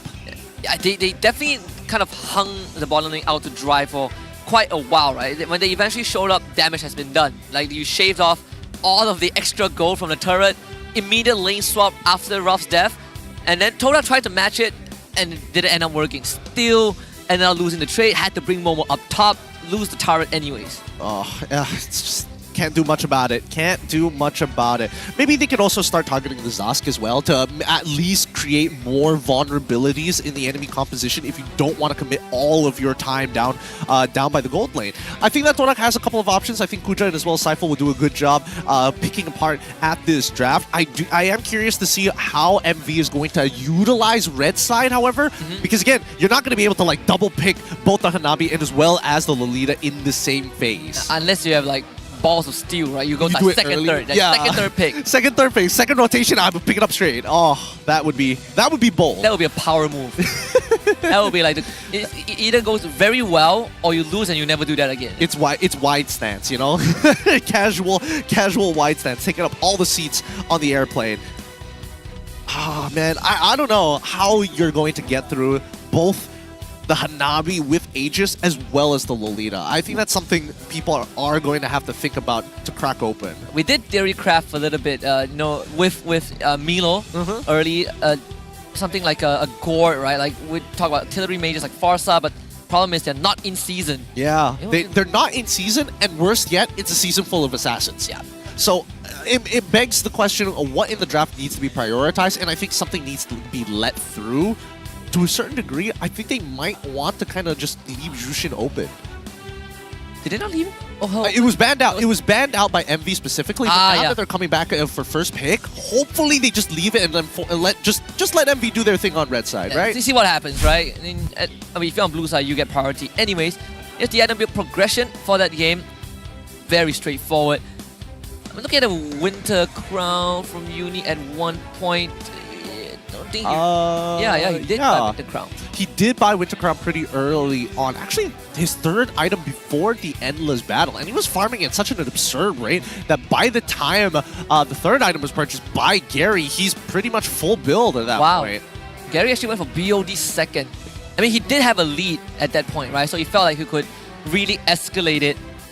But it's a very expensive item. You can see how expensive it is, man. Look at that. Look at how much time it took him to actually purchase from Hunter Strike. So after tier 2 boots, right? So that's roughly around 5 minutes. And then this is like closer to 9 minutes. So it took him a total of 4 minutes, roughly around 4 minutes to get the BOD. And in those 4 minutes, we see Uni be getting an item and a half ahead of him. And also, that's where they start to realize that, man, these fights are not going well. They're pretty tough to utilize the BOD. I mean, you can't group up, you can't really like do much about it. Maybe I may have some ideas, but it looks like we might have a bit of an interview with Rose up on the stage. So let's go check out. Rose, what are you up to right now? Terima kasih kepada caster-caster kita. And yes, Rose nak cakap. Anyways, welcome back to the MPL Offstage brought to you by Hotlink. Dan sekarang ni, actually Rose bukan seorang tapi, and bukan Rose sahaja yang nak cakap, tapi I'm actually with a parent daripada player Toda. Okay, now first of all, sebelah saya ni kita ada Uncle Jamal, which is the father of Momo. First guys, applause sikit. Bukan biar selalu kita nampak parent datang ke stadium untuk sokong anak. So first of all, Uncle Jamal, how are you? Baik, Rose. Okay, Uncle, kita actually ada satu soalan. Kita dekat MPL kan, kita nampak Momo ni satu player yang sangat-sangat pendiam. Dekat rumah, adakah dia bising ke sama je? Dia memang introvert? Basically sama je kot. Tapi itulah secret dia kot untuk dia. I see. So, dia tak cakap banyak so that dia boleh keep more struts and secret. Okay. Uncle, apa rasa Uncle pasal Toda untuk musim ni? You rasa Toda boleh champion lagi ke? Excited nak tengok Momo ke M6 lagi ke? Okay. Saya amat confident. Kali ni dia orang underdog, so rasa less pressure kot. So, dia orang boleh perform. Nothing to lose punya mindset lah kan untuk Toda. Okay, Uncle, I rasa ada satu soalan yang penting, which is usually kan parents tak selalunya support masa bila anak diorang cakap nak main game sebagai career. Apa perasaan Uncle masa Momo bagi tahu Uncle that dia nak jadi pro player? Tak sokong dan sokong juga. Dan bila dia dah menang tu, dah dapat duit, lagi lah sokong kot. Apa nasihat Uncle kepada parents di luar sana untuk sokong anak diorang masuk scene isukan kita? Rasanya e-sport ni satu ada potential. So tak salah untuk parents bagi support. Dan rasanya dah terbukti kot dengan SRG dia punya kemenangan baru ni. Okay Uncle, sebelum match bermula ataupun game kedua bermula, apa Uncle nak cakap dekat Momo? Dia tak pakai headphone sekarang ni, so mesti dia dengar apa Uncle cakap. Okay, kepada Momo dan kawan-kawan, rasanya tadi tak panas lagi kot. So lepas ni bagi betul-betul. Alright, thank you so much kepada Uncle Jamal. I hope you enjoy match ni. Yes. And of course, the season that's about to come. And with that, let us throw it back to the casters to start Game 2 of this Best of 3 series. Casters, silakan. Thank you very much, Rose and Uncle Jamal. Whoa, some extra pressure for Momo on stage. But shout out to all the parents that support the children's dream. You have no idea how much it means. It's just like my basketball dream. That one went down the drain. Yeah, it's like my dream. Oh, man. I'm not even going to get deeper into this. This is going to be a rabbit hole. It's going to be a big rabbit hole of fallen dreams. But yes, once again, Momo, at least with his parents around, giving the extra support, he's going to play a little bit harder. And I do agree that Todak didn't feel very warm that game. Hopefully this time around, it's going to be a little bit sharper, a little bit faster to deal with what MV has in store for them. Most likely going to be on the blue side once more for the side of MV, and Todak most likely going to take the red. Now, a couple of answers to maybe jumping on towards this Hanabi. I'm thinking like Lapu Lapu might even be able to do the work, because at least with the anti-CC, you don't get like disrupted midway by Lolita. Yeah, Yuzong, I suppose, is also not bad. Well, I mean, you miss out on the Petrify, unfortunately. Oh yeah, that yeah. Yeah. Kind of blows. It does kind of blow. I mean, you need the damage to cut through the shields, but at the same time, you need to initiate so that somebody else can pick up the kill. You're just there to get rid of the shields and peel the apple. I suppose in that case, you'll be relying on the roamer to get that done, right? So the dynamics kind of change a little. Maybe, but like most roamers don't have that type of damage. That's why I'm thinking early game level 4, like when you need to cut through an Aegis, what can actually get through it? All right, back to basics. Novaria.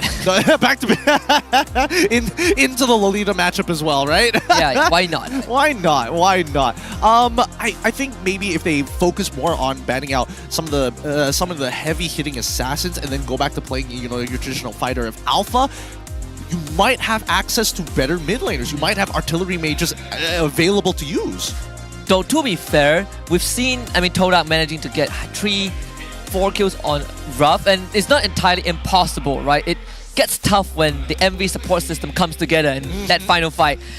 Revitalized from the high loss, you have Lolita with the flash of the Oasis, and that's what makes it tough. But if you remove one of the components, it's definitely very manageable. Yeah. I think the biggest problem is going to be obviously the Lolita. But when you have that revitalized as well, it's just an unnecessary amount of health to get back. It's going to be tough, but at the same time, somebody needs to be able to break this open. If not, simple answer, just ban it.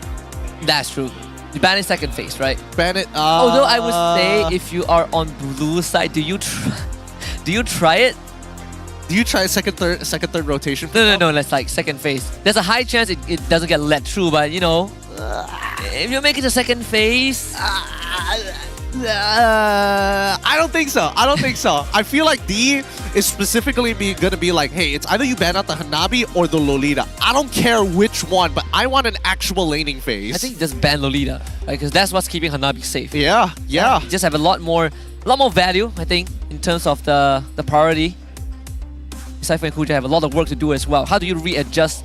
I think one of the prime differences that's less starking in terms of the mid lane is when you compare Moon and Martizi, right? Feels like Moon is more kind of a backliner. Like Martizi is willing to take that initiative a lot more frequent.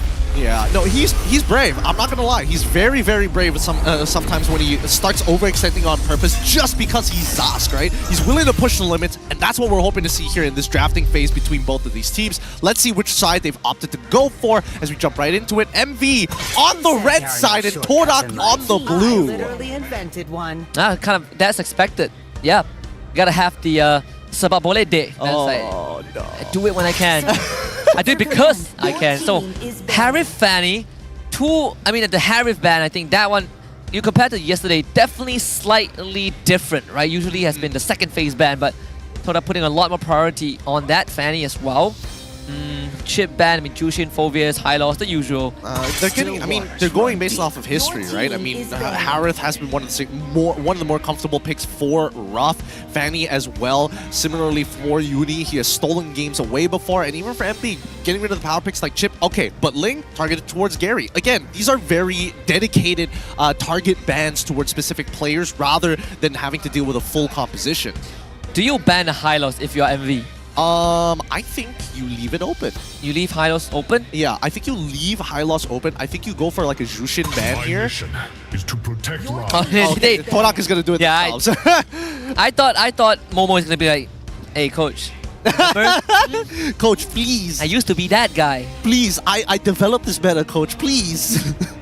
Now it's MV's turn to ban here. Jushin is still available, and I think they need to get rid of it. Yeah.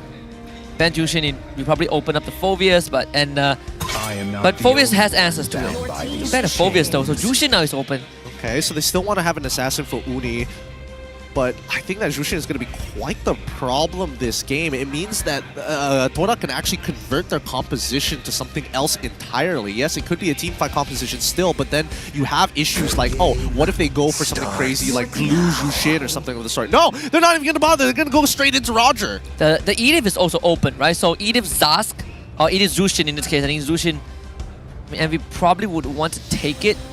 Comes down to what Martizi wants to do. I think Edith does look pretty juicy, unless you could suppose go for Ruby here or Terizla. Terizla Jushin, not that bad. Honestly. I think either or is totally fine. I think that Terizla, unfortunately, is a little bit more punishable because it has direct counter matchups in export. But I think everything should be fine overall. This is going to be a pretty good start. Wow, they go for high boost into the Edith. Wow. All right. So both teams not touching Jushin. Yeah, not for now. Come on, it's got to be Jushin here, right? Somebody's got to pick it up. Oh. If not, what else? Probably Aurora. Yeah, that. It's not the easiest one to play into this match, or at least not against the Hayabusa. Yeah. You popped your pass pretty easily. Yeah, that could be a bit of an issue. Wow. Martizi has proven himself. Yeah, he did. MVP in game 1. Zyme Grop, yep, you caught the Aurora. Alright. As for the anti-dive capabilities. Again, Torak have plenty of utility to work with just with these two picks. A lot, yeah. I think it's a much better mid-trio overall, and MV decide to go for the Valentina. So they want to steal ults to find a secondary engage. Completely ignoring the Jushin. Wow. I guess Jushin is just not that great in this particular matchup. Man. What if they both don't play it? I think it's fine if they both don't play it, right? Yeah. Again, it's difficult to catch up with certain characters. I do think that it's a little bit more beneficial for Torak, but again, it's tough when you are dealing with a Hayabusa, so I understand the Aurora sentiment. But at this point in time, now that we're going into the second phase, we see a lack of a gold lane, and a potential EXP or support for the side of MV. But for Todak, on the other hand, looks like they've got some direction. Now it's just holding off until they see an EXP pick. Wow. Matilda. So they're worried about an XP Grok. That is a pretty hard read. Wow. Simon Kuja just like, hey, these guys don't know better. They look at each other. Did they figure this out? Who's the rat? Who leaked it? Wow. Man, okay, sure. Actually, I was thinking of that as well, right? Like if Zyme is gonna get the Grok and Hanabi is open, I think MV will just take Hanabi. Yeah. Considering that Tora can't take Lolita, right? That's after the ban phase, at least. Yeah, after the ban phase. Yeah, in terms of order, yeah. You're right. But now let's see. Do you ban the Moskov? Do you force this Roger to go into the jungle? I don't think it's worthwhile to force Roger to go into the jungle. You can just get like a pretty decent matchup with the Moskov anyway. So I think it's better to start focusing towards that EXP, towards like the EXP side of things, just to give a bit of an indicator. I agree with this boy. Have you tried it? No, I have not. Uncle Bob, yeah, it's in one of the food trucks. It's awesome. I love it. It's outside, right? It is outside. Okay. I see it in other night markets that I go to, but yeah, it's nice. So Barat's ban. Okay, this one's pretty good. I think this is a pretty good ban because now they're just trying to get the stable EXP laners out of the way and get the more punishable ones up front. So most likely we're gonna see a gold pick coming out from MV. Yeah, I'm thinking the same. You probably take the Moskov or Claude right now. I mean, those two are viable options. Yeah, seems like it.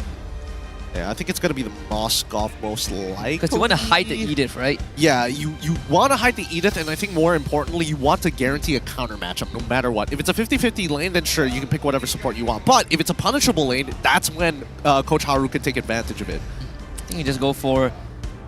with the common emblems, either Claude or Moskov should be fine.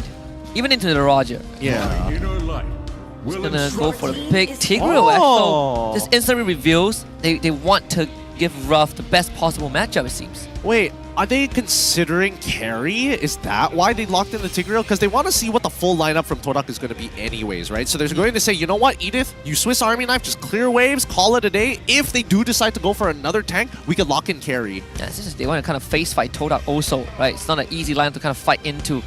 Depends on who pulls the trigger first though. I think Moon plays an extremely crucial role in Todak's draft right now, considering what MV has. Yeah, definitely needs to be like a solid anchor for the team.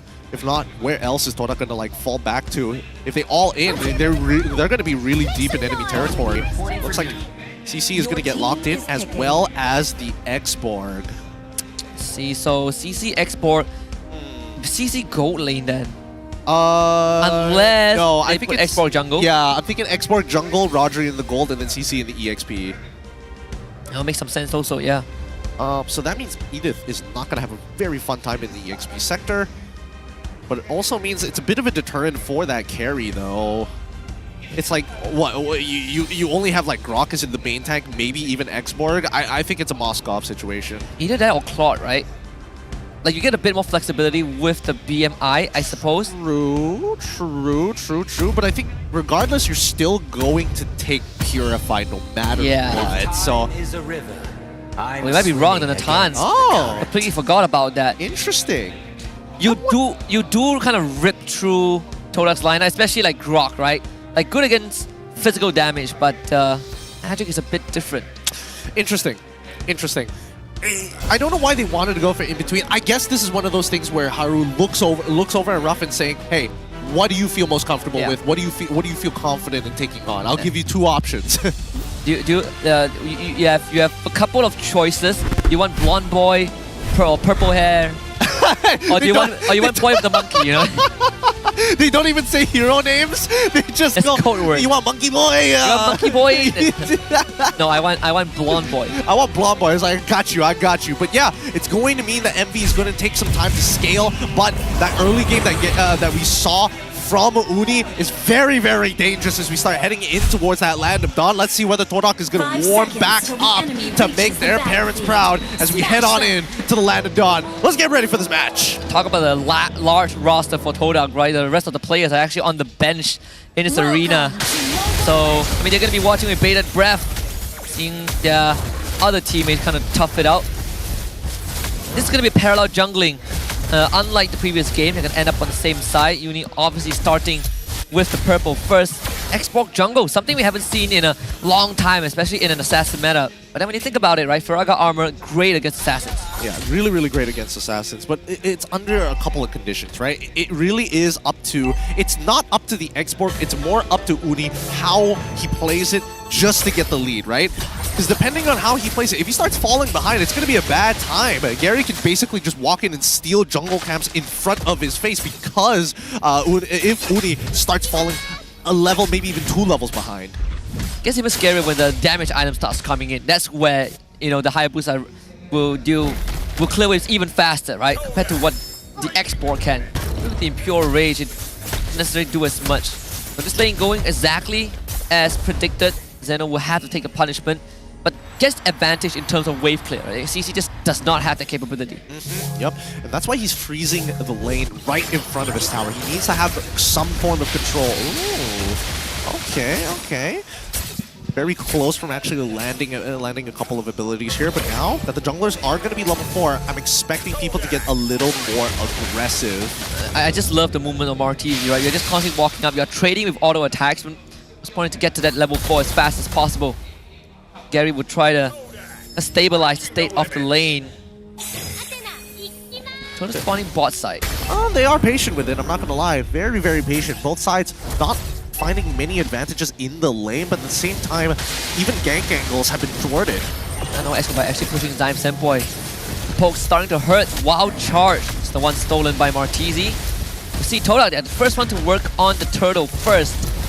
Monster Vision ready to contest this. Nova Escobar in front. Flicker Wild Charge onto Moon. Just great combo from Martizi. Turtle goes over to Gary. Moon somehow does survive, retains the passive. And meanwhile, First Blood goes over to Momo, who runs down Uni. Not exactly the result that MV was looking for. Momo will get out. Okay, not bad. They trade 1 for 1. Yes, they do end up losing the turtle, but at the very least, Torak now having a very clear lead of their own, finding that first blood. They could go for an instant invasion, but no. Torak gonna go with the safe play. Clear your own jungle first, because D is doing a good job keeping Roughh in check. Without having the use of Vengeance, and that is a big win, right? You take out the enemy Hayabusa, you get the turtle. It's the win at every single front. So MV got a reset that get Uni back up to speed and top side as well. I mean, Roughh needs a bit of help.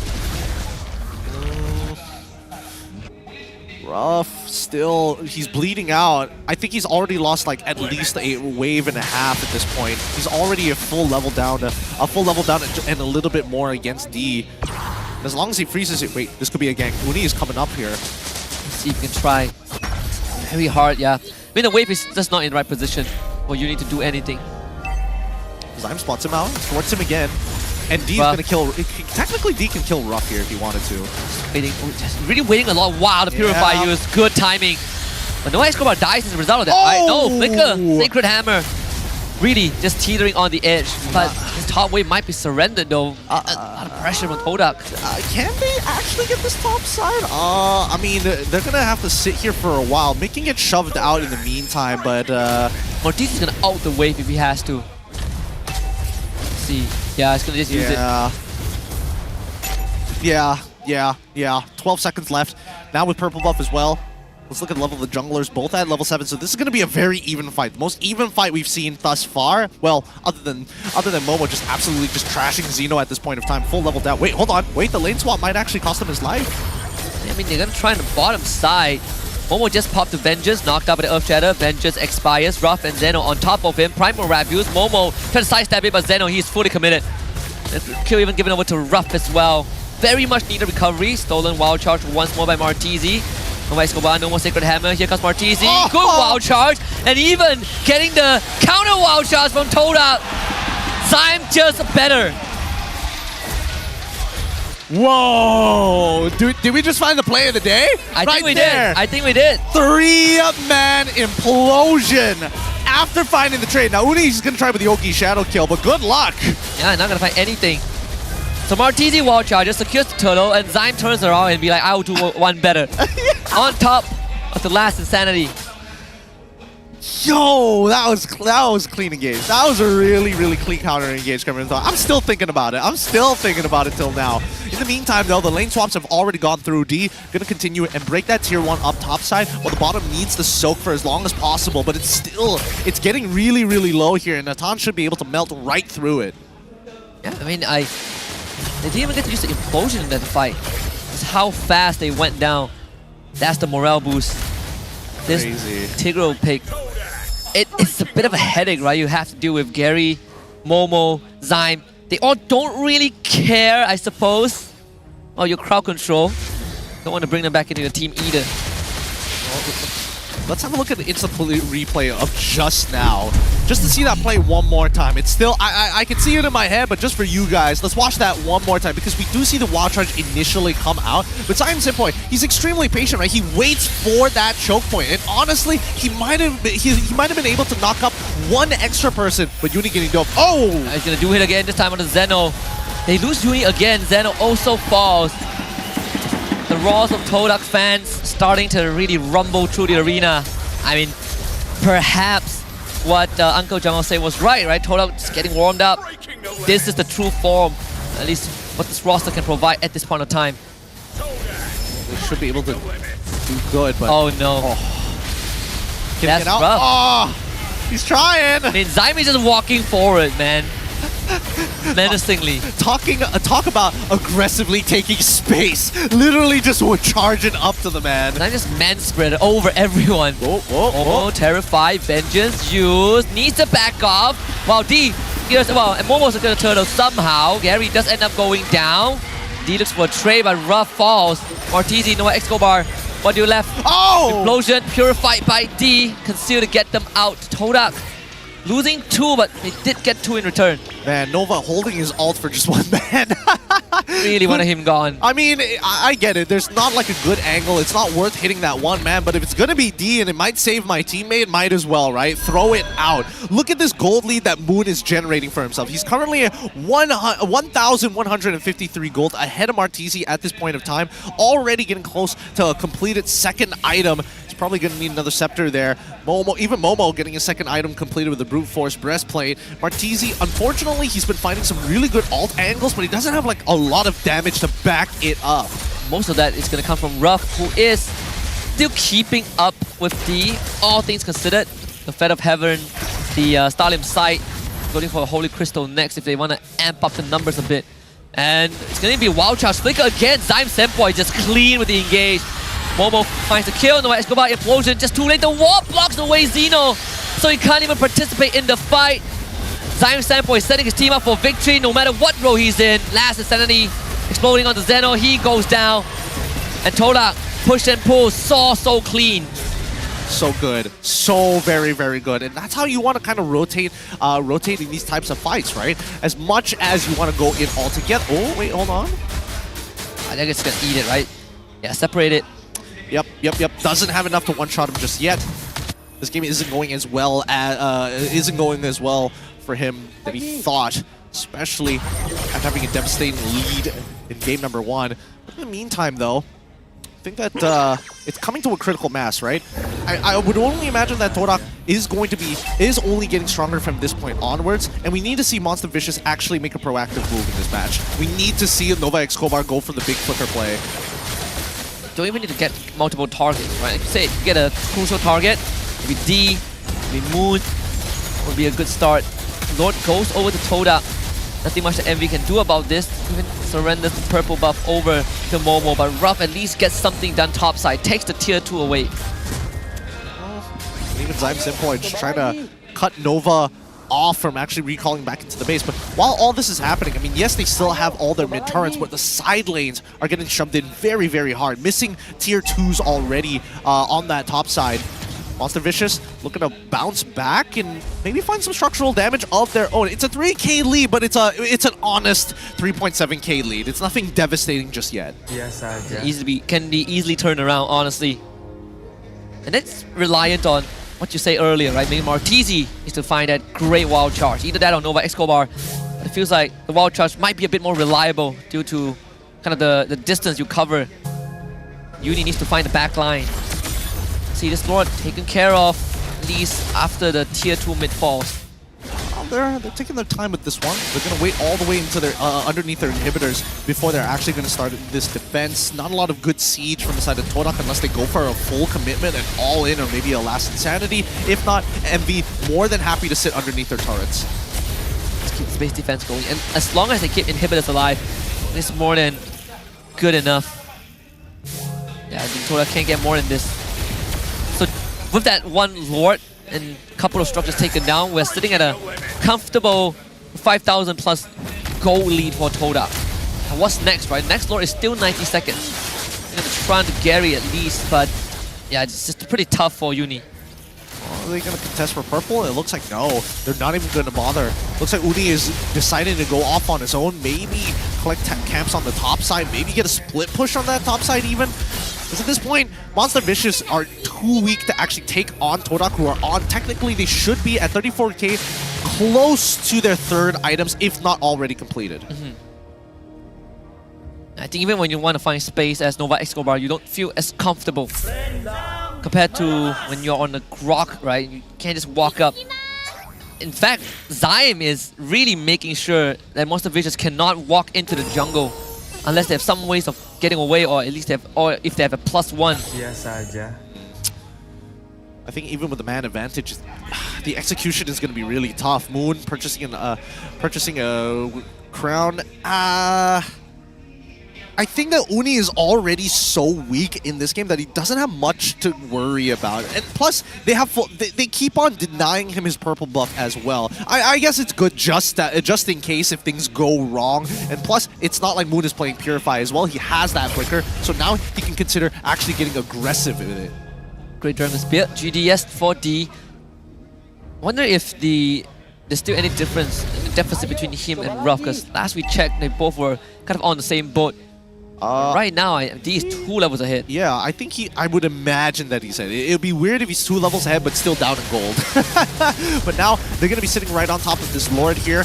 Good calculated move from Todak's side.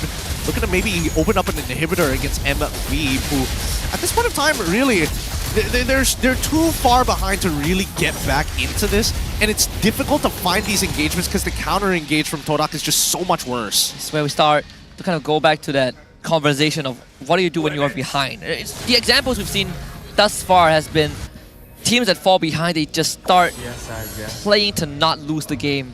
But where's the... Gotta find that headspace where you're willing to make that one move. I mean, it is going to be a gamble regardless. But if it's necessary to win the game, I think Monster Vicious will have to pull it off. Speaking of which, Lord now spawned. Zyme Senpai making sure that his presence is known while the rest of the Todak members are going to try and sync up that wave. Lord is going to be walking through that mid lane, top as well as bottom. Should be closing out that lane relatively soon. And now all the minions are back on the move. Sync it up perfectly. Nice. Martisi used to stay in the same gaming house as the main Todak lineup. He was playing in MAL, so see mid inhibitor fall. Be for sure the Lord still 100% health. Monster Vicious will start working on it. If he clears out the bottom wave, so at least you kind of stagger the minions. Even if they stolen Aurora out. Attempt from Uni, doesn't get Gary. Only the Faraga armor at best. Not too shabby, honestly. Only losing 1 inhibitor.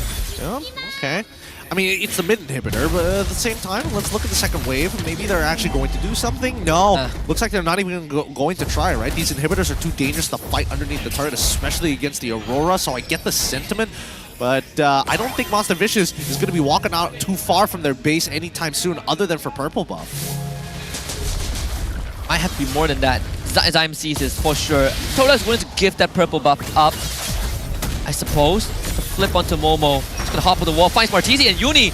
Tie them up together and Zyme instantly gets to the backline. Martisi wants to run away, but D on the hunt gets the kill. But Zyme and Momo were exposed at the back. 2 for 2 so far. Roughh does go down and they freeze Zeno in place. Comes back to life with the immortality. Dashes, tries to get away, could not get enough distance. 3 for Todak as Uni scrambles to clear the mid wave. Nicely done. Nicely done. But the respawn timers are still relatively short. By the time that they are up, there's going to be roughly around 25 seconds for the Lord to spawn, and that's what they need to set up for, right? That's what they're preparing for. Another Lord, and then looking to end the game off of that.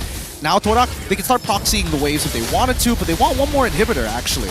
Uni's just gonna try and clear all the waves. Actually, does so.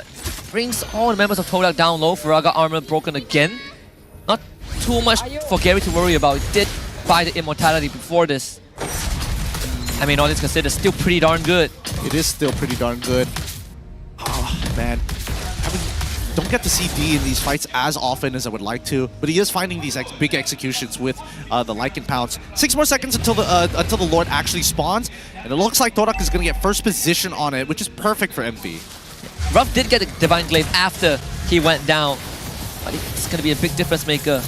Although, he still needs to wait a bit more for Purify to come back up. I don't think if he has the time, with Momo being such a big threat. It's a big zone tool. Location of Uni, Zeno zoned out as well. This is very dangerous. Oh. Pop the Primal Wrath with extra shield. Uni tries to provide support. Zeno, he's going to go down. That Zyme wall, so deadly. They don't even need the Lord at this point. Roughh needs to get away, but he gets tied up by Momo again. As Martisi goes down, Momo on the chase. A hop and a skip and a jump. And another kill onto Roughh. And Uni left to wonder where the rest of his teammates are. Zyme is sitting on the shadow in case he decides to take a trip back, but Uni will be forced to go on the walk of shame by Gary. Still has the immortality to deal with as the rest of Todak just run down the base. Gary ready to take the fight, you take him down, but the rest of his team takes down your base. And Todak not willing to give an inch. Game 3 guaranteed. Ooh. Different side of the coin this time. A dominating performance, but more importantly, still very strong on macro.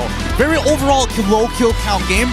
This is the most calculated game I've seen this entire week. Yeah, very slow pace. Everything felt that it was planned beforehand. But also another blue side win, right? Coming out of Todak in such a dominant fashion. I think even for Monster Visions, they know that this game they've been outclassed at every single juncture. Yeah, they didn't find any lane advantages at all. Fortunately, those couple of gangs really making the difference here, etching them out, especially when you walk out of that lane going even in gold against your opponent. So at least now we know that Todak is warm. This game number 3 is actually going to be quite exciting now. Yeah, I mean, Zyme Senpai really showing up big time, right? That Grok spirit never left him, be it mid lane, roam. He does both roles well. But special mention to Momo, always finding the backline. I mean, that ultimate, he turns you into a circus clown, right? Always tying up the relevant target. I mean, Roughh didn't get to play the fight at all. Yeah, he really didn't get to play the fight at all. And especially since he just hit it. He was at maximum capacity. He's like, I'm so ready to fight. I got all my cooldowns. I got my battle spell as well. Instantly just popped. He's like, he dies doing the base base defense, buys the Divine Glaive. He's like, in 30 seconds, I'll be ready. Gets run down. Oh, man. He was bad. Do you think he would have had more success if he was playing Moskov instead of Natan? You know what? He did that on Claude. Natan was on the bottom of our list. Okay, sure, yeah.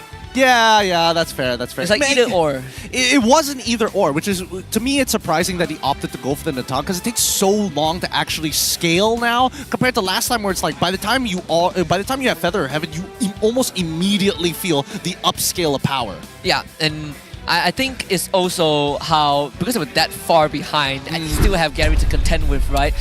Yeah. I mean, Best of 10 really came from Uni at the kind of the second final sequence. But overall, we can clearly identify where the skills start to tip, and it's from that Zyme Senpai moment. You get that big ultimate in, and Todak just ran with the lead. Yeah, and overall, D has been playing a strong laning phase, and even in team fights, he definitely sees a couple of angles to weave in some auto attacks without taking too much damage back, right? In the last couple of fights, yes, it was kind of handed to him at the end of the day, but still, he did a very good job at dodging the correct ability. So, give it up for our MVP of the game, D, the import from Indonesia. Definitely has a lot of potential in him. And that's my favorite handshake. No time. Very creative, right? Of course, bit of a, I mean, good moon even on that Aurora, right? Again, pillar of the team, a good building block to allow D to get the 6-0 and 9 KD. I believe he went Thunderbelt first item, but it's one of the few games where he just has all the space he needs to stack it up. He's got all the situational items as well, right? The Windtalker, I would imagine that he got it pretty early on, but then he also decided to go for the Rose Gold Meteor as well to protect himself. perfect game. 6-0 and 9 KDA. Obviously, the GPM could have been a little bit better, but hey, most of this game was going well for him. I'm just surprised he decided to go for Common Emblem. Oh yeah, that as well. And I think that actually allowed him to edge out Roughh in the lane. I think it's kind of like the incremental traits, right? Like Roughh didn't really have the same luxury. I believe he went for the Mage Emblem. Even at the very end, Roughh basically hitting critical mass, but the only target he can kind of attack is not the one he wants to. It's a bit of I'm not gonna lie, it's definitely a bit of a feels bad for Roughh, especially with the amount of punishment that he received throughout the game from D by D alone before we started getting, you know, Momo and as well as Gary involved. But it definitely goes to show that this draft is going to be very important, right? Because Gary, we would have imagined that he was going to play an assassin of some sort. The fact that he went for this X-Borg was already pretty interesting, considering there wasn't too many tanks already revealed. The most was Edith. Yeah, I think for MV as well, they picked the Tigreal in the final 2 pick as well. Yeah, they picked Tigreal 4th and then a Tan 5th. And I feel like at that point, they already saw the X-Borg. So Torak really changing it up and realizing that, okay, if MV wants to snowball us with Assassin, we just pick heroes that don't really fear the Hayabusa, right? Like Firaga Armor, Big Grok, Aurora Passive, Vengeance on CC, you know, the whole caboodle. They got everything. They basically had everything. Let's look at the total damage now. It looks like, well, actually MV is the one dealing more total damage. It looks like Roughh was putting up some pretty good numbers, but where it really starts to stray away from him is that both Union as well as Martizi was getting good damage individually more than their opponents Moon and Gary. Yeah, a lot of them were eaten up by the Firaga Armor and the Vengeance. I think that's really where it starts to feel really bad. This Valentina pick as well, we kind of saw the angle that Evie was trying to get at, some decent ultimates that allowed him to set up. We even saw Martizi taking initiative, you know, Flicker, Stolen, Wild Charge. But you compare it to what Torak has, it definitely feels harder to execute. You need to be on site, and a lot of times it's just the synchronization in there. Yeah, I don't know. Playing from behind against a comp, like Torak's comp makes a little bit more sense, right? Because there's just too many things that you have, well, not really too many things, but more so, it's not cost efficient to try and challenge it, right? If you want to go for a gank on Momo, you need to guarantee that kill, but there's no guarantee. The way that they're playing and the way that Torak spreads out in particular to cover their side lanes is like a minefield. By the time you're walking through that river, somebody already spotted you. And that all falls back to Zyme. He is just everywhere, right? Like you are seeing him walking up to MV members. Honestly, no one can stop him. Yeah. Even Roughh was having a hard time. Yeah, can't do much about it. Can't do much about it. Still the carry though, you know? He is still the carry. It's just sad to see that he doesn't get to play the game, especially when he hits that critical moment. It's what all marksmen are waiting for. That one big power spike where you can turn off your brain, auto attack, and just win fights. Hey man, you work hard your entire life and they still don't get it done. Life is unfair. Life is rough. Oh, interesting. So yes, you're right. He did go for Thunderbelt, but he went for Endless Battle as his second item, which is interesting because that means he's more focused on the trades than he is on the wave. That's the reason why we see Roger players actually pick up the Windtalker, because he has such a poor wave clearing speed without it. Yeah. I think it's also maybe they figured that, okay, since we have a lead to work with, let's just start fighting, right? Let's start fighting, get this Roger rolling. We have a Grok and an X-Borg to kind of hold back the front. That's more than enough. As soon as Zyme Senpoi kind of lands a big wild charge, that's the green light for D to go. Yeah, that would have been great. That would have been so great. But Momo getting a super early, honestly, both D and as well as Momo getting super early items, both of which, actually no. Oh, I do see that Roger does he sell it? Wait, hold on, wait, let me look at this again. So D gets boots, and then eventually he gets boots again afterwards? Did he sell it at some point, or am I just looking at that wrong? I think he got the base boots and then he upgraded after Thunderbelt. Did he upgrade it, or was it base boots? Because the image looked like base boots, so that's the scary part. What I saw was base boots. Thunderbelt, tough boots. Okay. I know Momo was greedy rat. This guy went War Axe. He went War Axe straight, no boots whatsoever. That guy is on a different level when it comes down to greeding out. But let's look at the head-to-head, because so far I think that D has been looking just a little bit better than Roughh when it comes down to overall decision making. Roughh, however, it feels like he's unsure how to play from behind. I think also in circumstances, right, it doesn't really permit Roughh to kind of do his job. I feel like MV were a bit more in shambles because it's the complete opposite of game 1, where this time it was Todak that really like, split the battle line. Like Zyme's wall made life miserable for the Edith.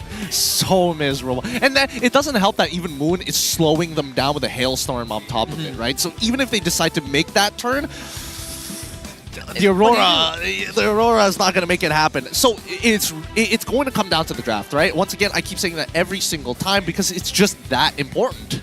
Yeah, and for now, we actually have Rose on the court side. This time with the other jungler of Monster Vicious. It's going to be Subway, so let's see what Rose and Subway has for us. Yes, casters. Sekarang ada bersama dengan Subway. Hello everybody, welcome back ke the MPL Offstage yang dibawa oleh Hotlink. Hi Subway, how are you? Hello, I'm good.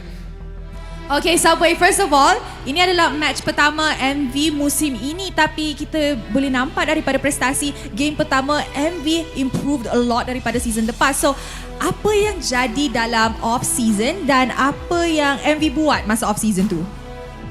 After season 13 tu kita direct training, lepas tu kita ada join Snapdragon tournament dekat Felda. So start situ kita try fits yang mana boleh, and kita pun ada player baru juga, Mar. So kita try improve. Alright, in your opinion, joining Snapdragon Pro Series ni adalah satu benda yang tolong ataupun bantu team as a whole ke tak? Bantu experience, lepas tu fight dengan international team. Okay, now dalam satu WhatsApp content tadi yang kita tunjuk, Coach Haru cakap MV season lepas tak ada eagerness untuk menang. So, apa yang jadi? Kenapa sekarang macam ada je nak menang? Sebab season lepas kita first season kan, so banyak yang try and error lah. So, di season kita orang try fits yang mana season lepas tak dapat fits. So, kita dahagakan kemenangan lah. Okay, before I send you off, I nak tanya, will we see Subway soon? We'll see. Alright, apa Subway nak cakap kepada teammate Subway atas pentas sekarang ni? Bantai Todak 2-1, kita balik, kita enjoy. Alright, thank you so much to Subway. Good luck to the both teams. And guys, mari let's show it back to the casters to start Game 3 in this Best of 3 series. Casters, silakan. Thank you, Rose and Subway. What was the result last season between MV and Todak? Was it a 2-1 MV or 2-1 Todak? I gotta check my records. I gotta check my records too. Oh man, it's I know that it went the full series. I know that it went the full series. I just can't remember what the result was exactly, right? But hey, those are the words coming in from Subway himself. Glad to see that he's still sticking around in the professional scene. Hopefully he gets a chance to actually play. But maybe if the patch leads back in towards tanks, then we might see him. Yeah, man, it's come a long way, right? You look back at Subway's history, willing to go back down to that tier 2 pool and kind of build it up from scratch. It's not easy to do, you know, it took a lot of time. Even when they were dominating tier 2, it's not like, oh, you instantly get a ticket into MPL. You gotta play your way through kind of the Academy League to get here. Yeah, I mean, lots of games of Fredrin, lots of games of Baxia, you know, that's all he got to play for the majority of it. But in MV, it feels like at least he's able to express himself a little bit better, rather compared to his time in the SMG, where, again, very quiet, very chilled, but most of the time, still playing the tanks. Wow, I think, if I'm not mistaken, Todak actually 2-0 MV. 2-0 to MV. This is a good improvement. So the roster is a bit different, but you know, the growth from MV definitely is shown here. Interesting. A bit of rough around the edges last season. You know, expectations were managed about MV. As long as they didn't kind of get relegated, I think that was good enough. So they were in the same boot as JP Niners. Yeah, definitely one of those Category 5 situations. But at the very least, I feel like MV are coming in with a new vibe, right? Definitely, yes, they are still a little bit more relaxed overall as a team, because that's generally the nature of the players, but at the same time, they are making some very decisive moves, right? Some very high level thinking here overall, which we didn't get to see too much yesterday. Very much like somebody dominates the other, or whoever makes the whoever blunders harder than your opponent. But this one feels more like a chess match between the two. So far, the most technical series, I think, of week 1 of the season. At least it also takes some weight off of Haru's shoulders, right? To have Sora coming in as the second brain. But also, you look at Nova Escobar, one of the big playmakers, right? All the way from tier 2 back then. 2 seasons ago, he was the one who kind of dragged SRG through playoffs when they faced off against Todak, and that was quite a statement now against Todak again for a second time, which definitely feels a bit different. Yeah, it's wild. It's wild because like Nova X Cobra has been loaned to so many teams. His original team is MV, but the fact that he's been loaned out so many times goes to show that he is a good player and he has value and brings value to the teams that he goes to. See, I mean, super sub, right? Super Nova. I believe that's what he was dubbed last time. I know we kind of did. He was around last season, but that was kind of like the rebuilding phase. We can expect MV to be on that red side for sure. Game 3. I wonder where the Juicin and Jawhead is gonna go, right? These two have been ignored. They haven't been banned, they haven't been picked as well. We haven't seen like either one of these teams really take advantage of those 2 picks, and maybe that could open up the draft a little bit. In the previous game, I understand why they didn't want to go for the Jushin. I'm just surprised that it wasn't picked up by either of the teams. But the Julian, right? That's also a hero. I mean, it could be an acquired taste, but for now, we'll see. The Game 3 draft is going to be underway in just a little bit. We'll see adjustments from MV. The pendulum swings the other way. Well, let's find out. Wow, actually taking blue side. What? I am now. Dang, that's so wild. These are the only teams that are fighting for blue side. It's crazy. It feels like either they've cracked the code on what the draft needs to look like, or the only reason they want to do it again is to try and get Lolita Hanabi. I would. Now that you think about it, yeah, it's been red side. It's been blue side wins, right? Pretty much the entire series so far. Yeah. Let's see if Todak reads this though. Like you go into second phase and then you ban Lolita straight. Yeah. I think that would make the most sense. That MV did ban Hanabi, I believe, in game 2. Banning taken out. Jushin still left open. Jushin, Zask, yeah, Hylos as well. It's first pick Hylos again for MV, right? Feels like it. I think you don't have to think too much. Yep. Turn off your brains, you know. Just I know for a fact that Haru likes to keep it simple, right? There's no point overcomplicating a situation. As long as you are just following your plan, usually it's going to be fine. So with Hylos there, now we see... Wait, who's the person next to the guy who's going bald? All right, let's see. He doesn't know! Wait, he doesn't know! Does he know? He sees himself on camera, right? Oh, he got set up. Wait, did he get set up or not? I can't tell! Feels like it. They're either really good actors, or he just called a stranger. Or he just called a random stranger. That's so funny. We like to up the stakes. We do. Oh, interesting. Blind pick CC, and they also pick up the Grok straight away. I suppose. Okay, so it's still so far it's the same as the previous game, minus the Roger. I guess the CC does give you, unless they want to put CC as a flex. I mean, it's still, I mean, maybe not in this meta. Not in this meta for sure. Yeah. Let's give you a good lane overall, right? Nolan and Zas for MV. Nolan as well as Zask. It looks like they're trying to simulate the composition again. Okay, so let's see.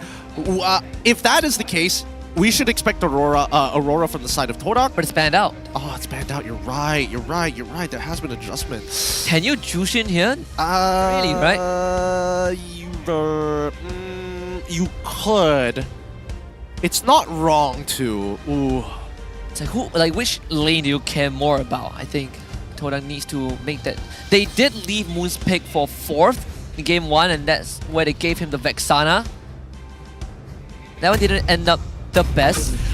I mean, they could go for the Vexana again if they wanted to, right? But instead they're gonna go for the Valentina. They're gonna have a glorious pathway of their own. I don't think it's the best. Is it the most optimal pick? It's tough.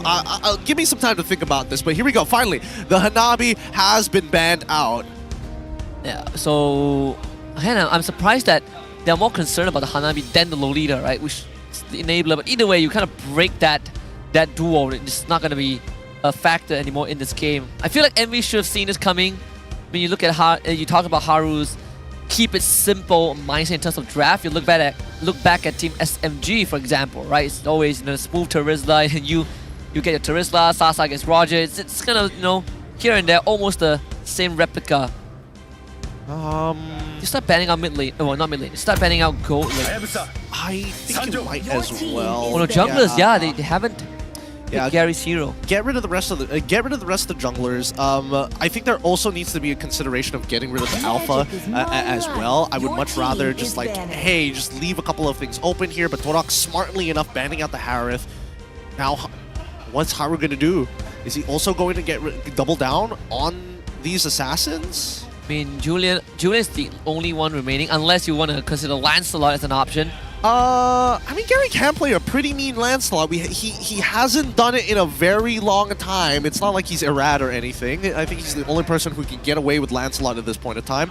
But MV, if they want to really put the stops on Torak, they get rid of Alpha so that at least then they can have some pretty, they can have even more tanky front lines. In fact, I think you take out Alpha and then Rome becomes a bit more manageable. Yep. So they ban the export. I suppose it's kind of two pieces of the same pot. It's more or less of the same thing, but Torak, when I look at their composition, especially when you have a CC, I wouldn't imagine you trying to go for all-ins, more so to peel backwards to chunk people out. Talk about amping up the stakes. Now we have involved a marriage. It's like if Torak wins, if person A loses, wait. If Torak loses, person B gets married. I don't know. If I'm person B, I'll take my team losing because they put a ring on it. Fingers crossed. Fingers crossed they lose. Bloodlines on the line. It's a lot at stake. It's generational heritage. Generational heritage. I'm looking around at the crowd to see who else is coming up with something wild to put up on screen. But here we go. MV looking to complete their composition. They're going to go with the traditional Terizla and putting Hylos into the support section. How are they going to finish this off with the gold? Is it going to be Moskov once again? Yeah, Moskov. Moskov, Terizla. Yeah, keep it simple. Back to basics. Which can be a pain for the Claude. Depending if they can catch the Claw. It's not like game one where, oh man, I have a Terizla, but my target is CC immune. If I land a penalty zone, Claw just gets knocked out. Yeah. I mean, with the knockups, they can cancel the Blazing Duet. Let's not forget about Hylos as well. Just him showing up could force him to use his BMI. But at this stage, I mean, CC really needs to win hard. Like, Momo needs to do a lot of the heavy lifting in the laning phase to be able to stay relevant during the mid-game. I think it's also Hylos now in the roam role. You get to pressure the jungle a lot more, even if they go for an assassin, well, maybe not the alpha. I suppose early game you can still get away with it before alpha really kind of gets going. I think the concept is still the same, right? CC into Terizla, you fear the CC a lot less. Yeah. Oh, I don't know. This one's a little more 50-50 in my opinion, right? I think this is by far the more even draft between the two. Yes, there are some pros and cons, but again, it's how you force these situations to be in your favor with the cards that you are given. See, does this look a lot more even compared to what we've kind of seen in the past two games? Personally, I think it's a little bit more even here. I do think that Todak's lineup is going to require a little bit more execution overall because MV, worst comes to worst, oh, it's a one-button escape for a majority of the heroes. It's like, oh, I have a bug, or I just leap away. Game 3 about to be underway. Todak against Monster Vicious. And see if Monster Vicious can overcome Todak, right? Kind of right the wrongs in this series. The conclusion will be reached pretty soon. But so far, the interesting trend is that blue side has been taking the dub, so follow down that route, it might be MV. Yeah, I mean, they're trying to even up the stats here. Both junglers going to be starting on the purple side. They will end up on opposite sides of the map. And I think it's pretty good because Alpha does want to actually gank Xeno as early as possible on this Terizla. He has the relevant passive to do so. And even on the bottom side, we expect that Nolan to try and kill this Claude. There's some bit of a flashback from the previous series. Wait, did Roughh lose it? Oh no, he did lose a minion. The minions was just one on top of each other. But this Hylos can pose a bit of problem for Zyme, right? Because like, yeah, I mean, you stick onto Zyme and you win the trade. Yeah, but just gotta make him bleed. Man-to-man defense here. Not letting Zyme get to walk around however he wants. Just consistent pressure overall. Oh, Roughh walking up boldly to try and tell D, hey, maybe my jungler's here. Oh! Yeah, very bold, but he's forced to trade a little bit. All this considered, not too bad for D. Oh, he's gonna do it again. The gang that you talk about onto Zeno.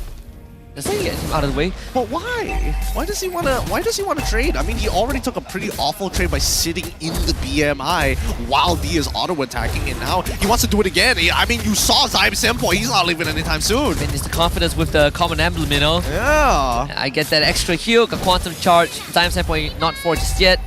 So the only thing that is really expanded is that that flicker from Zeno. He'll get back in time to catch that cannon. Nice. Don't want to be losing out on cannons here. So far, again, very slow game from MV as well as Torak. We were only expecting blood to be spilt once the level 4s have been hit, which has been hit by both Garen as well as Moon. It's the same. I can't say the same about MV at this point in time. Wow, they are blitzing this. Yeah, MV's gonna be late to the hit, but steals it anyways. Thanks for the hard work. And Noah Escobar actually wants to jump in. Momo, prime target, penalty zone as the vengeance will expire very soon. Spear of Destruction shows up. Roughh joins the fight first. Blood for Monster Vicious. Good stuff from Uni. I mean, being able to find those kills would have been nice, but getting the turtle just puts the cherry on top. And now the rest of MV all warmed up. They're going to take full advantage, and Roughh even getting a double wave here. One catching through mid, and the next when he gets the back down to the bottom side of the map. Yeah, best red carpet ever laid out, right? Onto like 3-4 people, or the movement speed slow. That's something that also can be a bit of a pain. And just like that, Roughh joins the fight. Actually, I'm surprised he didn't get any assist out of that, but still he ate that mid wave.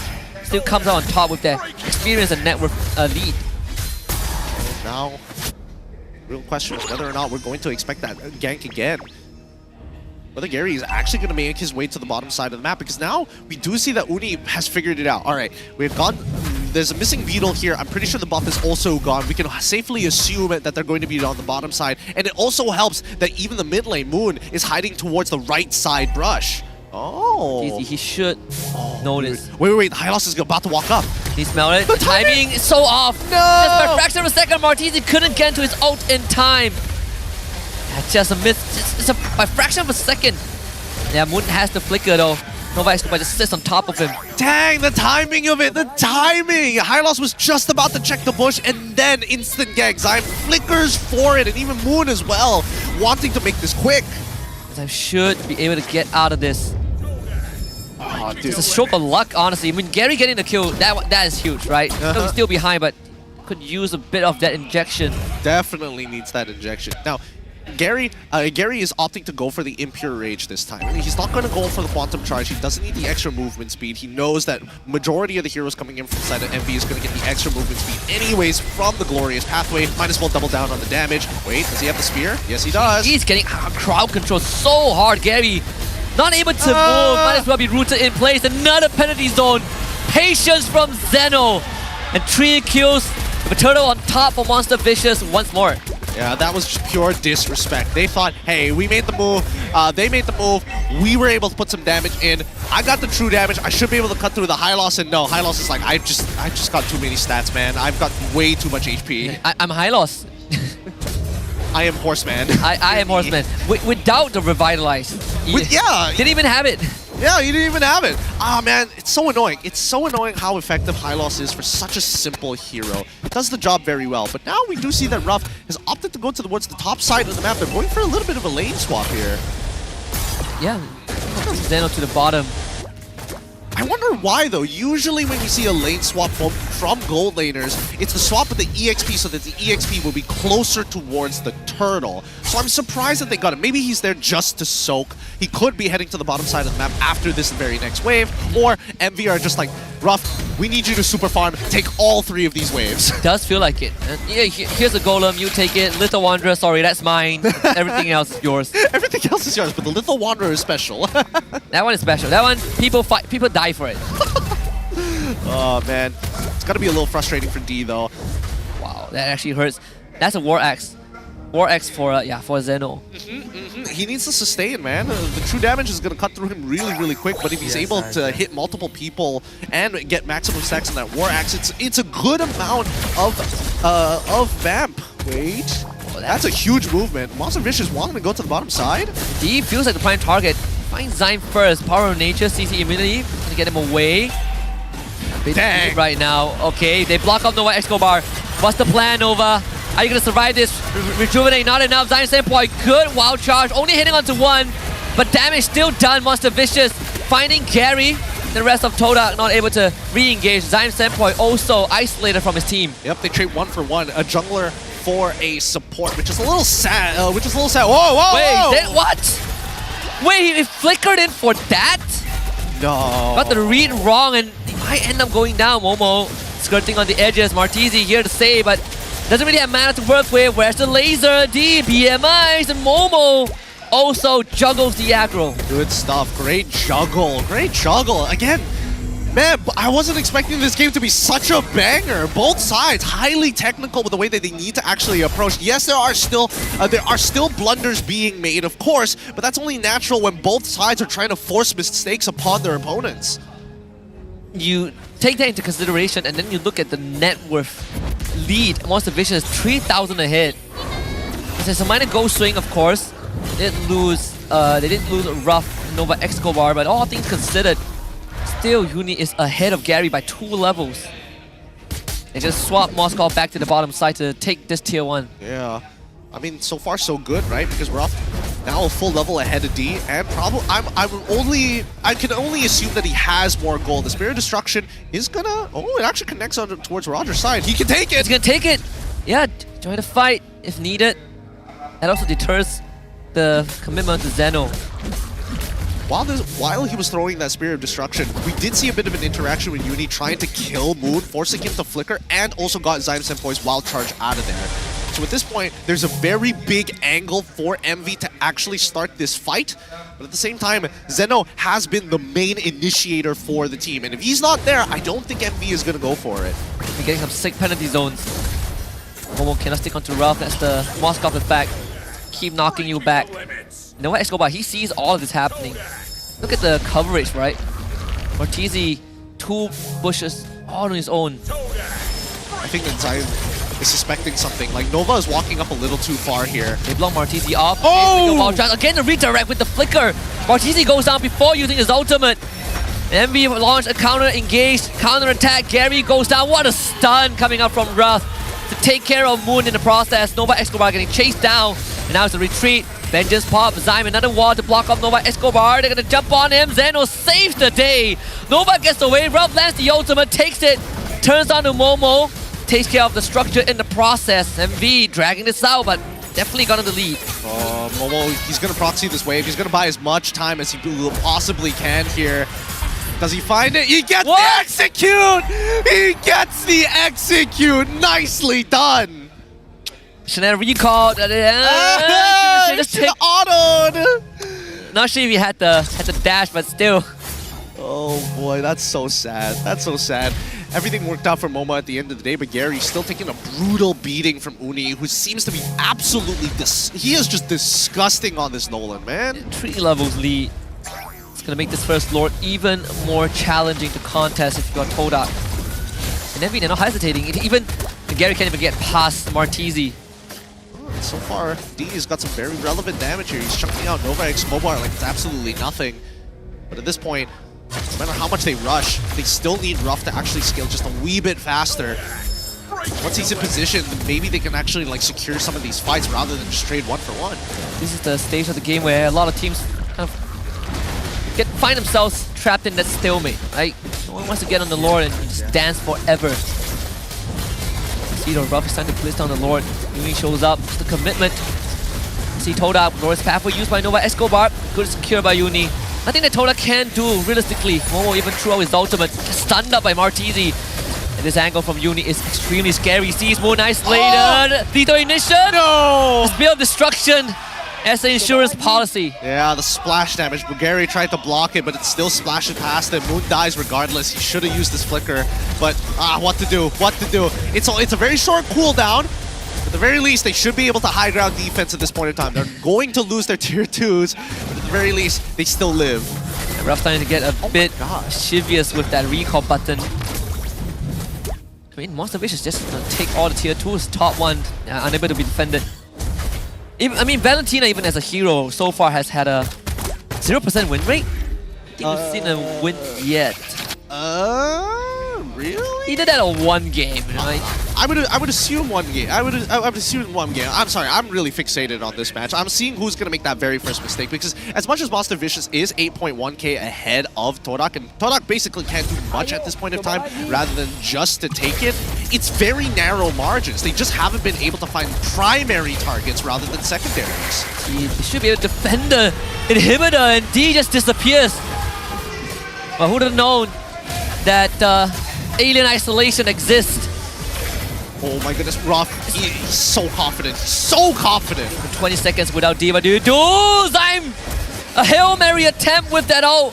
3-man knockup, get Martizi out of the way, but he himself is gonna fall, shattered into rubble. Nova Escobar, Roughh, Uni still around. 3v3, can Gary keep it together for the team? Roughh just absolutely just melting his health bar. Relocate, reposition, Momo pops the vengeance. Roughh switches onto Moon, he just full commits. Gary, you're next! And D on the chopping block, finally! Roughh goes down, Monster Vicious forced to pump on the brakes, but not before taking all inhibs. Woo! A 4-for-3 trade in favor of Todak. Their high ground defense paid off, finally. That was the situation they were looking for. They need Monster Vicious to come to them, not the other way around.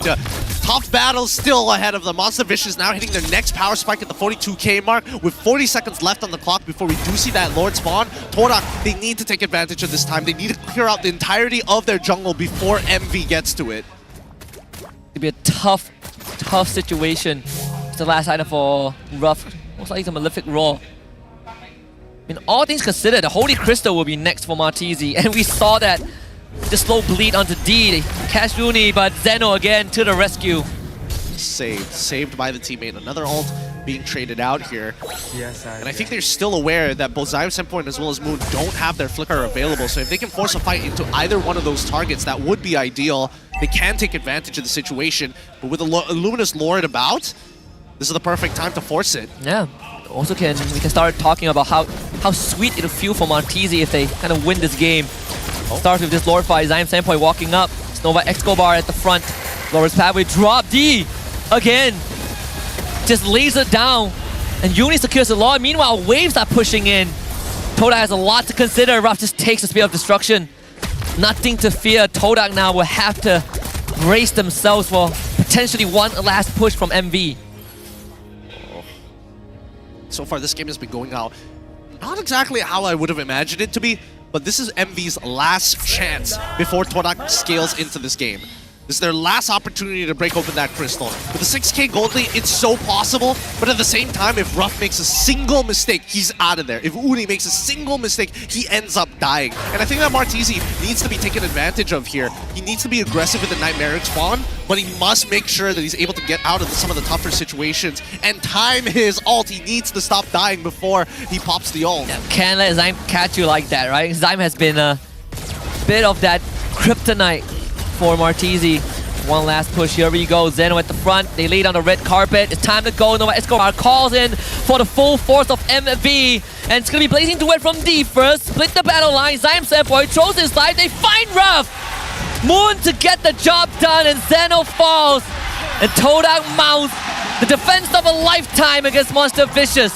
They have to choose what the kill box looks like. And Martizi, he's on the run, but Momo, he's just gotta run him down. Uni can't save him. Not a chance. So ridiculous. It's so ridiculous. They go for the conceal play. It doesn't work out the way that they want to. But then they flicker past battle lines, get past the anchor, just to make sure they have no safe space. And now, after all of that, they might just turn this around and win this game. The lethal ignition. No, wait. The shield at the very end. Saves in the splash, but a block, but Roughh takes it. Can't miss an opportunity at all. Redemption at the end. Good save. Good save. Monster Vicious still in it to win it. Todak unable to end, but they are missing all of their inhibitors with super minions knocking at their doors. The only difference maker, honestly, right? Keeping Monster Vicious in this game. That could have been a walk down the mid lane if Todak had the whole team. Okay, let's do it again. One 15 more time. seconds for D.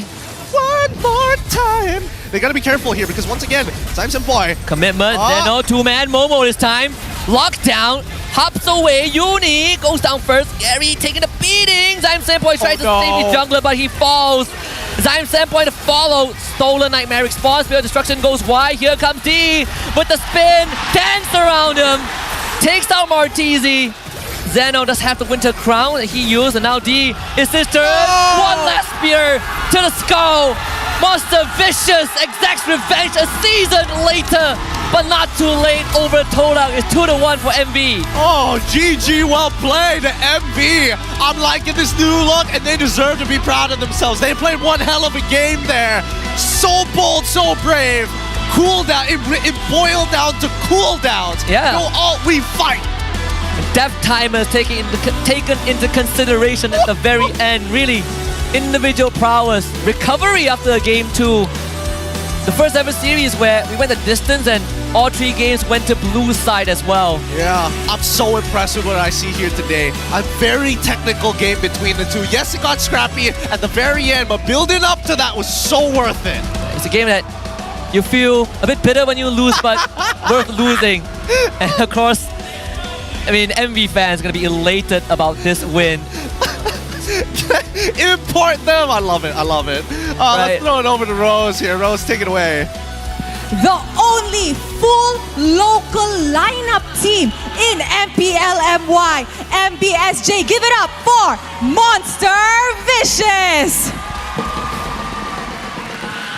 Alright, ini adalah satu match pembukaan Monster Vicious yang sangat-sangat sengit. First of all, guys, how are you feeling? Nova, how are you? Feeling very good today. Alright, okay, Nova, I nak tanya, daripada roster kan untuk musim ini, Monster Vicious adalah satu pasukan yang korang ada perubahan yang sangat-sangat minimal. You guys only tambah satu player, which is Martizi, and 2 lagi coaching staff kan. Now, dengan kemenangan ini, what does it mean for Monster Vicious? Adakah ini satu moral boost sebab korang punya first match started on a good note? Betul, inilah permulaan yang baik untuk kita orang. So kita orang akan keep konsisten dengan full local kita orang . Alright, now can we please pass the mic to Martizi? Jangan pedas sangat. Kenapa alamat terus? Okay, now Martizi, I nak tanya je, how does it feel like going up against your former team, Toda? Sebab musim lepas, awak dalam line-up dorang. Sekarang awak kalahkan dorang pula. Bagi saya kalau ikutkan sebenarnya saya nak Zayed dengan ni Hazel main, tapi itulah dorang tak main pula kan. So bagi saya line-up dorang yang Zayed yang Rom semua ni biasa je kot. Oh, okay. Biasa je dia cakap. I tak cakap apa-apa dia yang cakap. Okay guys, so kita dah tengok tiga game untuk match ni. Korang rasa siapa yang MVP? I'm hearing noises and names. So apa kata kita tengok MVP perlawanan ini? In 3, 2, 1. MVP perlawanan ini jatuh kepada Roughh. Satu lagi ex-player Toda. Okay, Roughh, first of all, untuk musim ini, very good start. Tapi dengan kemenangan ini, are you guys still experimenting dengan line-up? Ataupun korang dah dapat or found the perfect recipe? Rasanya belum lagi. Tapi untuk for a good start, regular season tu kita orang dah ready lah. Tapi kalau untuk ke playoff na tu, kita orang kena work hard lagi lah. Dengan ada benda lagi untuk kita orang kena betulkan lah. Okay, dari segi disiplin semua macam tu. Roughh dah menang gold lane, Roughh dah dapat MVP first match. Kalau you rasa you nak jumpa gold laner mana in the upcoming matches, which gold laner are you most excited to meet? Saya rasa Innocent good. Dia dah tunjuk local power macam mana, and I like that. Okay, maybe we could give it to Uni.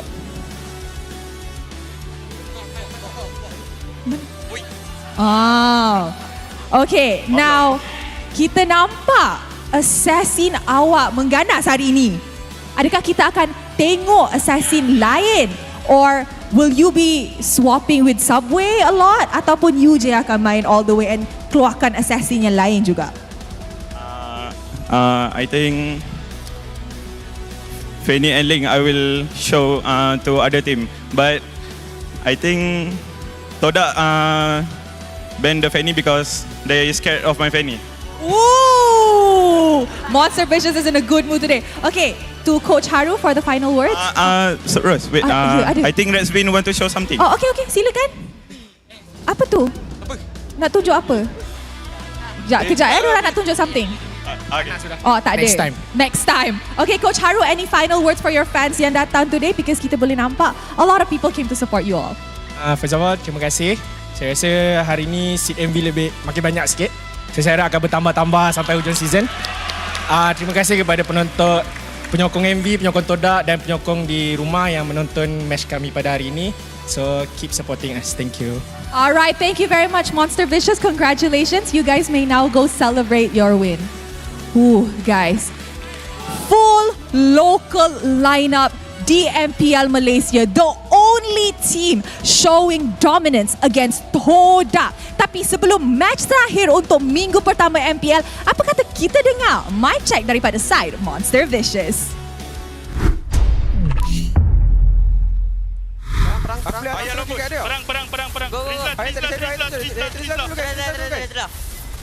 Okey, Aku pegang dua orang. Okey, balik. Tak kena Moskow tombak. Yeah. So datang balik atas. Aku attack. Float. Dia masuk okey. Habis. Gerak. Jadi botak. Kotek. Dah luar. Go. Ayo dari situ. Wave 3 masuk. Tu kena stand. Gerak. Masuk guys.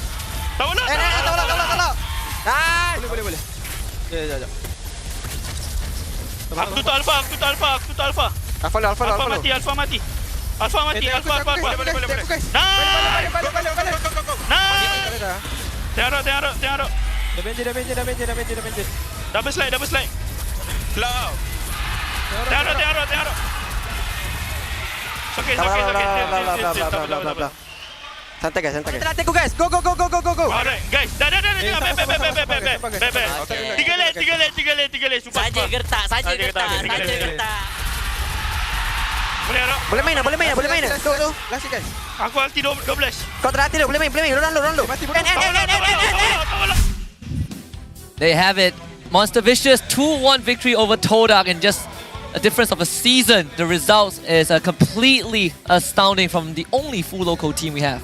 Very impressed with what they've showed here today. Very impressed with the mechanics that we've seen, but the decision making is really what puts a smile on my face, man. Yeah. Great stuff coming in from this team. Let's look at the highlights one more time, and you'll notice that both Todak and as well as MV put some really high, some high IQ decisions based on the information that they got. One of the motions coming in from Todak that I was very impressed by is the fact that they knew that they were moving down to the bottom side. It was Zyme Senpoi and as well as D. And Zyme Senpoi left D to go for the 1v1 to slow down the rest of the reinforcements. Again, motions like this is what we should expect in the highest tier of play. And even in these moments, right, readjustment from Todak, they anticipate the Moscow ultimate. Of course, Roughh made his own play at the very end. But for a game that's this technical, it definitely felt longer than it actually is. Yep, I mean, there's 16 long minutes of war and combat. Like, both sides just playing footsies with each other, maximizing their distances. But give it up for the MVP of the match, going over to Roughh. Played Hanabi in game number 2 and Amin Moskov in game number 3. This kid has won games with Todak before, 2 seasons ago, and now has won against Todak. And then meanwhile, Martisi is still waiting to play against the Todak Legion former teammates, which I suppose he would get somewhere down the road with... I mean, he says somewhere down the road, they're sitting like right across from... with Yumes. Yeah, they're chilling with Yumes right now, having a good time. But yeah, very impressed with the team that we've seen here by MV. Love the decision making. I think definitely there are things to polish, of course, but this is a very good showing. It shows a very high ceiling. Yeah, and I think it also shows a couple of their cards as well, right? Like, it kind of put it out. The Lolita Hanabi, the first team to do it and find success with how they, at least in how they managed the early game, but also the high loss. Big impact on the high loss, right? You can see MV played it in both XP and Rome Row, and of course, special mention to Zeno's Terisla. That also was a sight to behold. Yeah, I mean, I don't think Zeno is one of the stronger laners, but he definitely has an eye of landing his engages. He doesn't miss very often. Very high hit rate overall, but Uni on this Nolan is something else. He is diffing Gary really, really hard with his insane clear speed. Yeah, that and also supported by Nova Escobar on his high-lows, right? We saw this early turtle engages. Even in the mic check, Nova was saying, Gary's dead. I got him all on my own. I did it, boy. Dad, I did it all by myself. Are you proud?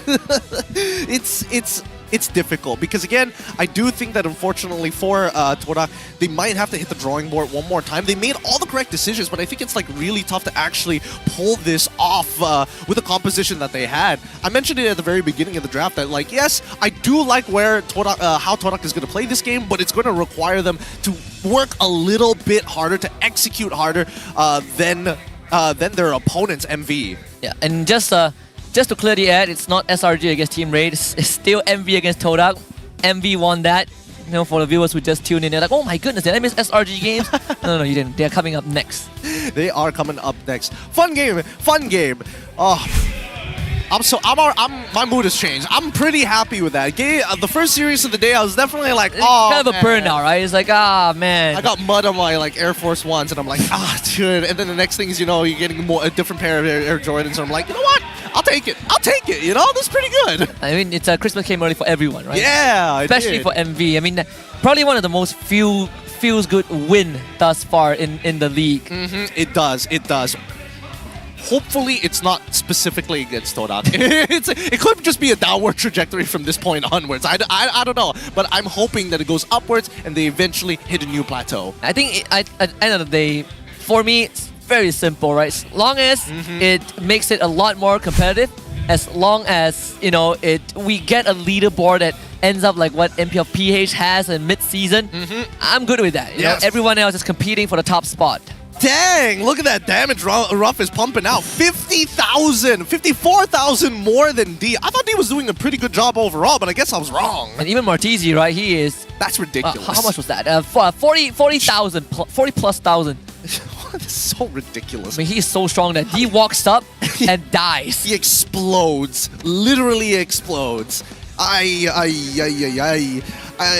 think that... Man, Zosk is too good.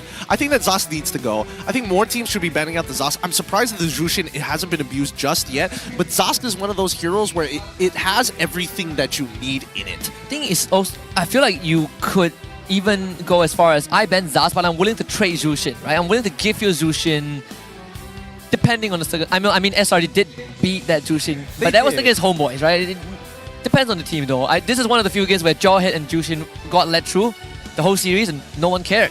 Yeah, it really is just like a completely different side of the MPL here at MPL MY. If MPL MY is like a coin, we have teams that are like, oh, we're willing to do anything to win, and there are other teams where it's like, no, I'll stick to my identity no matter what, even if the meta demands me to whip out a Jushin every once in a while. But I do want to see how Todak is going to develop. There's definitely a lot of potential there as well. I've been singing the praises of MV, but even for Todak, I think this is not too bad of a showing. Yeah, I mean, Todak is one of those few teams that are willing to just stick with what they are comfortable with, right? Like some people may say that, okay, this is a very stubborn team that refuse to kind of adapt. But I think at least in this game, you can see the grok, all 3 games for Zyme Senpai. Even though they lost 2 of the games, he has landed some incredible ults. He has been extremely consistent. And another person who's been extremely consistent is D, their import. I feel like as a player individually is solid through and through. He doesn't make rash decisions. And the times that he did eventually get caught out, it's just, wow, MV just played it a little bit better. Yeah, it was like, oh, it's a full team fight. This is only so much I can do, right? Hall of Famers, though, all from the side of MV. Like, Uni, 907 GPM. He was deathless this game, but still to hit that high of a GPM is something else. Dang, that's kind of crazy though. That's kind of crazy. It feels like 900 GPM is starting to become the norm these days. It's not an easy number to hit, but in this assassin meta, I think we should set our expectations. I mean, we gotta break the record. I think the highest GPM in the world record has been broken. What was it? It was like 937, right? It was like 1,000 plus by Chibi last season on Nolan, but then it got broken afterwards. But I don't remember by who. if I remember correctly, it got broken. Either it was broken or someone else got pretty close. We'll double check that in just a little bit. Let's have a look at the item build comparison because yes, this is a pretty long game, 2 minutes all the way until the 18-minute mark, but we are noticing a couple of things. Number one, Zeno's build, full tank, right? Yeah. He's not designed to actually try, and actually go for these big fights every single time. That's why you're seeing that, yes, he does get the War Axe, but then he goes straight into the Apocalypse. It's all about that sustain. We're looking at the members of the side of Torak, and you notice that majority of them are not that tanky. And yes, you want to be, oh, I want to have some extra max HP when I'm facing off against true damage. No, you want sustain. Yeah, and it's not like the previous game where Momo can just run around, right? This game, there's a lot more damage that you gotta deal with. And with that being said, the standings will be updated with Vamos still leading the chart. The only team to get a 2-0 so far. JP Niners, Monster Vicious, Selangor Red Giants and Team Hak all tied with 2 points. Followed by Homeboys, RSGMY, Team Rey and Todak tied at 1 point. Ready Sports at the bottom with none. Now keep in mind, this isn't the final standings. We still have another game to go between SRG up against Team Rey, and we'll see how that one is going to provide. Because again, yesterday, not exactly the best showing for the side of Team Rey. They had a really good concept overall. SRG is being SRG yesterday, so today I would only assume that they're going to do their thing. Yeah, and I mean, if Team Rey can even take a game of SRG, that would definitely reset expectations overall, right? We've gotten a good taste test of every single team. And now we're going to start diving into the appetizers and eventually the entrees. And at least for SRG, we get to see them in action again and see what adjustments they made from yesterday. Same for Team Rey. Yeah, I mean, I just want to go back to the fact, if Team Rey does take off a game off of SRG, the real question is whether or not SRG has fallen off of grace or whether the game state is so volatile that anything can happen. I don't know which one I prefer. I think I prefer the second one. I think I prefer the second one. The latter, yeah. Makes it more competitive, but it doesn't take away the fact that, you know, you still SRD is still one of the top premier teams, the teams to beat, right? If people can crack the code of we are no longer fighting for second place, that would be great, but it's a story for the future. For now, we'll go on a short break. When we come back, it's going to be Selangor Red Giants up against Team Rey for our final best of 3 of the day.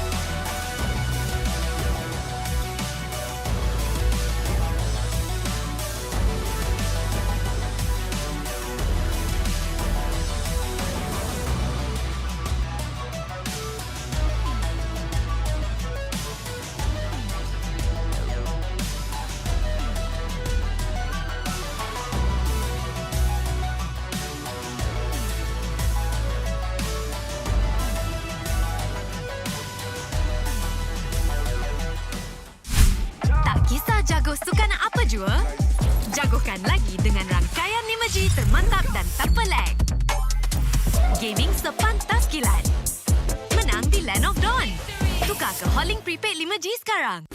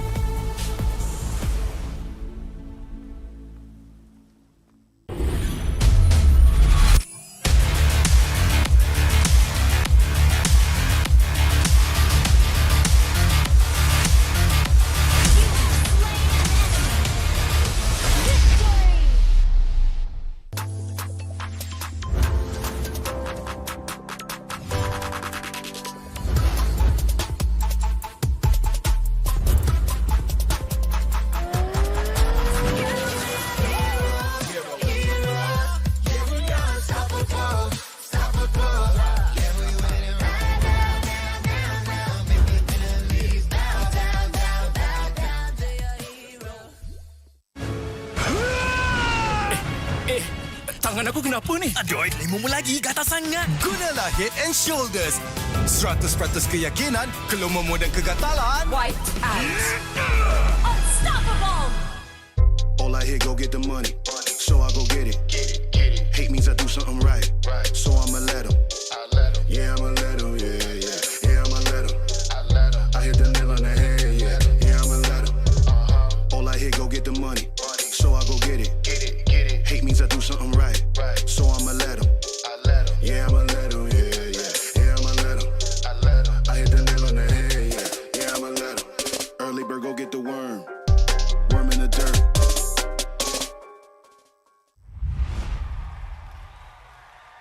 Panas. Itulah, panas gila. Kau ada payung? Ada? Kau tak dengar ke Kak Gura selalu cakap? Sediakan hujan sebelum payung untuk M6. Cik kau. Sediakan payung sebelum hujan. Oh, iya ke? Tapi apa kena-mena dengan M6? Apa kena dengan M6? Ha.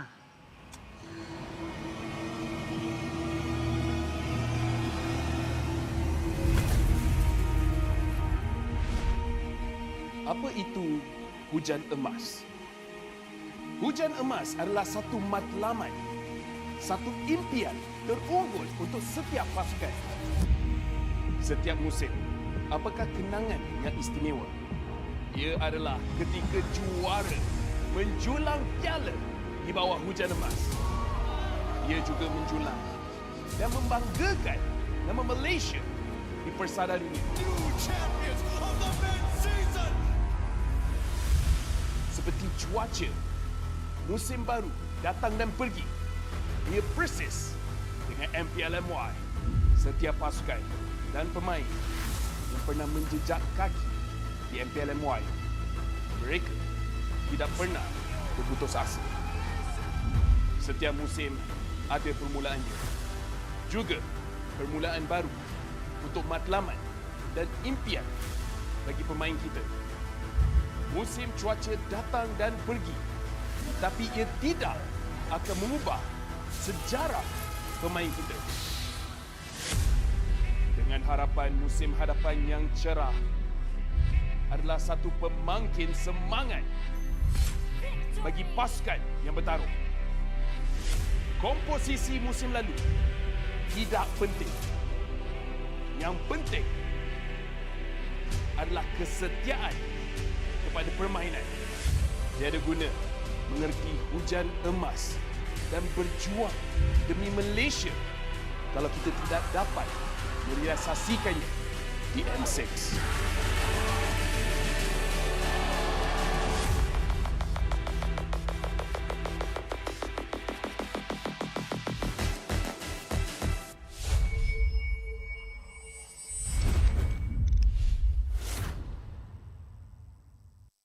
I'm me, and there's no one I'd rather be. You can sit around and wait and see. For a moment I'll be standing free. So hurry up and wait for me. Got a bag of chips by the sea. The sun is blazing down. I've got my smile now. Here's the thing, your chips will really make me sing. Come on, relax and have some chips with me. Chill out, lay back, I'm right where I wanna be. We've got time to take it easy.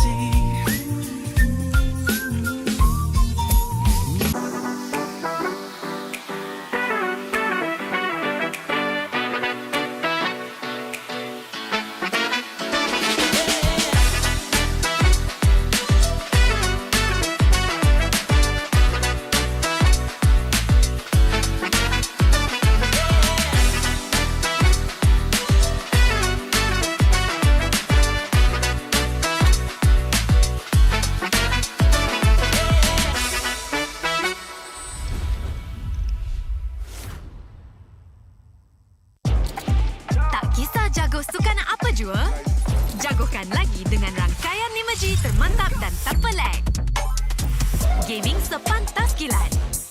Menang di Land of Dawn. Tukar ke Holling Prepaid 5G sekarang.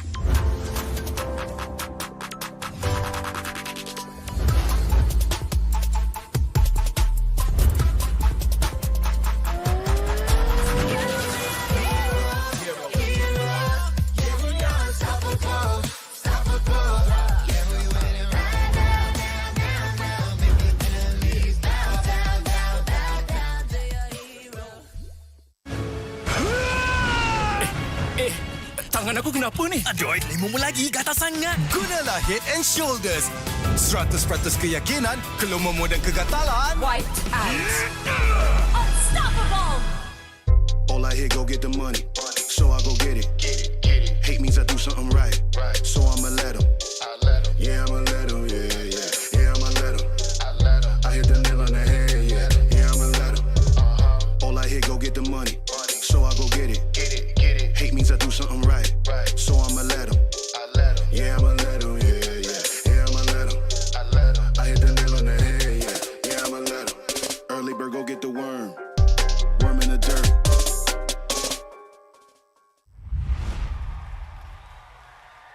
Panas. Itulah, panas gila. Kau ada payung?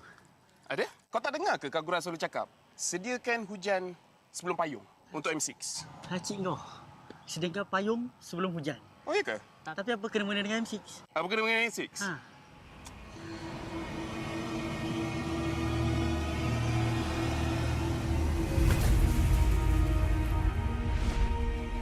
Apa itu hujan emas?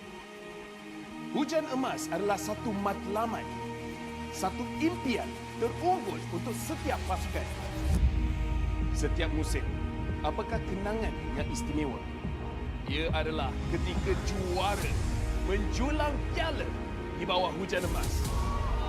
Ia juga menjulang dan membanggakan nama Malaysia di persada dunia.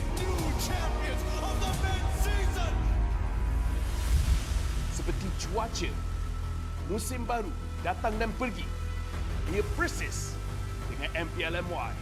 Setiap pasukan dan pemain yang pernah menjejak kaki di MPL MY, mereka tidak pernah berputus asa.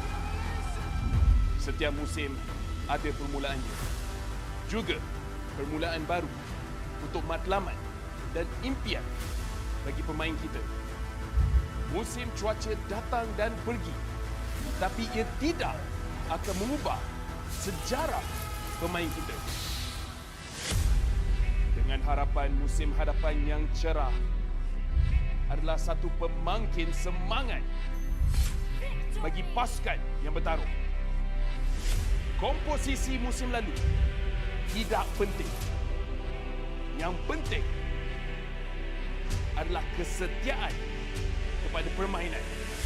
Tiada guna mengerti hujan emas dan berjuang demi Malaysia kalau kita tidak dapat merealisasikannya di M6.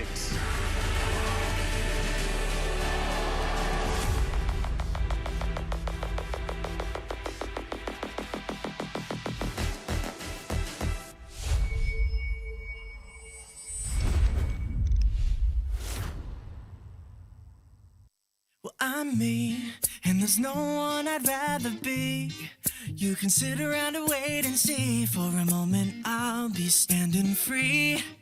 So hurry up and wait for me. Got a bag of chips by the sea. The sun is blazing down. I've got my smile now. Here's the thing, your chips will really make me sing. Come on, relax and have some chips with me. Chill out, lay back, I'm right where I wanna be. We've got time to take it easy.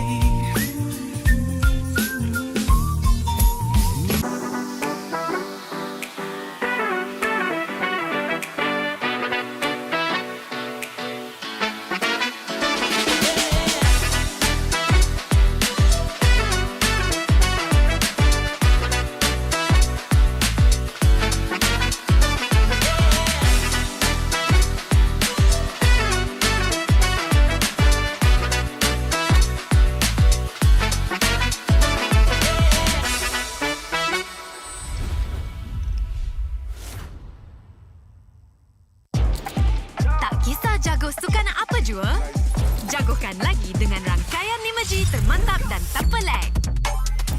Gaming sepantas kilat. Menang di Land of Dawn. Tukar ke Holling Prepaid 5G sekarang.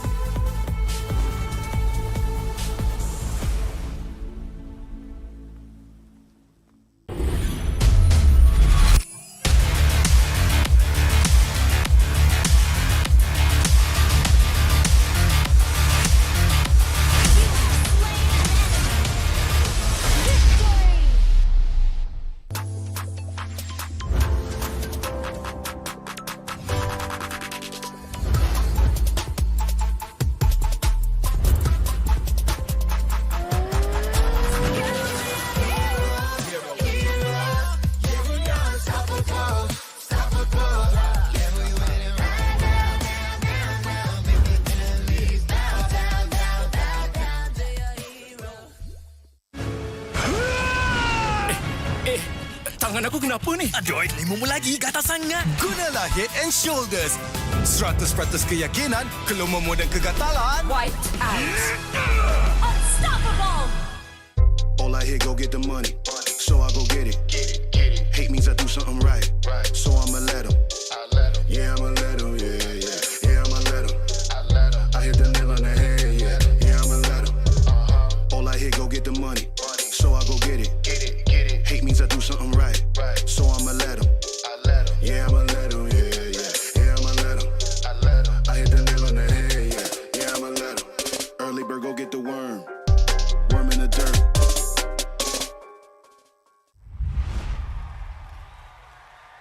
Panas. Itulah, panas gila. Kau ada payung? Ada? Kau tak dengar ke Kagura selalu cakap? Sediakan hujan sebelum payung untuk M6. Cik kau. Sediakan payung sebelum hujan. Oh, iya ke? Tapi apa kena-mena dengan M6? Apa kena dengan M6? Ha.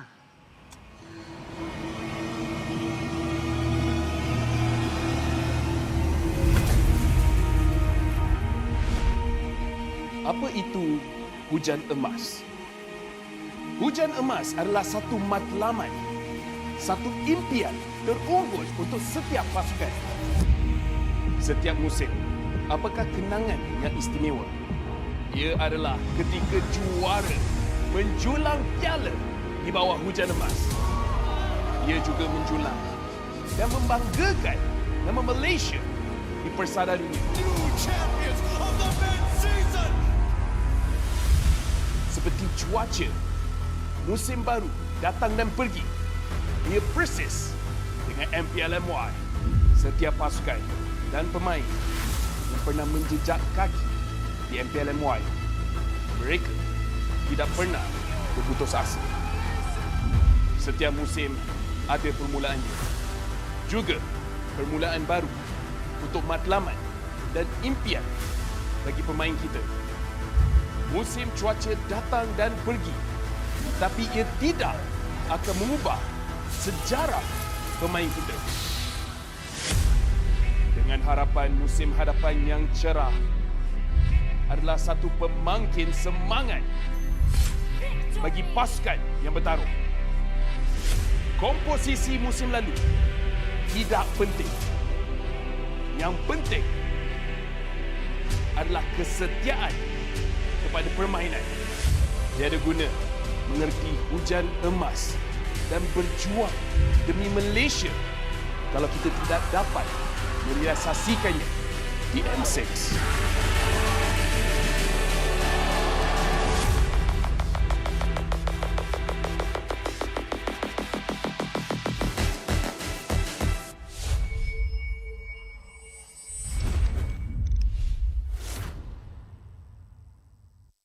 I'm me, and there's no one I'd rather be.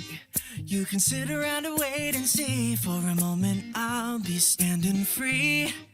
So hurry up and wait for me. Got a bag of chips by the sea.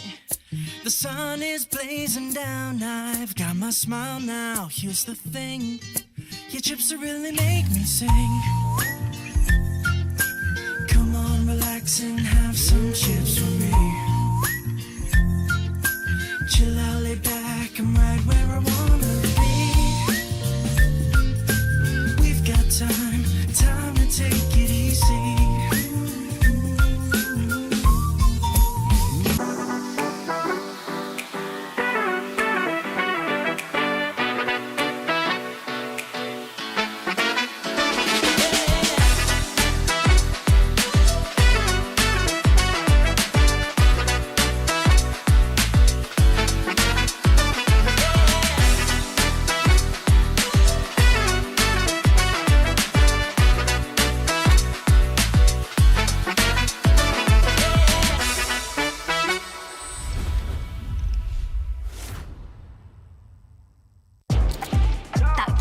jago sukan apa jua?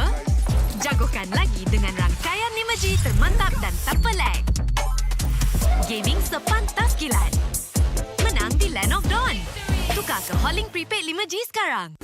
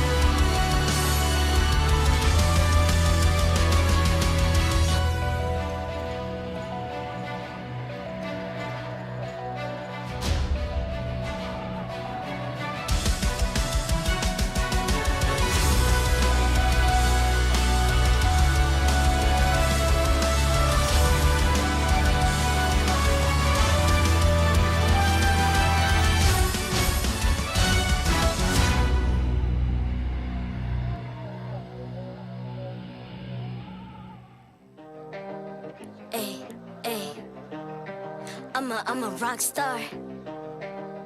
Yeah, rock star. Hey, hey, hey. I'm a rock star, baby. I'm a rock star. I'm a rock star. I'm a rock star. I'm a rock star. Panggil aku rock star. Ini kejohanan kita semua orang rock star. Kita rock star, kita buat saja gaya kita. Makin panas apinya sudah membara. Macam mana pun kau menempuh segala demi negara, kau buat semua bangga. Step into my world, you know I'm always in my zone. You know I got my team, no I'm never alone. Bring out my best, buat yang terbaik. Jadi juara perlahan kita naik. Aku nak push, naik-naik jadi lebih bagus. Jadi hero, ku ada skill. Berapa banyak musuh aku dah kill. Ramai cuba mencapai, cause they envy me. Tiap game aku pasti jadi MVP. Easy. I'm a rock star, baby, I'm a rock star. I'm a rock star, I'm a rock star. I'm a rock star, panggil aku rock star. Ini kejohanan kita semua orang rock star. I'm a rock star, baby, I'm a rock star. I'm a rock star, I'm a rock star. I'm a rock star, panggil aku rock star. Ini kejohanan kita semua orang rock star.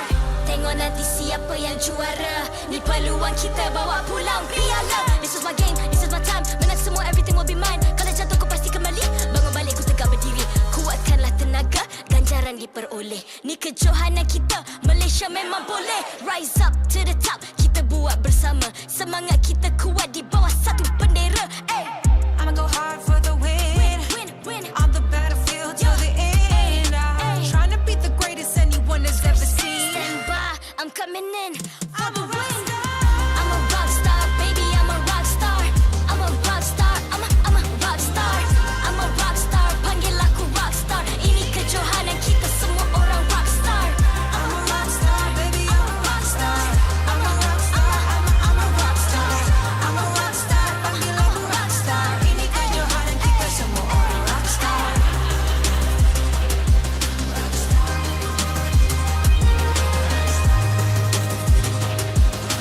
Ini kejohanan kita semua orang rock star. I'm a rock star, baby, I'm a rock star. I'm a rock star, I'm a rock star. I'm a rock star, panggil aku rock star. Ini kejohanan kita semua orang rock star.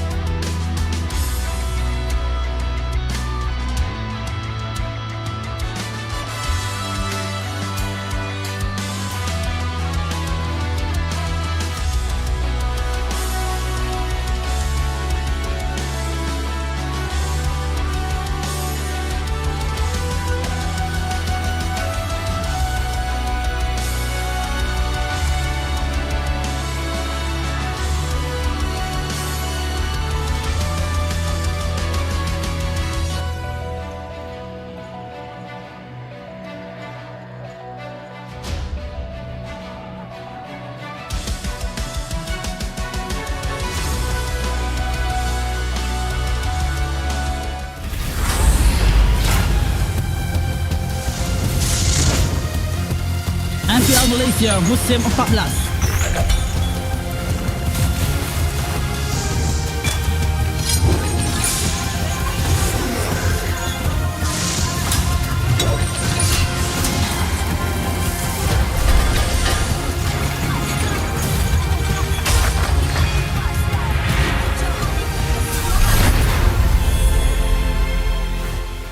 MPL MY Season 14 is powered by Moonton and KPRJ. Official 5G mobile internet hotlink. Best 5G for lightning fast MLBB gaming. Official gaming phone ROG Phone 8. King of performance for mobile gaming. Official lifestyle fashion partner. Up your game with JD Sports. And thank you to all our partners in esports and Welcome back to the MPL Malaysia Season 14. It's week 1, day 2, and we are about to witness the final best of 3 of the day. It's our defending champion Selangor Red Giants taking on Team Rey. And you're with us. My name's Husky alongside Gideon Q. Yep, it's going to be an exciting one this time. We're going to try to end today with a bang. We'll see whether Team Rey actually has a chance against SRG after yesterday's performance. 2 times we saw Team Rey actually going for a death ball comp. I'm not so sure that it's going to work out against a team of SRG's caliber. At least we know that Team Rey has shown some great potential, right? They're able to manage early to mid well, but that mid to late, that's where it gets a bit murky, and that's something that SRG is going to punish every step of the way. Yeah, it's just a very phase thing, right? They don't really carry that momentum all the way to the very end unless a team really slips up hard as their opponents, but up until that point, SRG previously in the last season, worst comes to worst, bad draft will just outplay you. Nowadays, I think it's a lot harder to do so. And it's just like when it comes to fashion, right? We want the best kicks. You just need to outshine everyone else and style your game out with JD. In fact, just look the best whether you're indoors or outdoors so you can impress everyone around you. At the same time, catch some eyeballs. Catch all the eyeballs, man. Make sure that you're walking away and all they are thinking about is style. Let's have a look at the standings so far. If you're just tuning in to check out this match, Team Vamos is the only team this week who is able to earn themselves a 2-0 victory, sitting themselves on top with 3 points, followed by JP Niners, Monster Vicious, Selangor Red Giants, Team Hawk, Homeboys, RSGMY, Team Rey, Todak, and as well as Ready Sports. Of course, when looking at Selangor Red Giants and Team Rey, very important series coming to this, because that means that at the start of the season, first week, these two teams would have already played 2 out of their 9 available series, and that does say a lot, especially for Team Rey, who are still looking for their first win. They need this bad, and if they're, I mean, I would be impressed if they actually take a game off of SRG, and in what fashion they do so, because again, we didn't get to see the full breadth, the full width of the hero pool that we see from Team Rey. We only got the same compositions multiple times. Maybe against SRG, it could be a completely different plan. I think if you ask me, I want to see in a situation where Team Rey beats SRG, it's not because SRG fumbles, it's because Team Rey takes initiative, right? And they have a good team to do it. They have AJ, they got Evie, they got Trap, the Holy Trinity, and then they add on Kids and Virgie, who yesterday have been really pulling some weight. Oh yeah, Kids absolutely, definitely a standout player amongst the team. AJ, Evie definitely still work well together. Virgie, I still have questions about, and Trap the same in terms of his overall consistency. But then again, all he's been thrown on is Ruby for the majority of these matches, so whether or not he's going to get a real marksman or not, an actual ranged marksman is going to be a different story. Yeah, and I hope that's the case, because if they stick with the Ruby, it's going to be the same old story from last season when they were Barracuda, and that didn't really end well.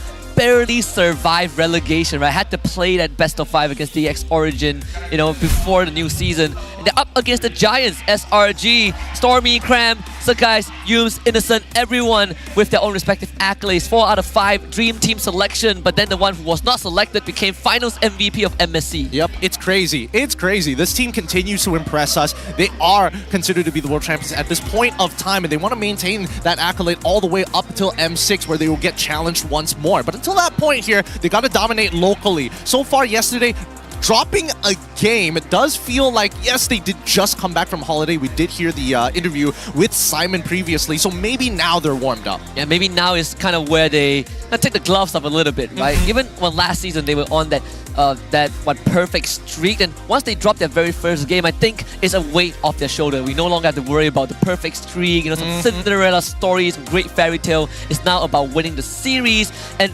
so far, at least locally, no teams have been able to beat them in a full either best of 3 or best of 5. Yeah, and I mean, overall, even during SBS, right, I think, a lot of that pressure was alleviated when they initially lost, because again, people were putting such high expectations of SRG to basically, if you win, you have to win everything in a dominating fashion. But really, once you get closer and closer to the top, it becomes harder and harder to maintain that type of performance. Even as fans, you gotta really manage the expectations, right? Winning isn't forever, but consistency is going to be something that you can manage. For now, let us welcome both teams to take center stage, Selangor Red Giants and also Team Rey.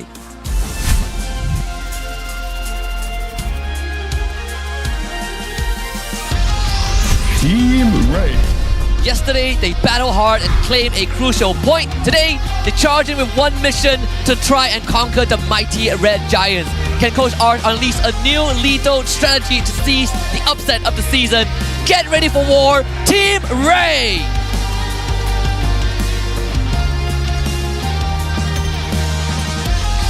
Selangor Red Giants. Starting the season with a roaring victory, they have set the stage with confidence.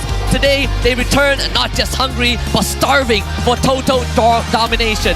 Will the Stingrays fall beneath the crushing force of the Red Giants? Ladies and gentlemen, your defending champions, Selangor Red Giants!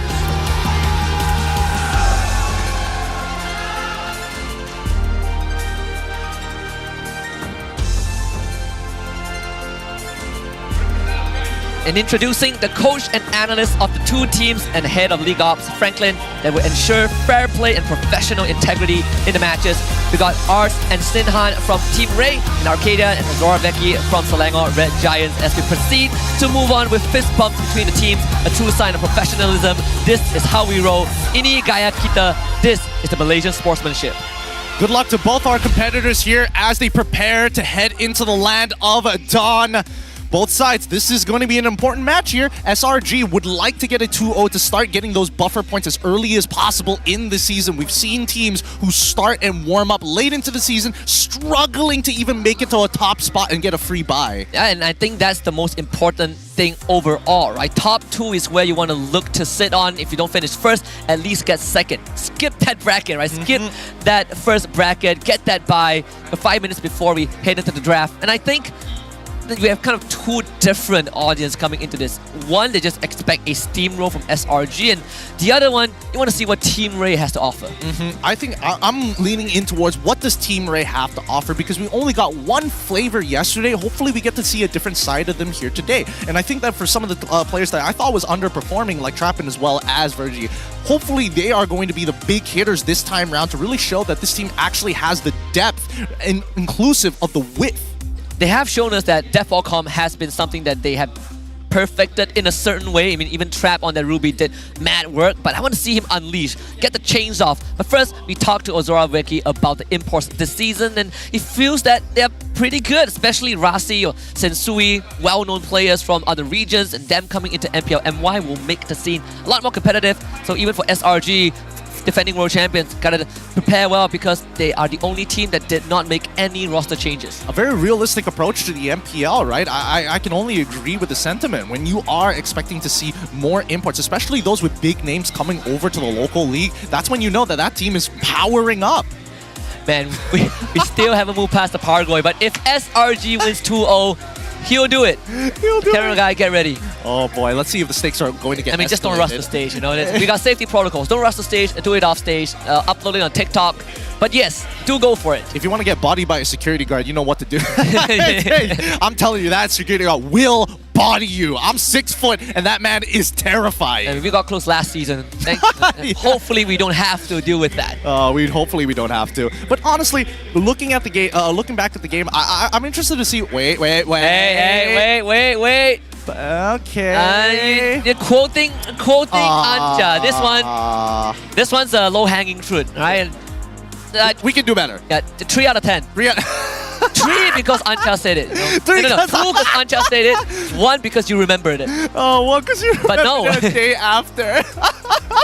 That's good. I mean, you put it into context. It wasn't even the cleanest win by Niners, so yeah, get that out of the way. Get that out of the way. But yeah, no, coming back to it, I would like to see Team Rey actually break out of that shell, or maybe even if SRG is going to get a little creative here, right? That's what I'm most worried about. I would assume that they are going to take this seriously like they did in the last season, where there are no throwaway games. We are just going to go at it. But after the SBS, where we saw Chang'e Gold Lane coming out from Innocent, anything is possible. Yeah, well, that one was supposedly a throwaway game, but they won. Well, to be fair, I've heard whispers behind the scene. I'm not happy with that. Not happy with that? Innocent just went Chang'e without telling anyone. So, no. Coach Arcadia brings out the whip.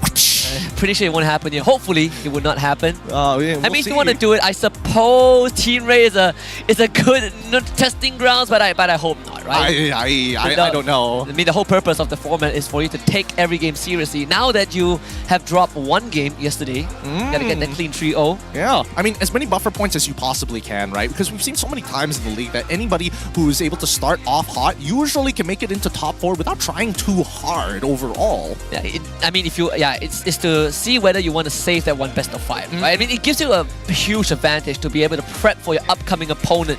And I think that's what SRG really enjoyed last season, right? Just a full upper bracket run all the way towards the trophy. Even in MSC, they single elim bracket, but still, I think it's very important for them to just keep their head in the game. Although yesterday we did hear Sakai say, okay, the game we dropped against Homeboys, that was my fault. And it's good to see him taking accountability. There were some very clear blunders.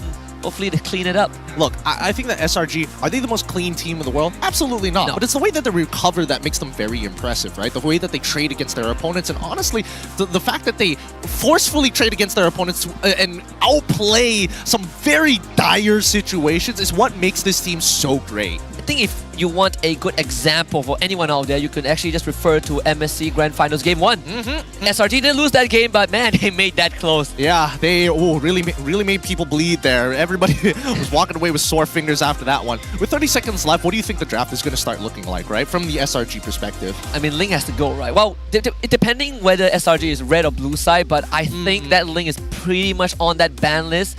I'm looking at that Jawhead, whether Team Rey is going to get their hands on it, because that has been what they played yesterday, right? Like Virgie, big fan of the Jawhead. Yeah, you're right. Actually, a lot of things to consider for their draft ball comp for the side of Team Rey. But I think it's time that we start heading in towards the draft. Let's arm our warriors here at the arena in the drafting phase here at MPL MY Season 14. And the bands are already rolling through Jawhead straight away. I mean, good on SRG. Mad respect, right? Sure, Team Rey didn't win the series with Jawhead, but that Jawhead caused a lot of problems. Even Niners had to ban it in Game 3, and that one went the distance. That one truly went the distance. Edith as the follow-up from SRG side. Ours has decided on Chip, but what's the follow-up? Previously, unless they are going with the target bans with the Ling, of course, maybe even the Roger might be a consideration. That as well. I mean, Innocent did talk about, they didn't let me play Roger. It's not that I don't want to play it, I just didn't get to. Unlucky. I think you have to ban it. All teams have respected Roger when it comes to SRG. I think this one is no exception. You just gotta take it, right? And play other heroes. Yep, no choice. I don't know, maybe Innocent is gonna get known for like a different hero by the end of the season. That would be something, right? He gets MVP of the season, and then he just stops choosing Roger. What if because he chose Roger, now Roger just gets banned? Like one time just sees this and then he chooses Roger, let's make him stronger. And teams ban it like the plague. They're like, nah, we know what's going on here. We know everything. Now, Fanny gets the follow-up ban from the side of SRG. I'm curious to know whether SRG is concerned about what Kids is capable of after seeing what he was able to provide yesterday on his Assassins. Actually, crazy thing is that both junglers do play the Julian, right? We even see Sakai's bring it out. Yes. Although, if I remember correctly, at least from yesterday, Team Rey does prioritize the Julian quite a lot. I don't think SRG first faced that. Phoveus is still open, Zaz as well. Gonna take the Phoveus, very direct choice. And considering that it has 4 picks so far, only 2 of those has resulted in a win. It hasn't been very easy to get away with the Phoveus. Yes, he buys a lot of time. Yes, he's very sustainable, but at the same time, his effectiveness really comes when he's on top of squishier targets. It's not like before where you can basically go in 1v5 and buy like a minute worth of space. Yeah, they do open up the Ling now.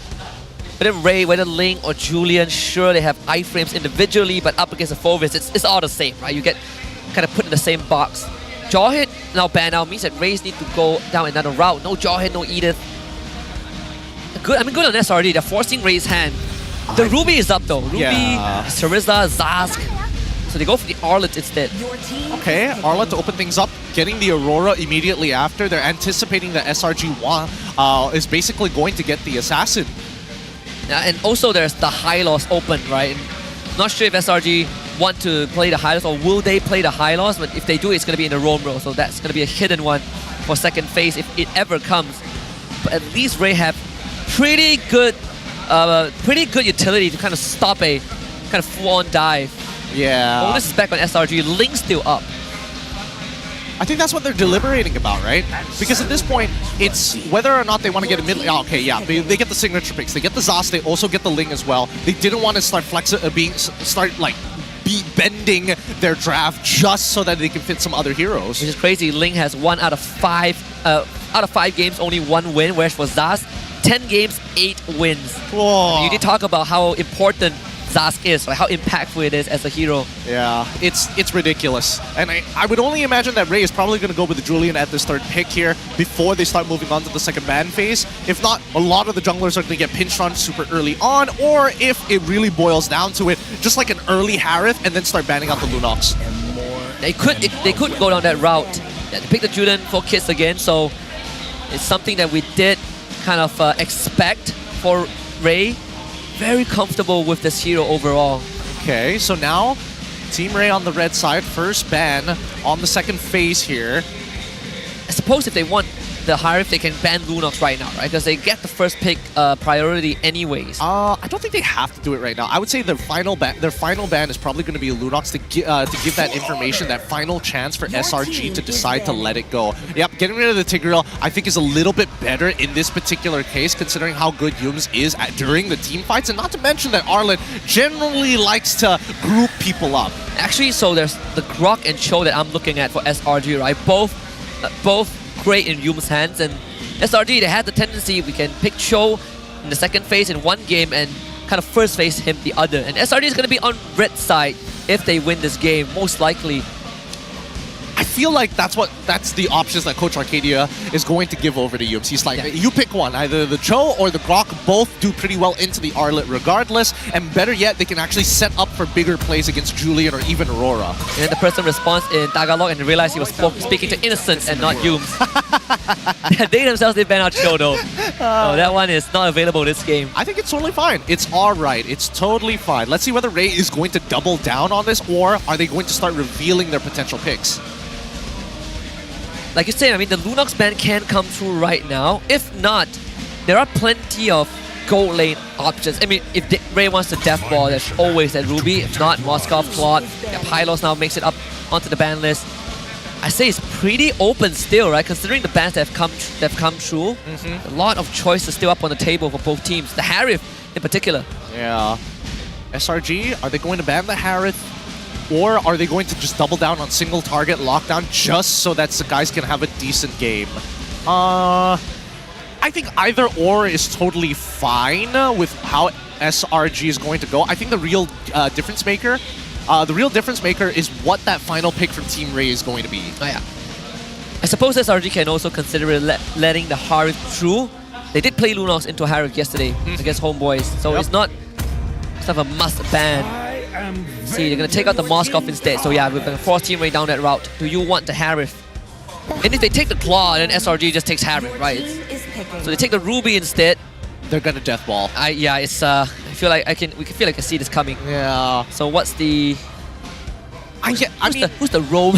I would imagine that in Team Rey, to be fair, in Team Rey's defense, technically they can still pivot off of the death ball comp. Yeah. But considering that it is a Ruby and they are expecting SRG to actually go into that Harith, for all intents and purposes, I would only imagine that Coach Arcadia also sees the fact that this could be converted either or. So what is going to be a way to stop a death ball but at the same time deal with the regular marksman? I think the Zask is good, but I think the Grok is going to be even better for SRG regardless of either playstyle that Team Rey whip out. No, I agree. I'm looking at the Grok as well. I would recommend Baraz if Phobius wasn't already picked. The SRG is going to take up the Grok for Yums and the Harith. Kind of thought it's coming from a mile away. And now Team Rey picks up Lunox. This is the Trap hidden card. It would be great. I would love to see that matchup, right? Put Trap on a actual carry. Well, let's find out. They've got 36 seconds to what decide. What if they pick Baraz here? Dude, no, they wouldn't, right? They wouldn't, right? Hey, you don't know Hesu. No, not Hesu. You don't know Eevee well enough. Yeah, I know Eevee well enough. He'll pick Esmeralda right here. Esme, right now. You see, it's not a bad idea, but no. Just for the Harith? Just for the Harith, man. Just for the Harith, and then that maybe you might have a chance against the Phobius. But then again, Phobius has been reworked and they go straight for the carry. Yes, yes. You know what? Any gold laner would be great. So at least we see Virgie, I mean, off the jaw hit for once, you know. I mean, yesterday he did have game 3 without jaw hit, but yeah, the Ruby slightly different in terms of how you need to pilot it. Great cash potential. You can easily break a lot of tempo. Arlet, Ruby, a lot of crowd control in hand. Coach Arcadia and giving his final words. All smiles on the player's face. We'll see if that maintains after this game 1. Yeah, I'm interested to see how this Phoveus versus Arlet matchup is going to go. I would imagine that the early game is going to be a little bit more Arlet favored, but then again, there are opportunities for Cram to weave in that empowered auto attack to win out his trades when Arlet wants to escape the vengeance. But overall, in terms of late game, right, I would imagine that even Rey can actually go toe-to-toe with SRG. I think the biggest problem is going to come down to the mid lane, so good luck to both of our competitors as we head into the Land of Dawn. Game 1 of this final best of 3 of week number 1. Selangor Giants against Team Rey. Very polar opposite teams. One just sitting at the top and wants to stay there, and Team Rey looking for a rebuild motion in Season 14. Both junglers can start on the same side of the map on different buffs. They're going to be on the gold side, so that means they're going to end up on EXP by the end of their clear. This is going to be important to know because that means, it's going to end up on the gold side of the map. But at the very least, we know where both teams are pathing towards to, and it also goes to show that both teams actually quite prioritize gold lane quite heavily. And well, wish granted. Talking about having a pause in the earlier in the day. Still looking for that. You know, if anyone has not seen a new Marshall yet, this is your time. All right. Called by SRG side. Feels like a Stormy side. Checked out. I mean, we're seeing the marshals actually walk up to make the discussion about what type of issue. It's a type. Oh, thank God! It's a type 1 issue. Thank you, Marshall. Thank you. Thank you, Franklin. Very, very decisive. Yes. It's like, here's the problem. Okay, that's type 1. All right, so this is a pretty easy fix for them. It looks like it's happening. It's happening on Innocent's phone, so we'll get that fixed up. And in the meantime, at the very least, we start talking about item power spikes for either one of these teams. Because at level 4, I'm not even 100% sure who wins that out. At the turtle? At the turtle? It feels like it might be a 50-50, right? I mean, yeah. Depends on the execution. Like, who pulls the trigger first? Because both teams have massive engaged tools. I would say that Team Rey has a very slight advantage only because of the amount of people you can catch with that final slash, and that honestly should be the difference maker at the end of the day. Phoveus not going to have as much pressure unless for some reason he's able to get, like, you know, the Sinner's Mark onto a squishier target like maybe Aurora or even the Marksman, but I don't think Trap is going to be there for the very first turtle. Some of it also comes down to the junglers, right? Like, who can reach the back line. I think Link definitely has a slightly better time if he is kind of uninterrupted. But we've seen kids really kind of push that lead, really extend the lead on this Julian. Yeah. Given an inch, he takes a mile. We've seen Team Rey attempted to make movements. You clear the first 2 waves, bring the Aurora to the side lane, try to make a move. It's not going to be as easy against SRG. They tried it against JP9ers, didn't really result in a kill, but the concept is there, right? They're willing to make that move, then we can be sure that Team Rey will be ready to fight SRG, at least in these early objectives. Well, that really begs the question, like, what's the mindset of SRG coming into this? And I think specifically for Yums, because even yesterday, the biggest problem that I saw was that there was a lack of information and they didn't go for the man-to-man defense. This time around, I think that SRG, for Yums specifically, he quite commonly goes for the man-to-man defense, but his coverage is twice the amount. Yeah, especially with the Grog, right? You get to delay movement. I love this, one of the best moments. That's for you guys at home. That's for you guys out there. Not smiling as much today, but you know, everyone has their own day. It's been a long one. It's been a long one. Yeah, we appreciate the cheers. Thank you very much. We're back in the game, and just as expected, Cram having actually, you know, Cram being able to just park the wave under Eevee's turret. Something that I didn't expect as much, right?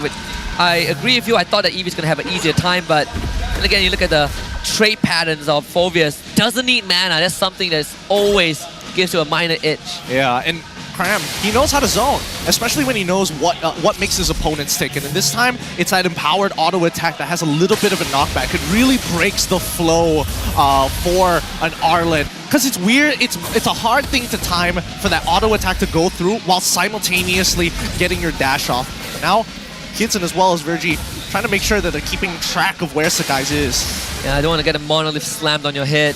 Cram actually just locking Eevee out. A majority of the laning phase, Stormy might get caught though. It's a very good engage. We talked about Team Rey making these early movements, and it resulted in a first blood for Kids. Yep, they laid out the net, and unfortunately Stormy was the catch. And now this is going to be a very easy turtle for them unless we see Sakai try to go for the big steal, which I don't think he's going to do. He's going to get his purple buff, but let's see where he pinch poises afterwards. Even Virgie has already locked down that angle, right? The Team Rey decided to not blitz the turtle. There's no point doing it right now. They need Eevee to hit forward, which he just did after clearing that top wave. Now it's the re-engage. Innocent even taking a bit of a punishment from Trap and missing out a couple of minions in the process. Yeah. But once Virgie hits level 4, yep, they're going to start making their way back in towards this turtle fight. Let's see how much Eevee and Cram can participate. Stormy just commits the ult as a zoning. Whoa! Flicker wild charge, that's what you want to look for from Yumes. And all of them are sinners. Cram takes out both of them. It's going to be Sakai to collect the kill. Third one goes to Stormy. SRG strikes when it least expected. Oh, 3 for nothing. Great angle of engagement from Yumes, making sure that he makes no contacts with the wall, but perfectly knocks up all 3 while still colliding with the back wall closest to it. That being said, SRG with a huge lead on their side. With the turtle, 3 kills in the pocket, Sakai's now has the money that he needs to really start snowballing. I mean, the follow-up from Cram as well, right? He went for the flicker pull and instantly slams the totem on the 2 people.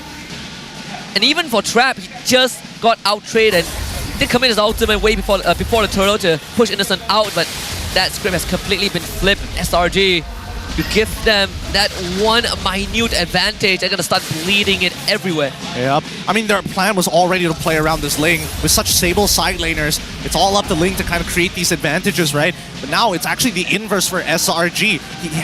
Sakai's has the lead, and the rest of the SRG members, they just need to not die. If they do, try and trade as hard as you can, put him at 1 HP and let the guys do the rest. This is just perfect. Even the follow-up, Crab being able to get that Infernal Pursuit off that heal really kept him alive. And Team Rey really wanted that one trade for nothing. Today's play of the game has mostly been Grok wild charges. Yeah, everybody just picking up Grok whenever they can. Yumes. Right? I mean, they're doing a very good job. These are staple Grok players, and it goes to show there's just so much value in the Grok. The anti-CC in this meta is so good. Wait, Virgin Kiss? Wait, AJ is there too. I mean, you just ease it up. Sakai's there. Another wild charge, another 2-man knockup. Sakai's goes to work the Aurora Blanket. Not fast enough. Sakai's gets one, gets out. All right, not bad, not bad. They find a kill onto Kids. Guys is going to continue getting ahead, and it comes at 0 cost to the mid laner and as well as the gold laner. Cram having the time of his life as an EXP. And with the Thunderbelt just purchased right on time. Just shy of 5 minutes, and also second turtle coming up in a bit. Infernal Pursuit right onto Eevee. And it's so obnoxious to be able to just unlock your ultimate without much, much downtime in between. Yeah, it's just, when you look at the hero, and especially when you start looking at his numbers, he has a 0 cooldown for his ult. Yeah. Literally 0. Can't do much about that. But at this point, let's see how Skies is going to try and get ahead. Right now, he's been he's been scrapping a little bit here and there, but most of the time, he's actually just scalping free income, right? With Team Rey so focused around these neutral objectives, the entire top side camps have been taken away. And Ling still ahead of Kids by a full level. Kids trying to catch back up, but he's always going to be behind. I mean, top side is basically locked by SRG, but you can see the separation, right? Kiss wants to go top side, but I mean, he sees the orange buff. SRG will be ready to respond to this. Even Eevee is isolated thanks to Cram. It's just gonna make life hard. He will get the buff eventually. Man had to work for it. Yeah. I was wondering if Team Rey would consider trying to unlock Eevee from the lane, but then again, it's into a Phobius. I feel like it's not even worthwhile, right? It's not like Eevee has like the strongest wave clear on this Arlet, but at the same time, this is an unwinning matchup for him. Both of them are going to just sandbag each other till the end of time. Here comes the conceal though. It's like I saw that. Yeah, he did. Yeah. Calls it out very early on, but also still pretty precautious with the way that he moves around the map. At the same time, we do see Stormy make his way down to the bot side and forcing Trap out of there, getting that first tower of the game. It's going to be the start, the beginning of the end. The SRG trying to draw the conclusion, just shy of that late game. With Trap out of the lane, and Eevee is going to have to just suck it up, right? Yeah. They need to give it to Trap. Yeah, they're doing, honestly, SRG is doing really, really good work. They know, even without the gold lead, as long as they go even, if they just play the map properly, when Team Rey decides to group up as 5, you can punish them. You can get free gold everywhere. Now the attention is going to be on Trap. Would they just ask Eevee to, you're going to soak out the bottom wave, there's nothing much we can do. We got to give everything to Trap.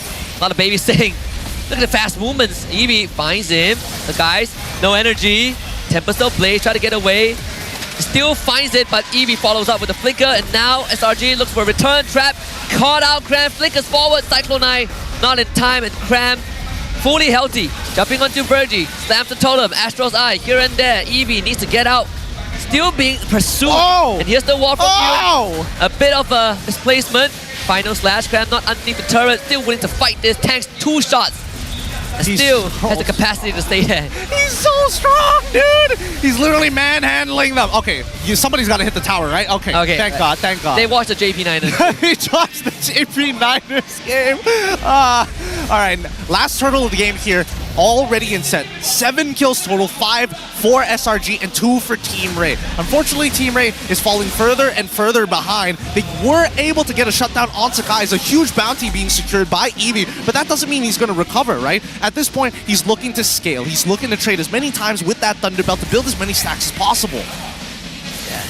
Timing might be off a little bit. We'll see the catch on the Crabs. Gonna use the Infernal Pursuit Flicker. What a wild charge from Yumes! 4 of them knocked out like bowling pins and all fall like dominoes, 1 by 1. Innocent finds a double kill. Sakai chases down the Ruby. Is a wipeout. SRG set up for success by Yumes. Oh my goodness. That was literally a call an ambulance, but not for me. That was one hell of a savior play coming in from Yumes. Coming and saving your boy and getting a full wipeout in the meantime. So efficient with their time. They're going to be shoving away just to break the magic barrier and also secure the Lord at the same time. Incredible. This is what we expect. Clean gameplay. And just look at the instant replay brought to you by JD. What a wild shot. Wow, all 4 of them. Like, Eevee legitimately tried to stop him. It just wasn't enough, and Sakai goes for the re-engage. They weren't prepared for it. As soon as that conceal got popped out, SRG had enough movement speed to catch up quick. But again, it just goes to show why Phoveus is so meta. He buys so much time, and he's on top of the damage dealt rankings. Man, Yum saw what Zyme did and just said, I can do better. Here's my version. I am the role main. Check this out, old man. Check this out, Zyme. Oh boy, with this Lord now starting to push in, they're going to sync it up perfectly. That tier 2 is going to collapse. If they get an inhibitor, that would be huge for SRG. There's a chance for them to do that. I mean, how do you defend this Team Rey? He has to be used to carry and they just catch the Julian. Kiss just evaporates and Sakai sees to the back. He's on his own.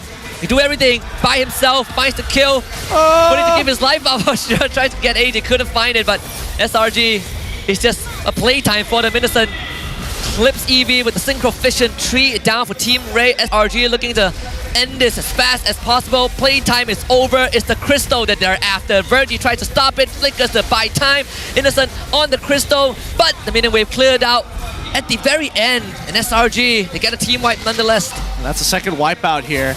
Now Trappin as well as Kids are going to come back up, and SRG are like, we're done. We've done more than enough damage. We got 2 inhibitors off the very first Lord, and there's only 1 inhibitor remaining. No more towers, no more structures to fight for. SRG walk away with an 8.8 gold lead against them. This seems pretty unwinnable because the checkmate angle is almost there. Kiss even itemized, right? Yesterday we saw him playing greedy. Oh my god! How much? What is Innocent investing in? It's 10 minutes and he's almost full build. He's 3.8k ahead. And he has 8 kills. I mean, 7 kills. Jeez. To back it up. Concentrated energy for Kids.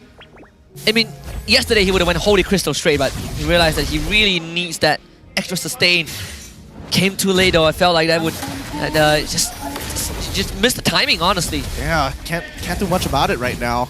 Honestly, unless AJ gets like a sick 5-man ult and somehow they survive, and somehow Yumes is able to like turn it around with a wild charge, I don't think that Team Rey has much opportunities. I'm thinking who else can be dispositioned enough to force a reaction out of SRG. Because Innocent still has his Purify, and they have not been able to touch Innocent this entire game. Yumes, anti-CC. Stormy has his ult that hops in, makes him go in towards, the Dominator's Descent. So he goes into his Nightmaric Spawn, basically having a second life. Cram, as we've seen before, can waste 30 seconds of your time. 30 precious seconds.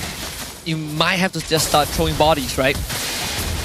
Get Virgie in, get Eevee involved. AJ might have to flick a follow-up. Whatever it is, whatever it takes, honestly, to buy that bit of time. They're so far away from having Trap to be even remotely online. Yeah, I think the only way they Unless they take out Stormy super early on, like they somehow CC him before he gets into the Dominator's Descent. But now, with the next Lord already set up, 8,000 gold lead, about to be a 10k, Selangor Red Giants just taking their time with this as they know that they've got this game in the bag if they just play it well. It's an unlosable game in their hands. Divine Glaive for Innocent. I believe that's 4 out of 5 core items. He's got everything set up. It's painful. Whoa, but now they're seeing so much damage in the middle of that Synchro Fissure as well. Now, they sync up all the way. Side waves, actually, they're holding the midway for a little bit longer for the side of Team Rey, which isn't a good idea right now because they need to start staggering. I mean, it goes both ways, but we'll see how SRG responds. I don't even need the stagger if they get a full wipeout again. Team Rey might have to just inhibitor. My goodness, the damage from Innocent. Unbearable. Like, who can stand in front of the Lord? I suppose Eevee, you gotta start juggling. But you know it's a futile attempt. SRG, they know that the win is inside. Yoon throws his body and the rest of his team cleans it up. Game 1, as clean as it gets for Selangor Red Giants. Man, it must be hard to lose when your Harith is dealing 60% of your HP in a single empowered auto attack. Ridiculous stuff coming out from SRG. A very, very clean game. But that early game still a bit of a 50-50 when you're up against Team Rey. They did set up the net and they did catch Stormy that first time. But Yums turning it around in so many of these team fights. Yeah, started with the turtle contest that, Team Rey let that guard down a little bit. Yums took full advantage of that, and the rest is just SRG. We saw them extend a team fight win of 3 kills, less than 1,000 goal lead, and they balloon it to 4,000 under 5 minutes. Invest in this team now before they go to the moon. Good game coming up for the side of SRG, but it does mean that Team Rey have to hit the drawing board. What were the major issues in their picks and bans? Where could they have done better? Because I feel like in overall game they lost during the draft. Their laning phase was already really difficult, and now with a little bit of new information, at least we know that Cram is very confident on this Phoveus even when he's up against the Arlet. Yesterday they did it against Homeways as well, right? Yes. Yeah, again, Waff was playing Hylos. Cram did the exact same thing. You don't necessarily have to kill your lane opponent, but you shaft them underneath the turret. That has been a major issue that Homeways dealt with, and I think Team Rey is also experiencing that right now. Something that actually adjusted in their draft. But let's look at the highlights and recap the game in case you just tuned in. Brought to you by the Republic of Gamers. From the get-go, immediately we are seeing that Yums is getting these insane wild charges, right? But unfortunately, I would have imagined that AJ might have been able to kind of either slow them down or, more importantly, stop that engagement or the follow-up from the engagement from SRG. Actually, he did with his ult, but it was too late. Damage was done. And I say that Yum's MVP highlight reel is all slow-mo. That's how good it is. This is the third one. He just kept doing it again and again and again. And Team Rey was like, it's the Tigreal that's the problem. We should ban that one out and not the Grok. Either way, it would have been a highlight reel. Yums is feeling himself today. Is this a slow-mo? Let's find out. Okay, this one. Not the slow-mo. He only caught one guy. That didn't count. Okay. It's got to be 3 or more. That's the way to go. But yeah, huge leads, and unfortunately, Team Rey are not able to find some actually winning lanes. And with the help of Yums, even if they go even, it feels like that's just not enough. I suppose yesterday was day of the junglers. Today, day of the roamers, right? Day of the Grok, in fact. MVP Yums. 1-0-14, almost 100% kill participation, 83%, but he's just unstoppable. Even took the adaptive attack, adaptive damage, common emblem. He's ready to fight you head to head. That's nuts. That is nuts. And he didn't even bother going, even though he went for a setup where it's like, oh yeah, I just want to be able to charge my power of nature. You know, maybe I could go for a Thunderbelt and stack it up really, really early on because I have the damage, I have the movement speed, and I have plenty of mana to do so. No, he's like full tank. I just want to trade and then afterwards keep tanking. Yeah, so like last wild charge, I'm gonna die, so immortality. Immortality, yeah. Gotta preserve that KDA because, you know, before the end of the game, he did get taken out by the crystal, but came back to life. Guy thinks ahead every single time. Always gotta be thinking ahead here, right? Oh man, like what can I even say about just pure domination from the side of SRG? Rey had a couple of good early game ideas, but it's still same problem. The transition from like early game kills and turning them into momentum for mid and late, still not there for Team Rey. We're seeing the reliance on kids as well. I think a lot of the draft, a lot of the idea is centered around we get kids ahead, we set up the gang squad, you know, we get Stormy, we get the turtle if we can, and then kids is going to carry us through the early phases of the game. But once he gets shut down, you see Eevee not able to leave his lane at all. Virgie struggling to keep up with Yums, and the gold lane is basically a wash at that point. Innocent just running down trap. Yep, can't really do much about it. They've got 2 losing lanes already. Mid lane is about a 50-50. Jungle matchup is a little bit more favored towards kids in the earlier stages and better for Sakai's in the later stages, but still, it is not the best draft in the world for the side of Team Rey. I think it's pretty bold that Team Rey didn't see the link open, but I mean they decided to go for comfort, right? Still going for the Julian, the Aurora opening and then the Julian, but that Ling, that's why people ban Ling overall. Most importantly against SRG, just gotta give Sakai the respect. Gotta put some respect on this man's name. 13 minutes, such a fast game here for the side of SRG. We'll see whether or not they're going to be able to break that in the upcoming game, but hopefully, I mean, Rey need to learn from the mistakes here. Unfortunately, you can't have two out of the 3 lanes as a losing matchup. So that's something to consider. And the sacrifice, I think, has to be onto Virgie's side because his hero pool technically is the widest amongst the roles. Yeah, I think so too. I mean, the Arlet Ruby has kind of been a staple back in Barracuda, but of course in this case, they felt like it was the better option. You get the double flex. I do feel like that Ruby, if the Cho was banned in second phase, right? But if that Cho was revealed early on, maybe Team Rey could have made a slightly more adjustment. We'll just have to see how game 2 turns out though. I mean, even this carry pick into the Harif is a big risk. Yeah, it really is. I mean, it's all because Rey was trying to fake out and then what did they call it? The feint. Yes, that's right. They tried to feint going for a death ball comp and then eventually transition into a very regular comp overall. And I think that this priority is making things more complicated than necessary. Those first 3 picks are so important that the last 2 picks, even if you are on red side, yes, that's where you find your benefits, but that's how you tie in your composition all together. Where SRG are like, okay, I've already won this lane, I've already won this lane, let's see what other small synergies we could have to completely roll, and that Grok definitely top of the list. I think the Ruby first phase pick definitely kind of locked them in a bit of a confinement, right, in what they can run. So perhaps Team Rey in the second game, they're gonna get that red side. Hopefully they do get side selection after losing. But again, blue side win, but this time it's a dominant one. Look at total healing. Sakai somehow edged out everyone else. So ridiculous. So ridiculous. All this because of a Haas Claw. Yeah, that too. Innocent has 30,000, right? The man did not have a concentrated energy, but still, it's the fact that he's so high up is already ridiculous in comparison to like Cram, who's been consistently fighting throughout the game. Yeah, he went down once, but that's pretty much it. Hall of Famers, Innocent, highest GPM for today, 975, and fortunately, he's also the carry, which is bad news for Team Rey. 14 assists, best wingman goes to Yums. And Eevee just gotta be the sandbag, the Arlet. It's tough. It's really, really tough. He took so much damage this game. He got harassed a lot, had a weak laning phase, but then even afterwards, he was still able to take down some guys when it mattered. It's just that it's difficult to do consistently when you're on a negative rate when it comes to the gold. And I think I did see Team Rey try to call reinforcement to try and help Eevee, but at one point they just decided it's not worth it, right? Like you said, it's not worth it. Trying to stay in from the lane, focus the efforts on to trap and kids.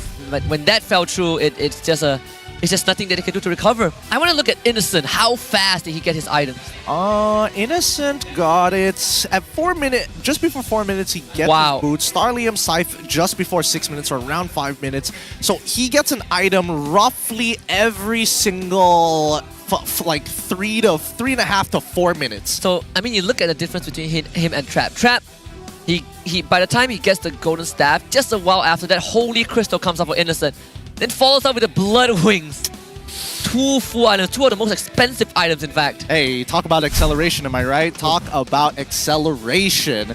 It's something to think about here. Hopefully, it's not going to get them down low to their feet. Hopefully, they're not all up in their head. Yeah, and when you kind of feel a bit itchy, you feel angsty, you gotta look at head and shoulders, right? Could be those dandruff. So gain 100% confidence with head and shoulder and wipe out all your dandruff and itches. Now all I'm just imagining is Eevee is just like, hey, goes in, uses head and shoulders, comes back out. Yo, coach, give me Benedetta or Esme. I would love the Benedetta pick, honestly. Honestly, funny enough, I have a bit of a theory here because I do think that EXP is pretty important, but I do think that wave clearing EXP laners are a little underrated. Yeah, I think we haven't seen it. I mean, even Paquito, right? Paquito, you haven't seen any of that. Even X-Borg XP lane hasn't really been a thing. Though, I would say, if you do use that head and shoulders, you see that advertisement that rolls before each series, each pre-show. You know, like if you have itchy scalp, you just kind of freeze in the air. You got it, so. The casual freeze frame. Oh, why am I freezing in the air? Is this how Winter Crown feels like? I think who was that guy? Was it Virgie? I think one of them knows the answer. Yeah, I think it's Virgie. Yeah, he knows the answer. Yes. Binoan Fury, Winter Crown. the classics yesterday. The classics. Look, Team Rey, they're still in high spirits. They understand, okay, we got rolled in that game. That's not so bad, right? It's like, okay, GG, move on, next game, flush out the rest, learn from it, and move on. SRG, even more chill than ever. Like, they rolled, now it's game number 2, and they're expected to be on that blue side once more. Man, did Vecchi not prepare a meme for today? He did one boy yesterday. He was prepared for the Homeboys matchup. I don't know. Is this not significant enough, huh? Or maybe, or maybe he only makes memes to people he respects.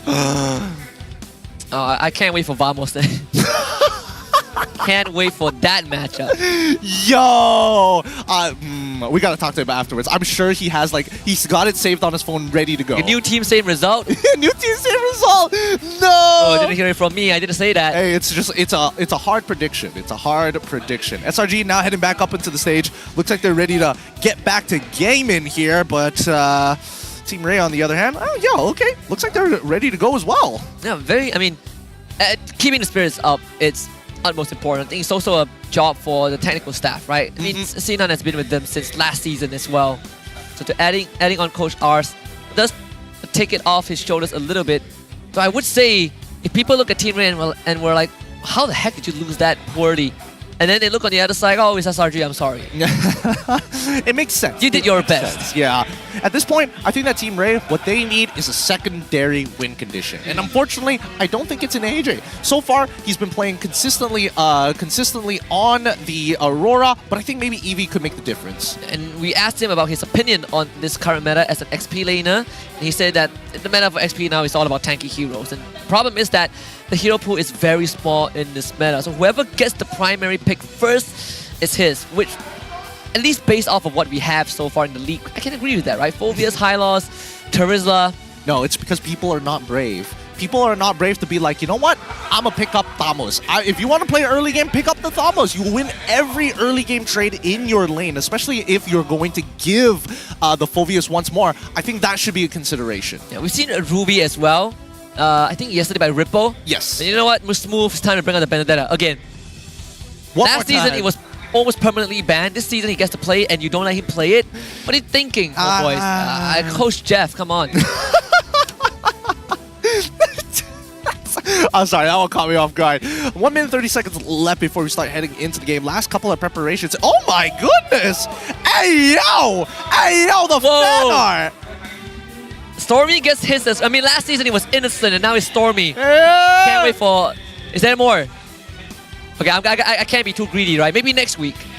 We'll get more every single week. I love these fans. Dude, I can't with Stormy. Every time you give him a compliment, he does that exact same face. I don't know if he's taking it well or he just doesn't know what to say. I think it's the latter. Really? I don't know. He is a bit of a troll. I've seen him chatting on stream sometimes. I mean, that's true, but you know, when you're not used to taking compliments, right?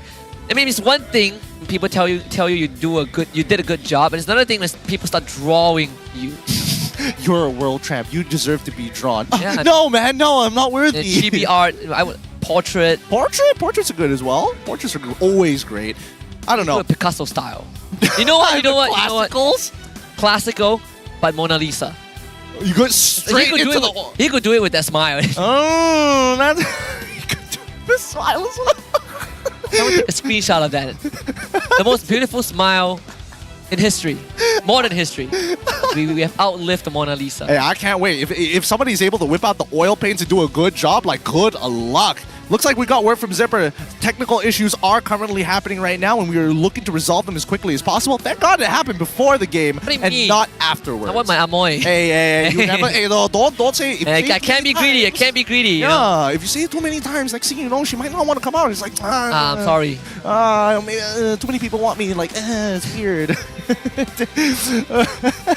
My social battery ran out. My social battery. Can't do my job. Being the amoy of MPL MY, but a heavy introvert. This one is dirty. SRGCs are full, but it's okay. You can sit on the side, Team Rey. Yeah, you can sit on the side. Hey, don't say that. I mean, hey, wait a second. Wait. From Singapore, who came to see SRG. What? That's the Singaporean I like. Yeah, that's my Singaporean now. That's my Singaporean. You get to pump 95. We subsidize it for you. Don't worry. We'll pay for your petrol this time. You don't have to push the back of your car down when you feel petrol. Oh, this one is for you. Thank you very much. Yeah, thank you. We appreciate it. Hey, but SRG breaking boundaries on the international level. Yeah, we got the Philippine fans, Indonesians, overseas fans. I wonder how it's like though. I mean, in NA. I know Kick Bomba was a big fan. He's a huge fan. Yeah, he is a huge fan. The funny thing is that I'm curious whether or not they know what Selangor means. I'm willing to bet non-Malaysians probably don't. Singaporeans probably do, but non-Malaysians, maybe they don't know what Selangor means. They probably wouldn't guess it's a state. Well, that's a good point. That's a good point. They'll think that it has some deeper meaning. It's like, oh, it's just the name of a state. If I ask you out of the blue, what is Boracay? You'd be like, is it a food? Like, no, it's it's a place. It's a place in the Philippines. I know. Hey, I know my spots. I know my Southeast Asian spots at the very least. Oh, but do you know what Madagascar is? Oh Not no! The movie. Oh no! It's an island off Africa or something like that. That's what the textbooks tell me. Is it a continent or a country? Is it a continent or country?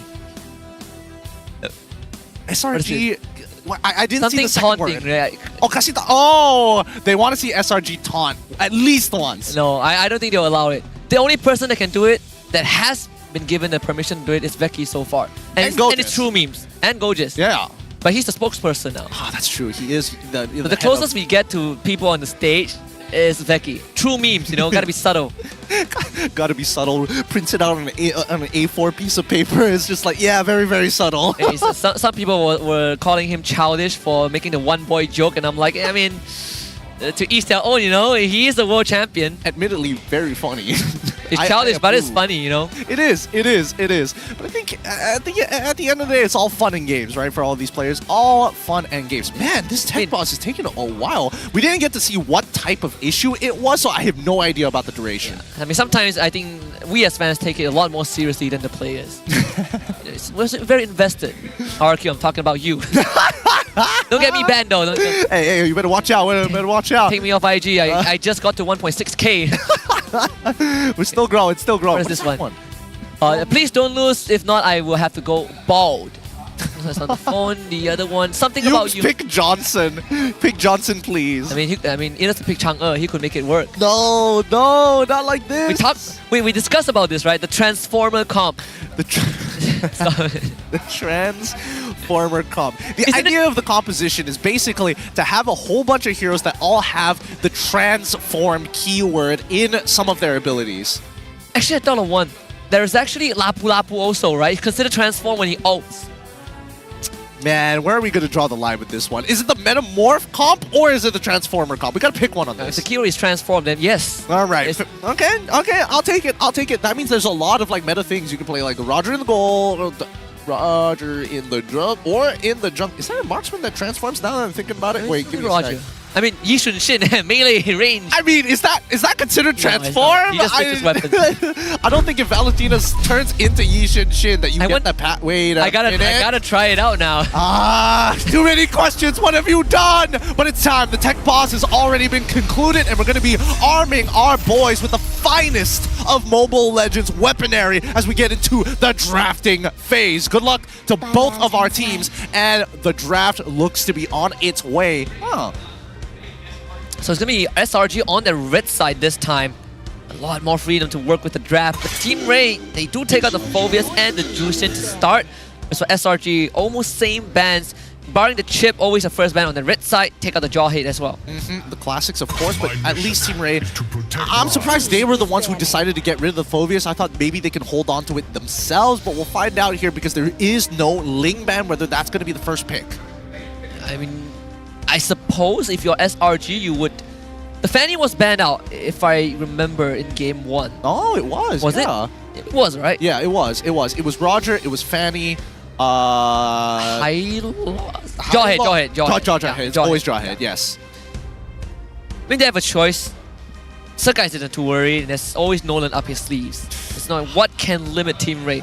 They definitely solved the Julian problem. They definitely, yeah. Definitely solved the Julian problem. They ban out the Fanny themselves, expecting maybe even kids would even first pick it. Now, blue side, let's see what Team Rey is opting to go for. We've seen teams go for Roger as their first pick. It's a power pick and a flex pick all in one. There's no reason not to pick it up on blue side. Yeah, I mean, you have to, right? It's too good of a pick to let go. If you don't pick it, it's innocent. You gotta pick up poison, you know. Hands are pretty tight, but that means Ling is now let through once more for SRG. Zazas, Terizla, you know, they do love to go for that. Cho is also open if SRG feels a bit adventurous. Cho Terizla opening, that was something we saw yesterday as well. Yeah, we could potentially see maybe a change going straight into like Harith Ling straight away for the side of SRG, trying to force this Roger in towards the jungle side. That would be crazy. That would be a crazy opening. Let's see. I don't know. It's SRG. I mean, if they've already won the game, right? So they take the Edith. Recognize that voice 9. Edith Ling. Yeah, pretty close enough to what we kind of expected from them. Well, it looks like Coach Arcadia putting one pocket in his pants and the other pocket in Team Rey's, denying them in this point of time, not going for two power picks of their own. I think that the Edith is definitely going to be a bit of a deterrent, but let's see how Team Rey is going to respond. There's still mid laners that need to be picked. I think Zask is a pretty good option here at this point of time. Do they still, in terms of roam, do they still want to actually lock in that Ruby, or maybe make an early call and lock in the Cho? I think you need your jungler and your potential roamer, not jungler, your your roamer right now. Yeah. So Roma still take the Ruby, potentially the Ruby. Why Valentina though? You know what? I was thinking of the Grok for Rey. Now that they went for the Ruby, it feels juicy for SRG again. I suppose you got Valentina, but it's not the biggest difference maker. Well, I mean, it is a double flex pick coming in from the side of Rey, right? Ruby can technically go into the EXP. I like the way that Coach Ars is handling it. It's just that Valentina that I'm not so confident in, right? Because so far you're going in as Valentina completely blind, so it's not like you're going to be able to steal really effective ults. Right now, the only effective ult that we can know of is going to be that Primal Wrath, and that just means that SRG will have to keep that into consideration, that the IMU is in play. We have to be careful with the number of ults we are giving. It's either we give all the good ults and overload it, or we give none. The overloading seems to be the game plan. Right now, two good options: Primal Wrath, the Eternal Guard. Vexana so far picked 3 times. The most recent one was picked by Moon early on. 0% win rate still. See if this one is going to be the first. I think the concept has been the same. Vexana into maybe a Zask, Valentina, heroes with very poor wave clear, and you just move before they do. Yeah, and better yet, when you have somebody who can actually set up for you, as soon as you hit level 4, you can almost guarantee a kill. Just wombo combo with the Edith and bam, squish a target like a bug. And now we go into the second ban phase here. The Arlet instantly getting banned out for the side of SRG. We see the Harith as a follow-up from the side of Team Rey. It looks like they want that Roger to lean more into gold. Eevee is going to be the punching bag, right? If this ban is another XP laner, this is really going to put a lot of pressure onto Rey. Because SRG, they haven't revealed where this EDIP is going yet. And if they feel confident enough, I think they can just reveal the XP laner in that 4th pick. Sorry, I got distracted with the man who is upping the ante this time. Wait, what did he say? He said is, if Team Rey wins, the guy next to me is going to confess to his crush. I mean, we've seen that last season. I'm not even sure if there's an update on those stories. we got to keep up though. Last season, I remember seeing that, right? You're but right. there were no updates. I want to know, did someone get married? You know, like what happened? Dude, I wish. Hopefully they post into the group real soon. Or at the very least, give us the results even if it was rejected. You know?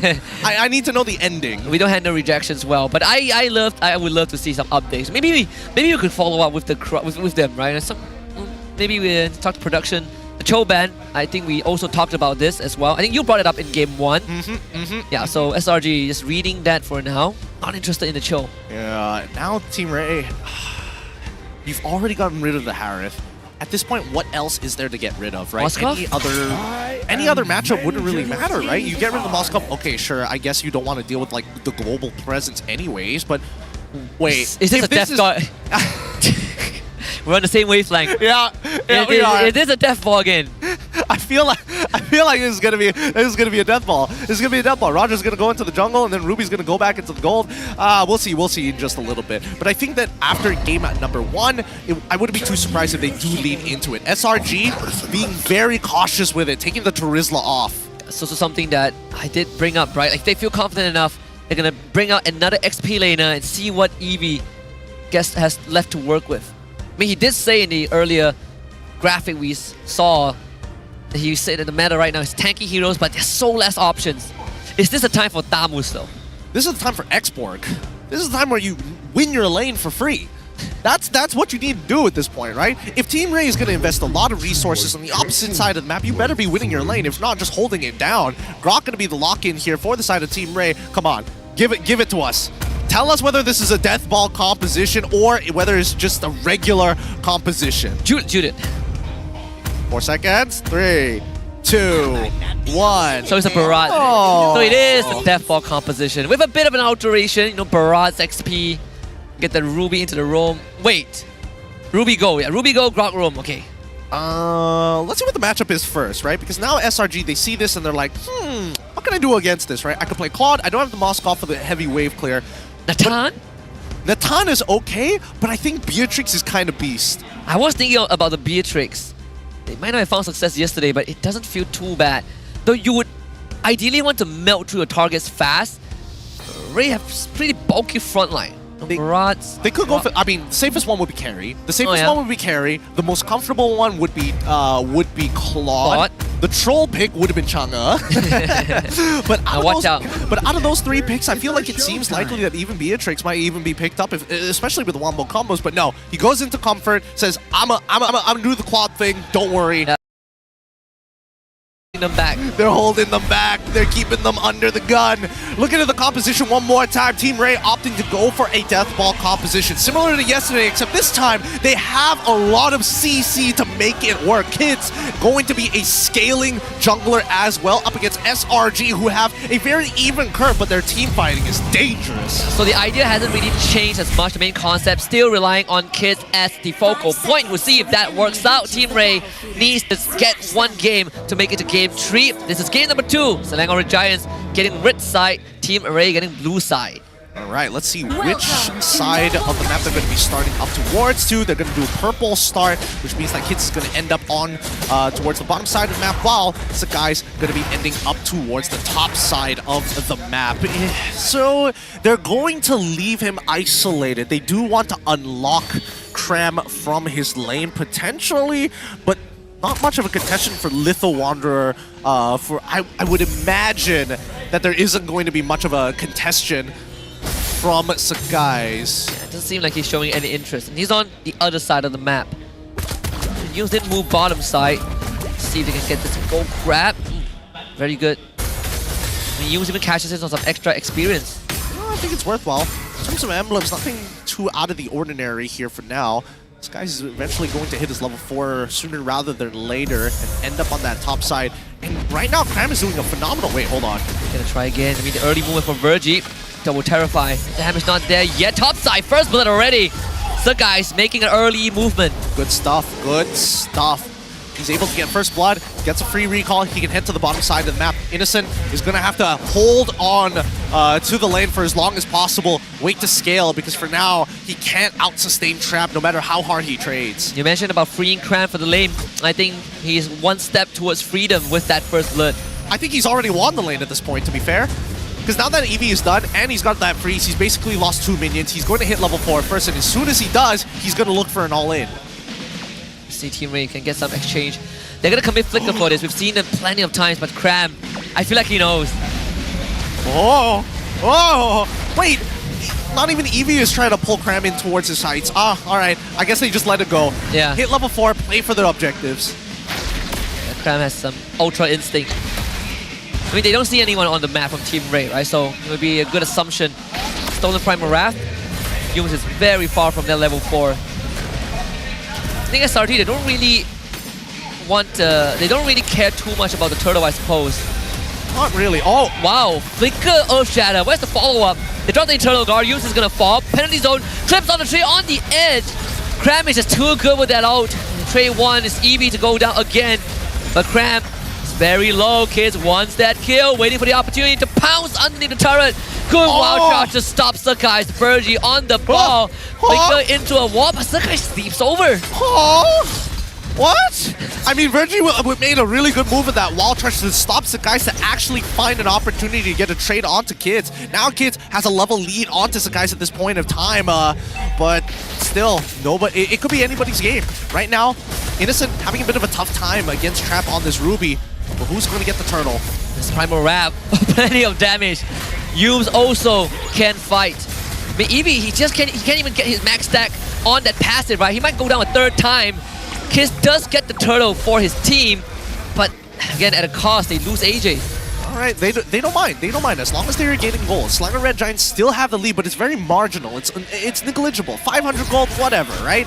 But top side, however, continuous punishment coming in from Cram on towards Eevee. He's lost every single one of his trades, and now they're going to dive him. If he goes down the third time, it would be a tragedy, and seems to be the reality he's faced with. Stormy even aggroing with the Eternal Guard. That's 3 deaths in 4 minutes for Eevee. Yeah, I think at this point, Slimer Red Giants are going to start shifting their attention towards the bottom side of the map, right? Cram should be able to sustain this and have full control over the lane. Now it's to unlock and accelerate Innocent. He gets the knockup, but no follow-up so far. They don't have the Eternal Guard on Stormy yet. Wall block. Just no follow-up. I mean, I know we did agree that Eevee is going to be kind of sacked, but this is just straight up bully. Yeah, I don't know. He probably played the lane bad at level 1 or something like that. Oh! Good pull. Actually catches Stormy on the way out. Even through the flicker. The Team Rey still making movements to keep the game under control. Now this purple buff.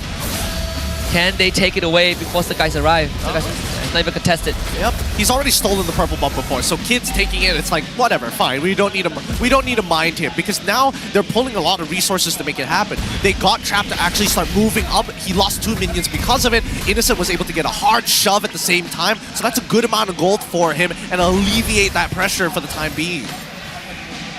So all things considered, right? Team Rey, as much as Eevee is really taking that beating for his team, they're still not behind. It's a neutral as it gets. Format from Team Rey, bottom side, wild charge, flicker, Virgie setting it up. And they will get Yums. It doesn't get the way, but Team Rey unlocks bottom. All right, that's going to be the first tower down already for Team Rey. A much better early game compared to just now. Let's see if they can accelerate this even further, because now Cram waiting for the opportunity to pounce. He's going to be surrounded, locked up by the wall again. Hasn't really gone into the super tanky phase, but at least Team Rey can go on the turtle and secure it without Sakai's coming in for a steal. Well, he's going to try though.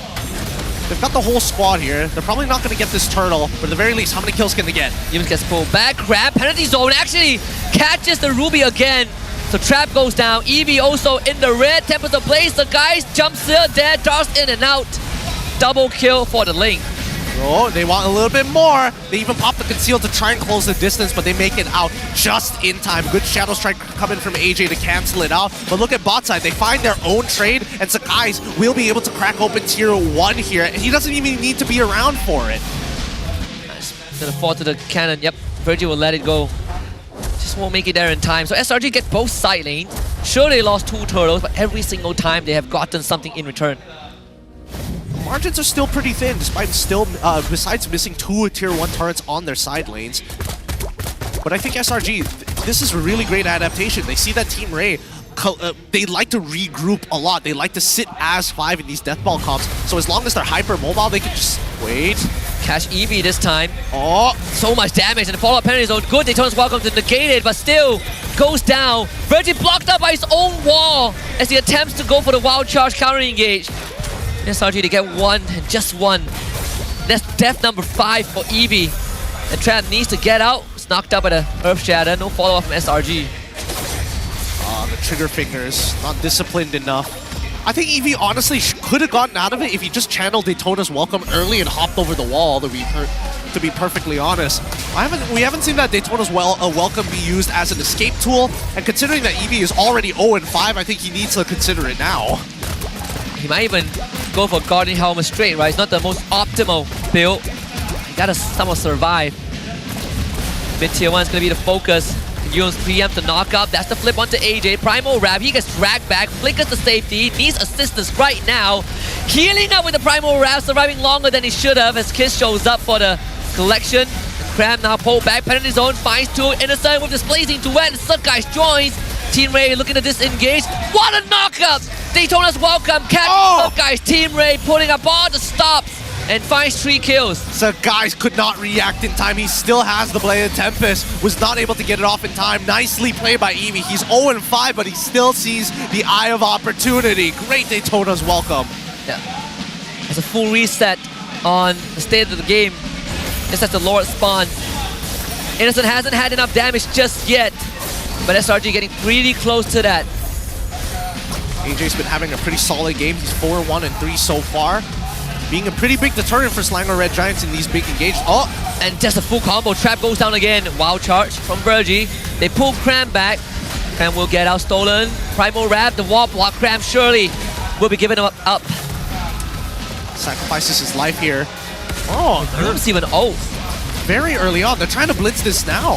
Stormy, good terrifies. Gonna buy time. Yep, just enough for Suckguys to get the Lord and get out. SRG, they want to wrestle back control. They're gonna have to play it through the mid lane though.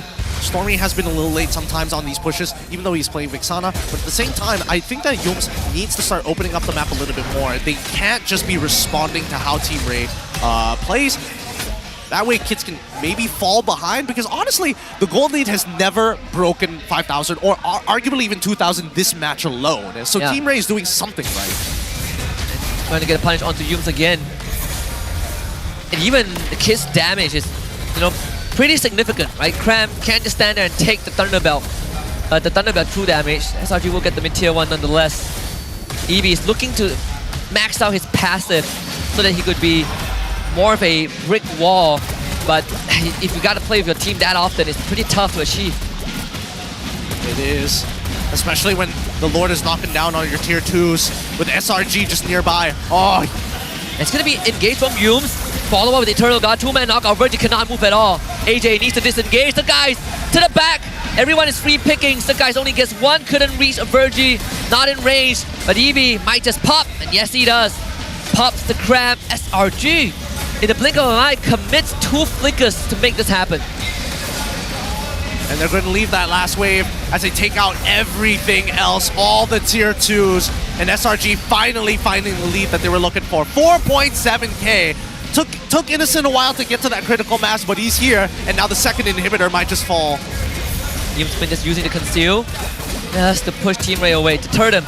2 inhibitors with 1 fell swoop. I mean, Lord conversion thus far from SRG has been phenomenal. It has been very, very good. But looking at the items, talking about critical mass here, we're seeing that the Trinity build is already complete. And we're also seeing quite the lead. Thunderbelt pickup for the side of Sakai is a little bit different from his previous build.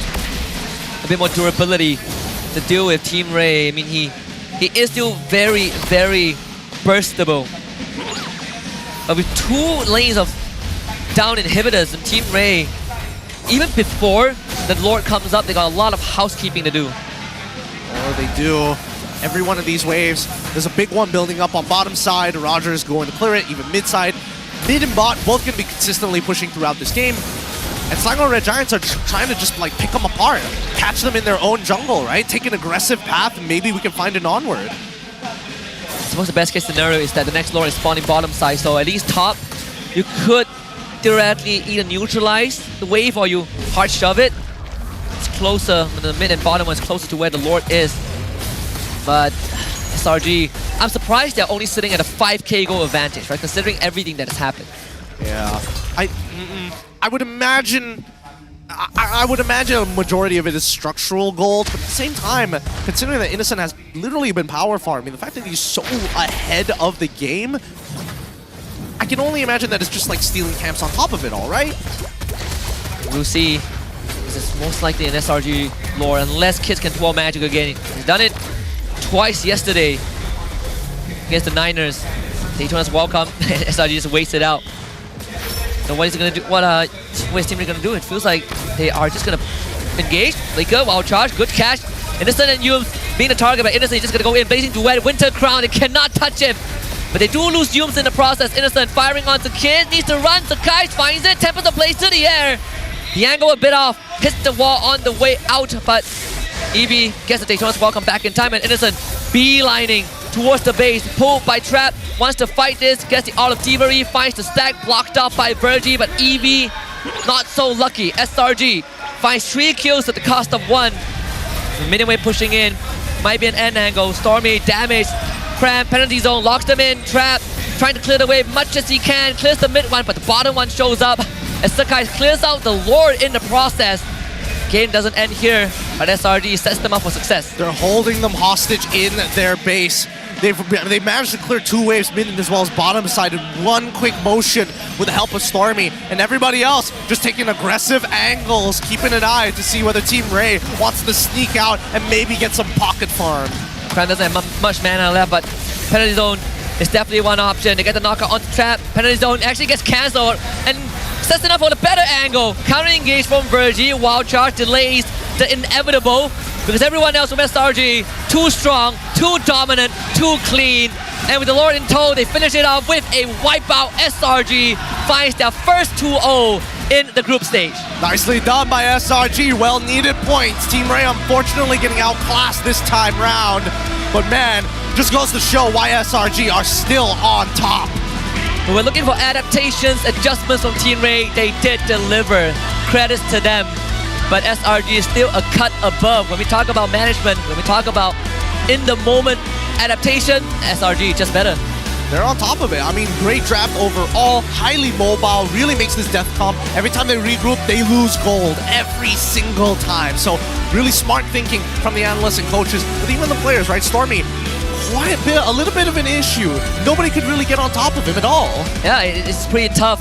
I would say Team Rey, a team that can definitely take a beating and still somehow want to make moves. That is what we missed yesterday, right? The initiative. But for now, let's throw it to Rose to talk to SRG about that win.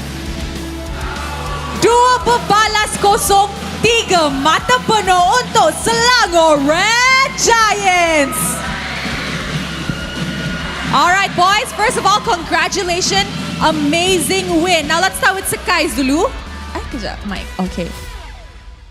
Sakai, so selepas Sakai kat sini. Okay, Sakai. Selepas jadi juara MSC, is there any pressure at all untuk SRG untuk korang maintainkan number 1 position di regular season untuk MPL musim ini?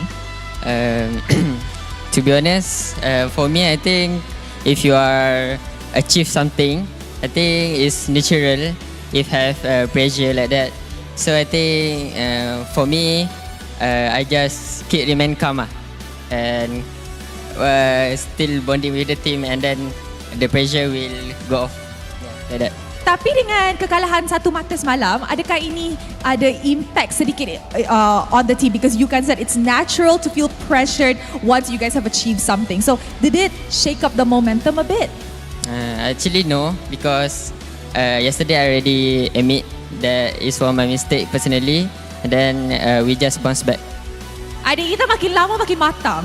Dia dah jadi mature dah sekarang. Thinking pun dah mature sangat. And I'm pretty sure your team appreciates that as well. Thank you very much. Okay guys, MBSJ. Kita tengok game yang sengit daripada juara dunia. Tapi siapa yang stand out untuk game ni? Who's your MVP?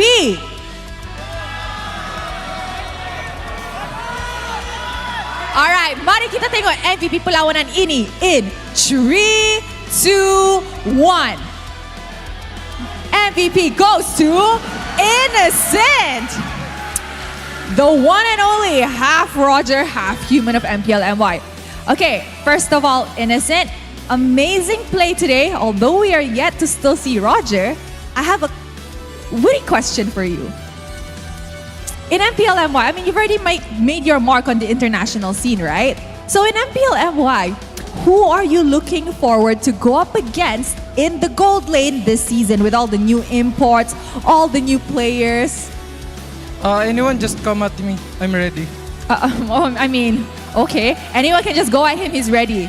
So no one in particular? No one. No one. You're not afraid of anyone. They should be afraid of you?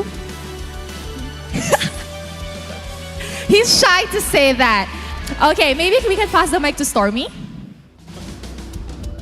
Stormy doesn't like it when I say his name on with my mic. Okay, Stormy. Dalam banyak-banyak hero yang Stormy pernah bawa atas pentas ni, apa hero yang maybe you can tease that will be potentially coming up in the upcoming weeks? Oh, Hin eh? Hin lah. Dia Assassin and Mage. Assassin and Mage kat tengah? Wow, okay. Orang rank, player rank, jangan try dulu. Bagi Stormy try dulu, okay? And even if it's successful also doesn't mean you can try it. Cram. Hello. Hi, Cram. Okay, in the previous meta, a lot of people were saying that trio mid is very important. Although now we are hearing talks from the casters that this current patch, EXP is taking over that role. Now, do you think your role is more significant this season? And if so, why? Tagalog. Oh, sige. Di ba last... Pwede Tagalog. Pwede. Feeling ko kahit anong season malaga yung role ng XP. Sabay yun. Parang sa early, ayun ang gumagawa ng play XP pati yung mid. Okay, so dia cakap, in his opinion actually, EXP ni setiap season pun, setiap patch pun actually role yang penting. Sebab early to mid dengan EXP yang pegang tu. So I'm pretty sure it's just that now we are actually shedding more light onto the EXP plays. I think that's why we think it is that way. Okay, Gorgeous. Why you? Because you're the spokesperson. Okay, Gorgeous, wrap up our week 1. Apa yang you nak cakap kepada fans, SRG and to everybody yang hadir sokong MPL MY musim ke-14 minggu pertama? Thank you kepada semua peminat-peminat MPL MY yang dah support MPL MY. So, nak ikutkan sebenarnya ada perkembangan lah. Walaupun contoh macam tadi Team MV ke, Team Rey ke, still ramai juga. So, berikan tepukan lah untuk diri masing-masing kerana support MPL MY. And thank you juga kepada fans-fans SIG yang selalu support kami. Kami minta maaf sebab performance minggu ni memanglah baik tapi ada juga mistake. Kami akan betulkan mistake kami. And yeah, tu je. Alright, terima kasih Gorgeous. And of course, congratulations to Selangor Red Giants. You guys may now go celebrate your victory. Alright, itu dia. Perlawanan terakhir untuk minggu pertama MPL Malaysia musim ke-14. Minggu depan kita ada lagi banyak game yang akan jadi sengit dan seru. Tapi sebelum tu, mari kita dengar mic check daripada pasukan Selangor Red Giants.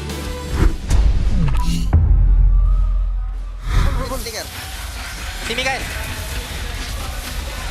Oh, sedap cok. Moment cok. Aman. Win. Lebih no player ah. Oh, many of the season. I go lot. Lebih no player ah. Selalas. Again ah, at the back. 3. Nice one. Nice one. Die. 5 seconds. Gerak no player guys ah. Take mission. Gerak no player ah. Gerak no play kira. I have ulti. I ulti here. Oh, you've got. No pull. Slowly guys. I stun. Chill lah, ada Oh, 10 seconds dah. Gerak no play kira. Oh, dapat kan. Hop, full free hit. I'm free. GG bang. Easy. And there you have it, the conclusion of the final series of week number 1. SRG 2-0 sweep over Team Rey in the most dominant fashion possible. Yep. Again, not too many surprises there, but of course, at least we got to see a little bit more of the diversity in the hero pool when it comes down to Team Rey. It's still going to be a difficult journey for them overall, but hey, at least, the big hitters are out of the way. Yeah, and on top of that, we get to see them really just evolve a bit from yesterday, right? More willingness to take initiative, more willingness to make plays, and that actually kept them in Game 2 for longer than it would have if they were passive like yesterday, which is a good improvement for Team Rey, but I mean today they were just outclassed. So hopefully down the road this becomes a thing for them. Yeah, it was just difficult individual lanes, right? And even when they actually got some decent lanes from the side of Team Rey, it's a death ball comp. There's only so many limitations. There's only so many things that you could do. But let's jump into the highlights just in case that you guys missed the action. Because this entire game, SRG dominating from beginning to the end. But we did see Team Rey actually put some really creative moves to catch them in the middle of their rotations. Yeah, and I mean even SRG, as good as they are as a team, as close to perfect as they are, also still have moments, still have windows that can be capitalized on, right? And Team Rey kind of exposed some of that moments, the early rotation from Stormy that got him caught in Game 1, something that I think other teams can take note of. But overall, when you have someone like Innocent on your team, our MVP of the series, it's hard to look past how efficient he is. Even this moment, right, we finally got to witness the Plot Blazing Duet Winter Crown combo that really closed out the team fight. Yeah, blew them to smithereens. Innocent going really, really hard this game. But I have to admit that the early game, like Cram, not only is he winning out his lane, but he sets an entire domain and tells Skies, hey, everything here is yours. Yeah, take whatever you want. That's domain expansion. That's Infinity Void. Cram puts his shoulder on Sakai. He's like, you can move. No one else can, but you can. You can. The MVP of the match are brought to you by Hotlink. Obviously going to Innocent, of course, with a strong Harith game number 1, but a deadly Claude in game number 2. Trying to farm some KD again. Highest average KD so far, I would imagine, right? 13-0-8. So ridiculous. It went down a few times yesterday, but still, if he set a record last season, it was ruined by Barracuda. Maybe that's why he wanted it to be perfect, I mean, after day number 1, I feel like, there's already like muck on your new car. It's like, it's there. I mean, I can wash it off, but it's still stained at that point. You mean if your car gets keyed? If your car gets okay, that's a different story. That one is like, hey, I'll see you in playoffs if you make it. That's the type of actions I would imagine if his car did get keyed. But yeah, let's look at the item build so far, because I mean, with the overwhelming odds that was put against Team Rey, they actually went even for a large majority of the game against SRG. I think up to the first lore, right? Before the first lore that cracked 2 of the inhibitors, it was as even as it could get, and considering that at one point EV was down 0-5 and he still made some pretty nasty plays, catching some guys mid-air, trading with SRG well, 3-0. These are moments that I think Team Rey can look back and kind of refined on. But when it came to that late game management, when push comes to shove, when you got to dance around the Lord, SRG just a bit more consistent with it. Yeah, they know how to end games. They know how to pressure their opponents into forcing them to move or forcing them to make a mistake. And I think that's what sets them apart from a lot of the teams here in MPL MY. But overall, because Cram is able to create that space for Sakai's, you can see that the overall gameplay in the earlier section is Sakai's hanging out on that top side, just dapping up his brother. Share the gold wherever he can.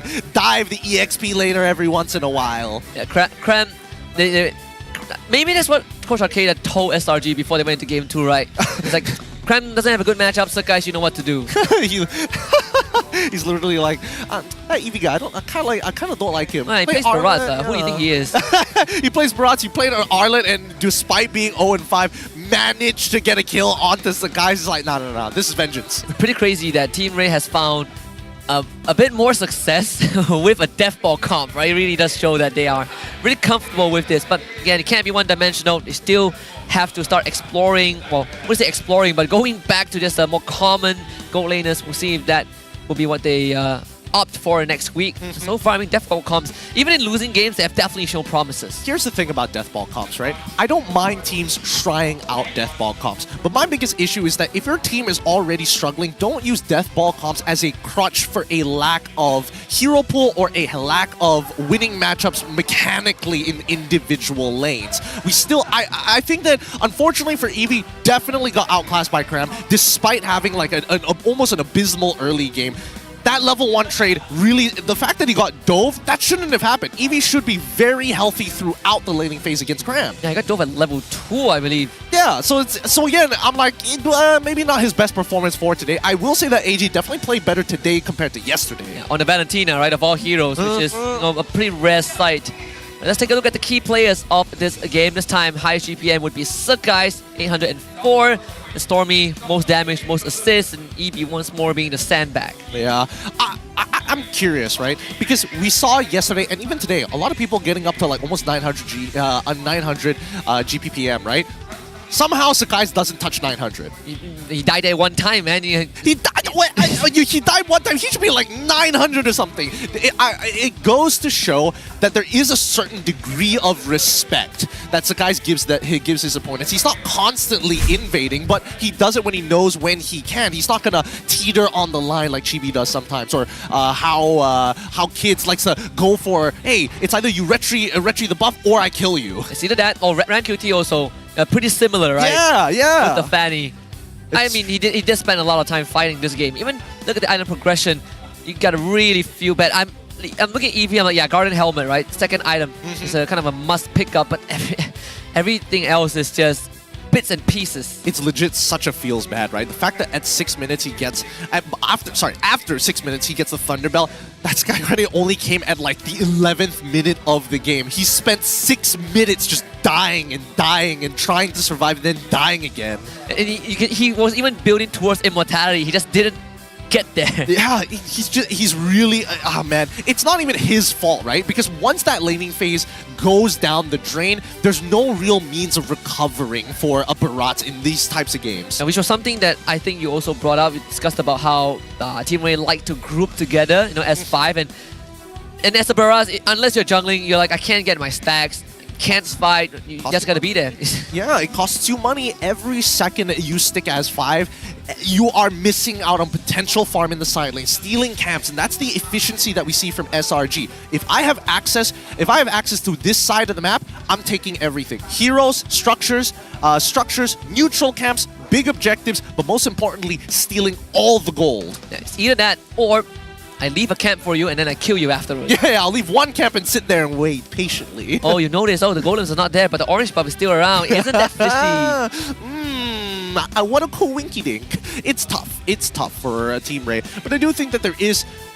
I do think that there is potential. I just think they need a secondary win condition, and they haven't found it yet. Kid, it's pretty decent. Virgie, I'm still undecided overall on his performance. I think he definitely has a good sense during a team fight, but outside of the team fight, that's where I'm not sure whether he's just listening to orders or he's just walking around. He got conditioned to be very reactive, right? Yeah. Let's take a look at the hit-to-hit goal distribution between Innocent and Trap. I mean, this one, enough said. Of course, Innocent is miles ahead, honestly. So far ahead, so far. The craziest thing is that even roam items, you know what? It's a telltale sign that they've been playing a lot of Death Ball comp, putting Trap on Ruby when the turret goal is 160 compared to 1,050. That's how you know. It's sad. But you look at Kid's one.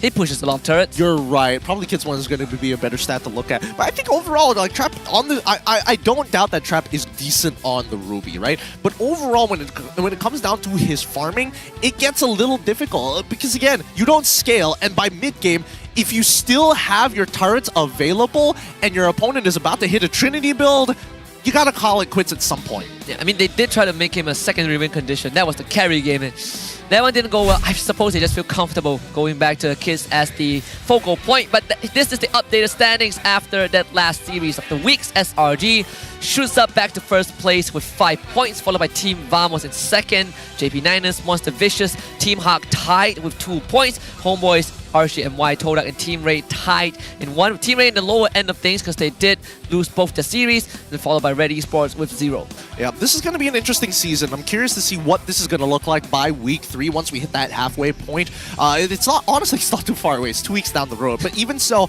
I expect SRG to still be on top. Vamos is a different question that needs to be answered. JP Niners, I don't know how I feel about them just yet. After watching their game, it's like, yes, but also it feels like I'm missing something. Yeah, it's a very good example when you look back at them against Team Rey, right? As much as Antagonist has some very confident speech at the end, when you look at the actual series, yeah, sometimes, you know, you're talking tough, but you're kind of also wetting your own pants. For sure. I think by far, the teams that I am impressed with, Monster Vicious, for sure, on the top of the list of teams that I'm very happy about. Todak, I definitely think there's a lot of potential there, but we didn't get to see enough of it today. And the problem is, I might not even see that same iteration again. Yeah, this could be just a one and done, right? For me, it's Homeboys, right? We know Vamos, yes! Vamos, they played great, but Homeboys, they did take one game off of SRG, so we'll see how they perform. Next week's schedule on your screen, starting from Friday, we got JP Niners versus Team Vamos, followed by RGMY versus Todak. Then on Saturday, Team Vamos takes on Team Hawk, SRG takes on Todak, Red Esports takes on Team Rey, and then on Sunday, we'll close it out with RGMY with JP Niners, Monster Vicious with Team Red, and Homeboys taking on Team Rey. Oh, so Homeboys are only going to be playing on Saturday. SRG only going to be... Homeboys on Sunday. Saturday is going to be for SRG. Todak is going to be playing twice, and the same goes for MV as well. Oh, sorry, Vamos. Sorry, not MV.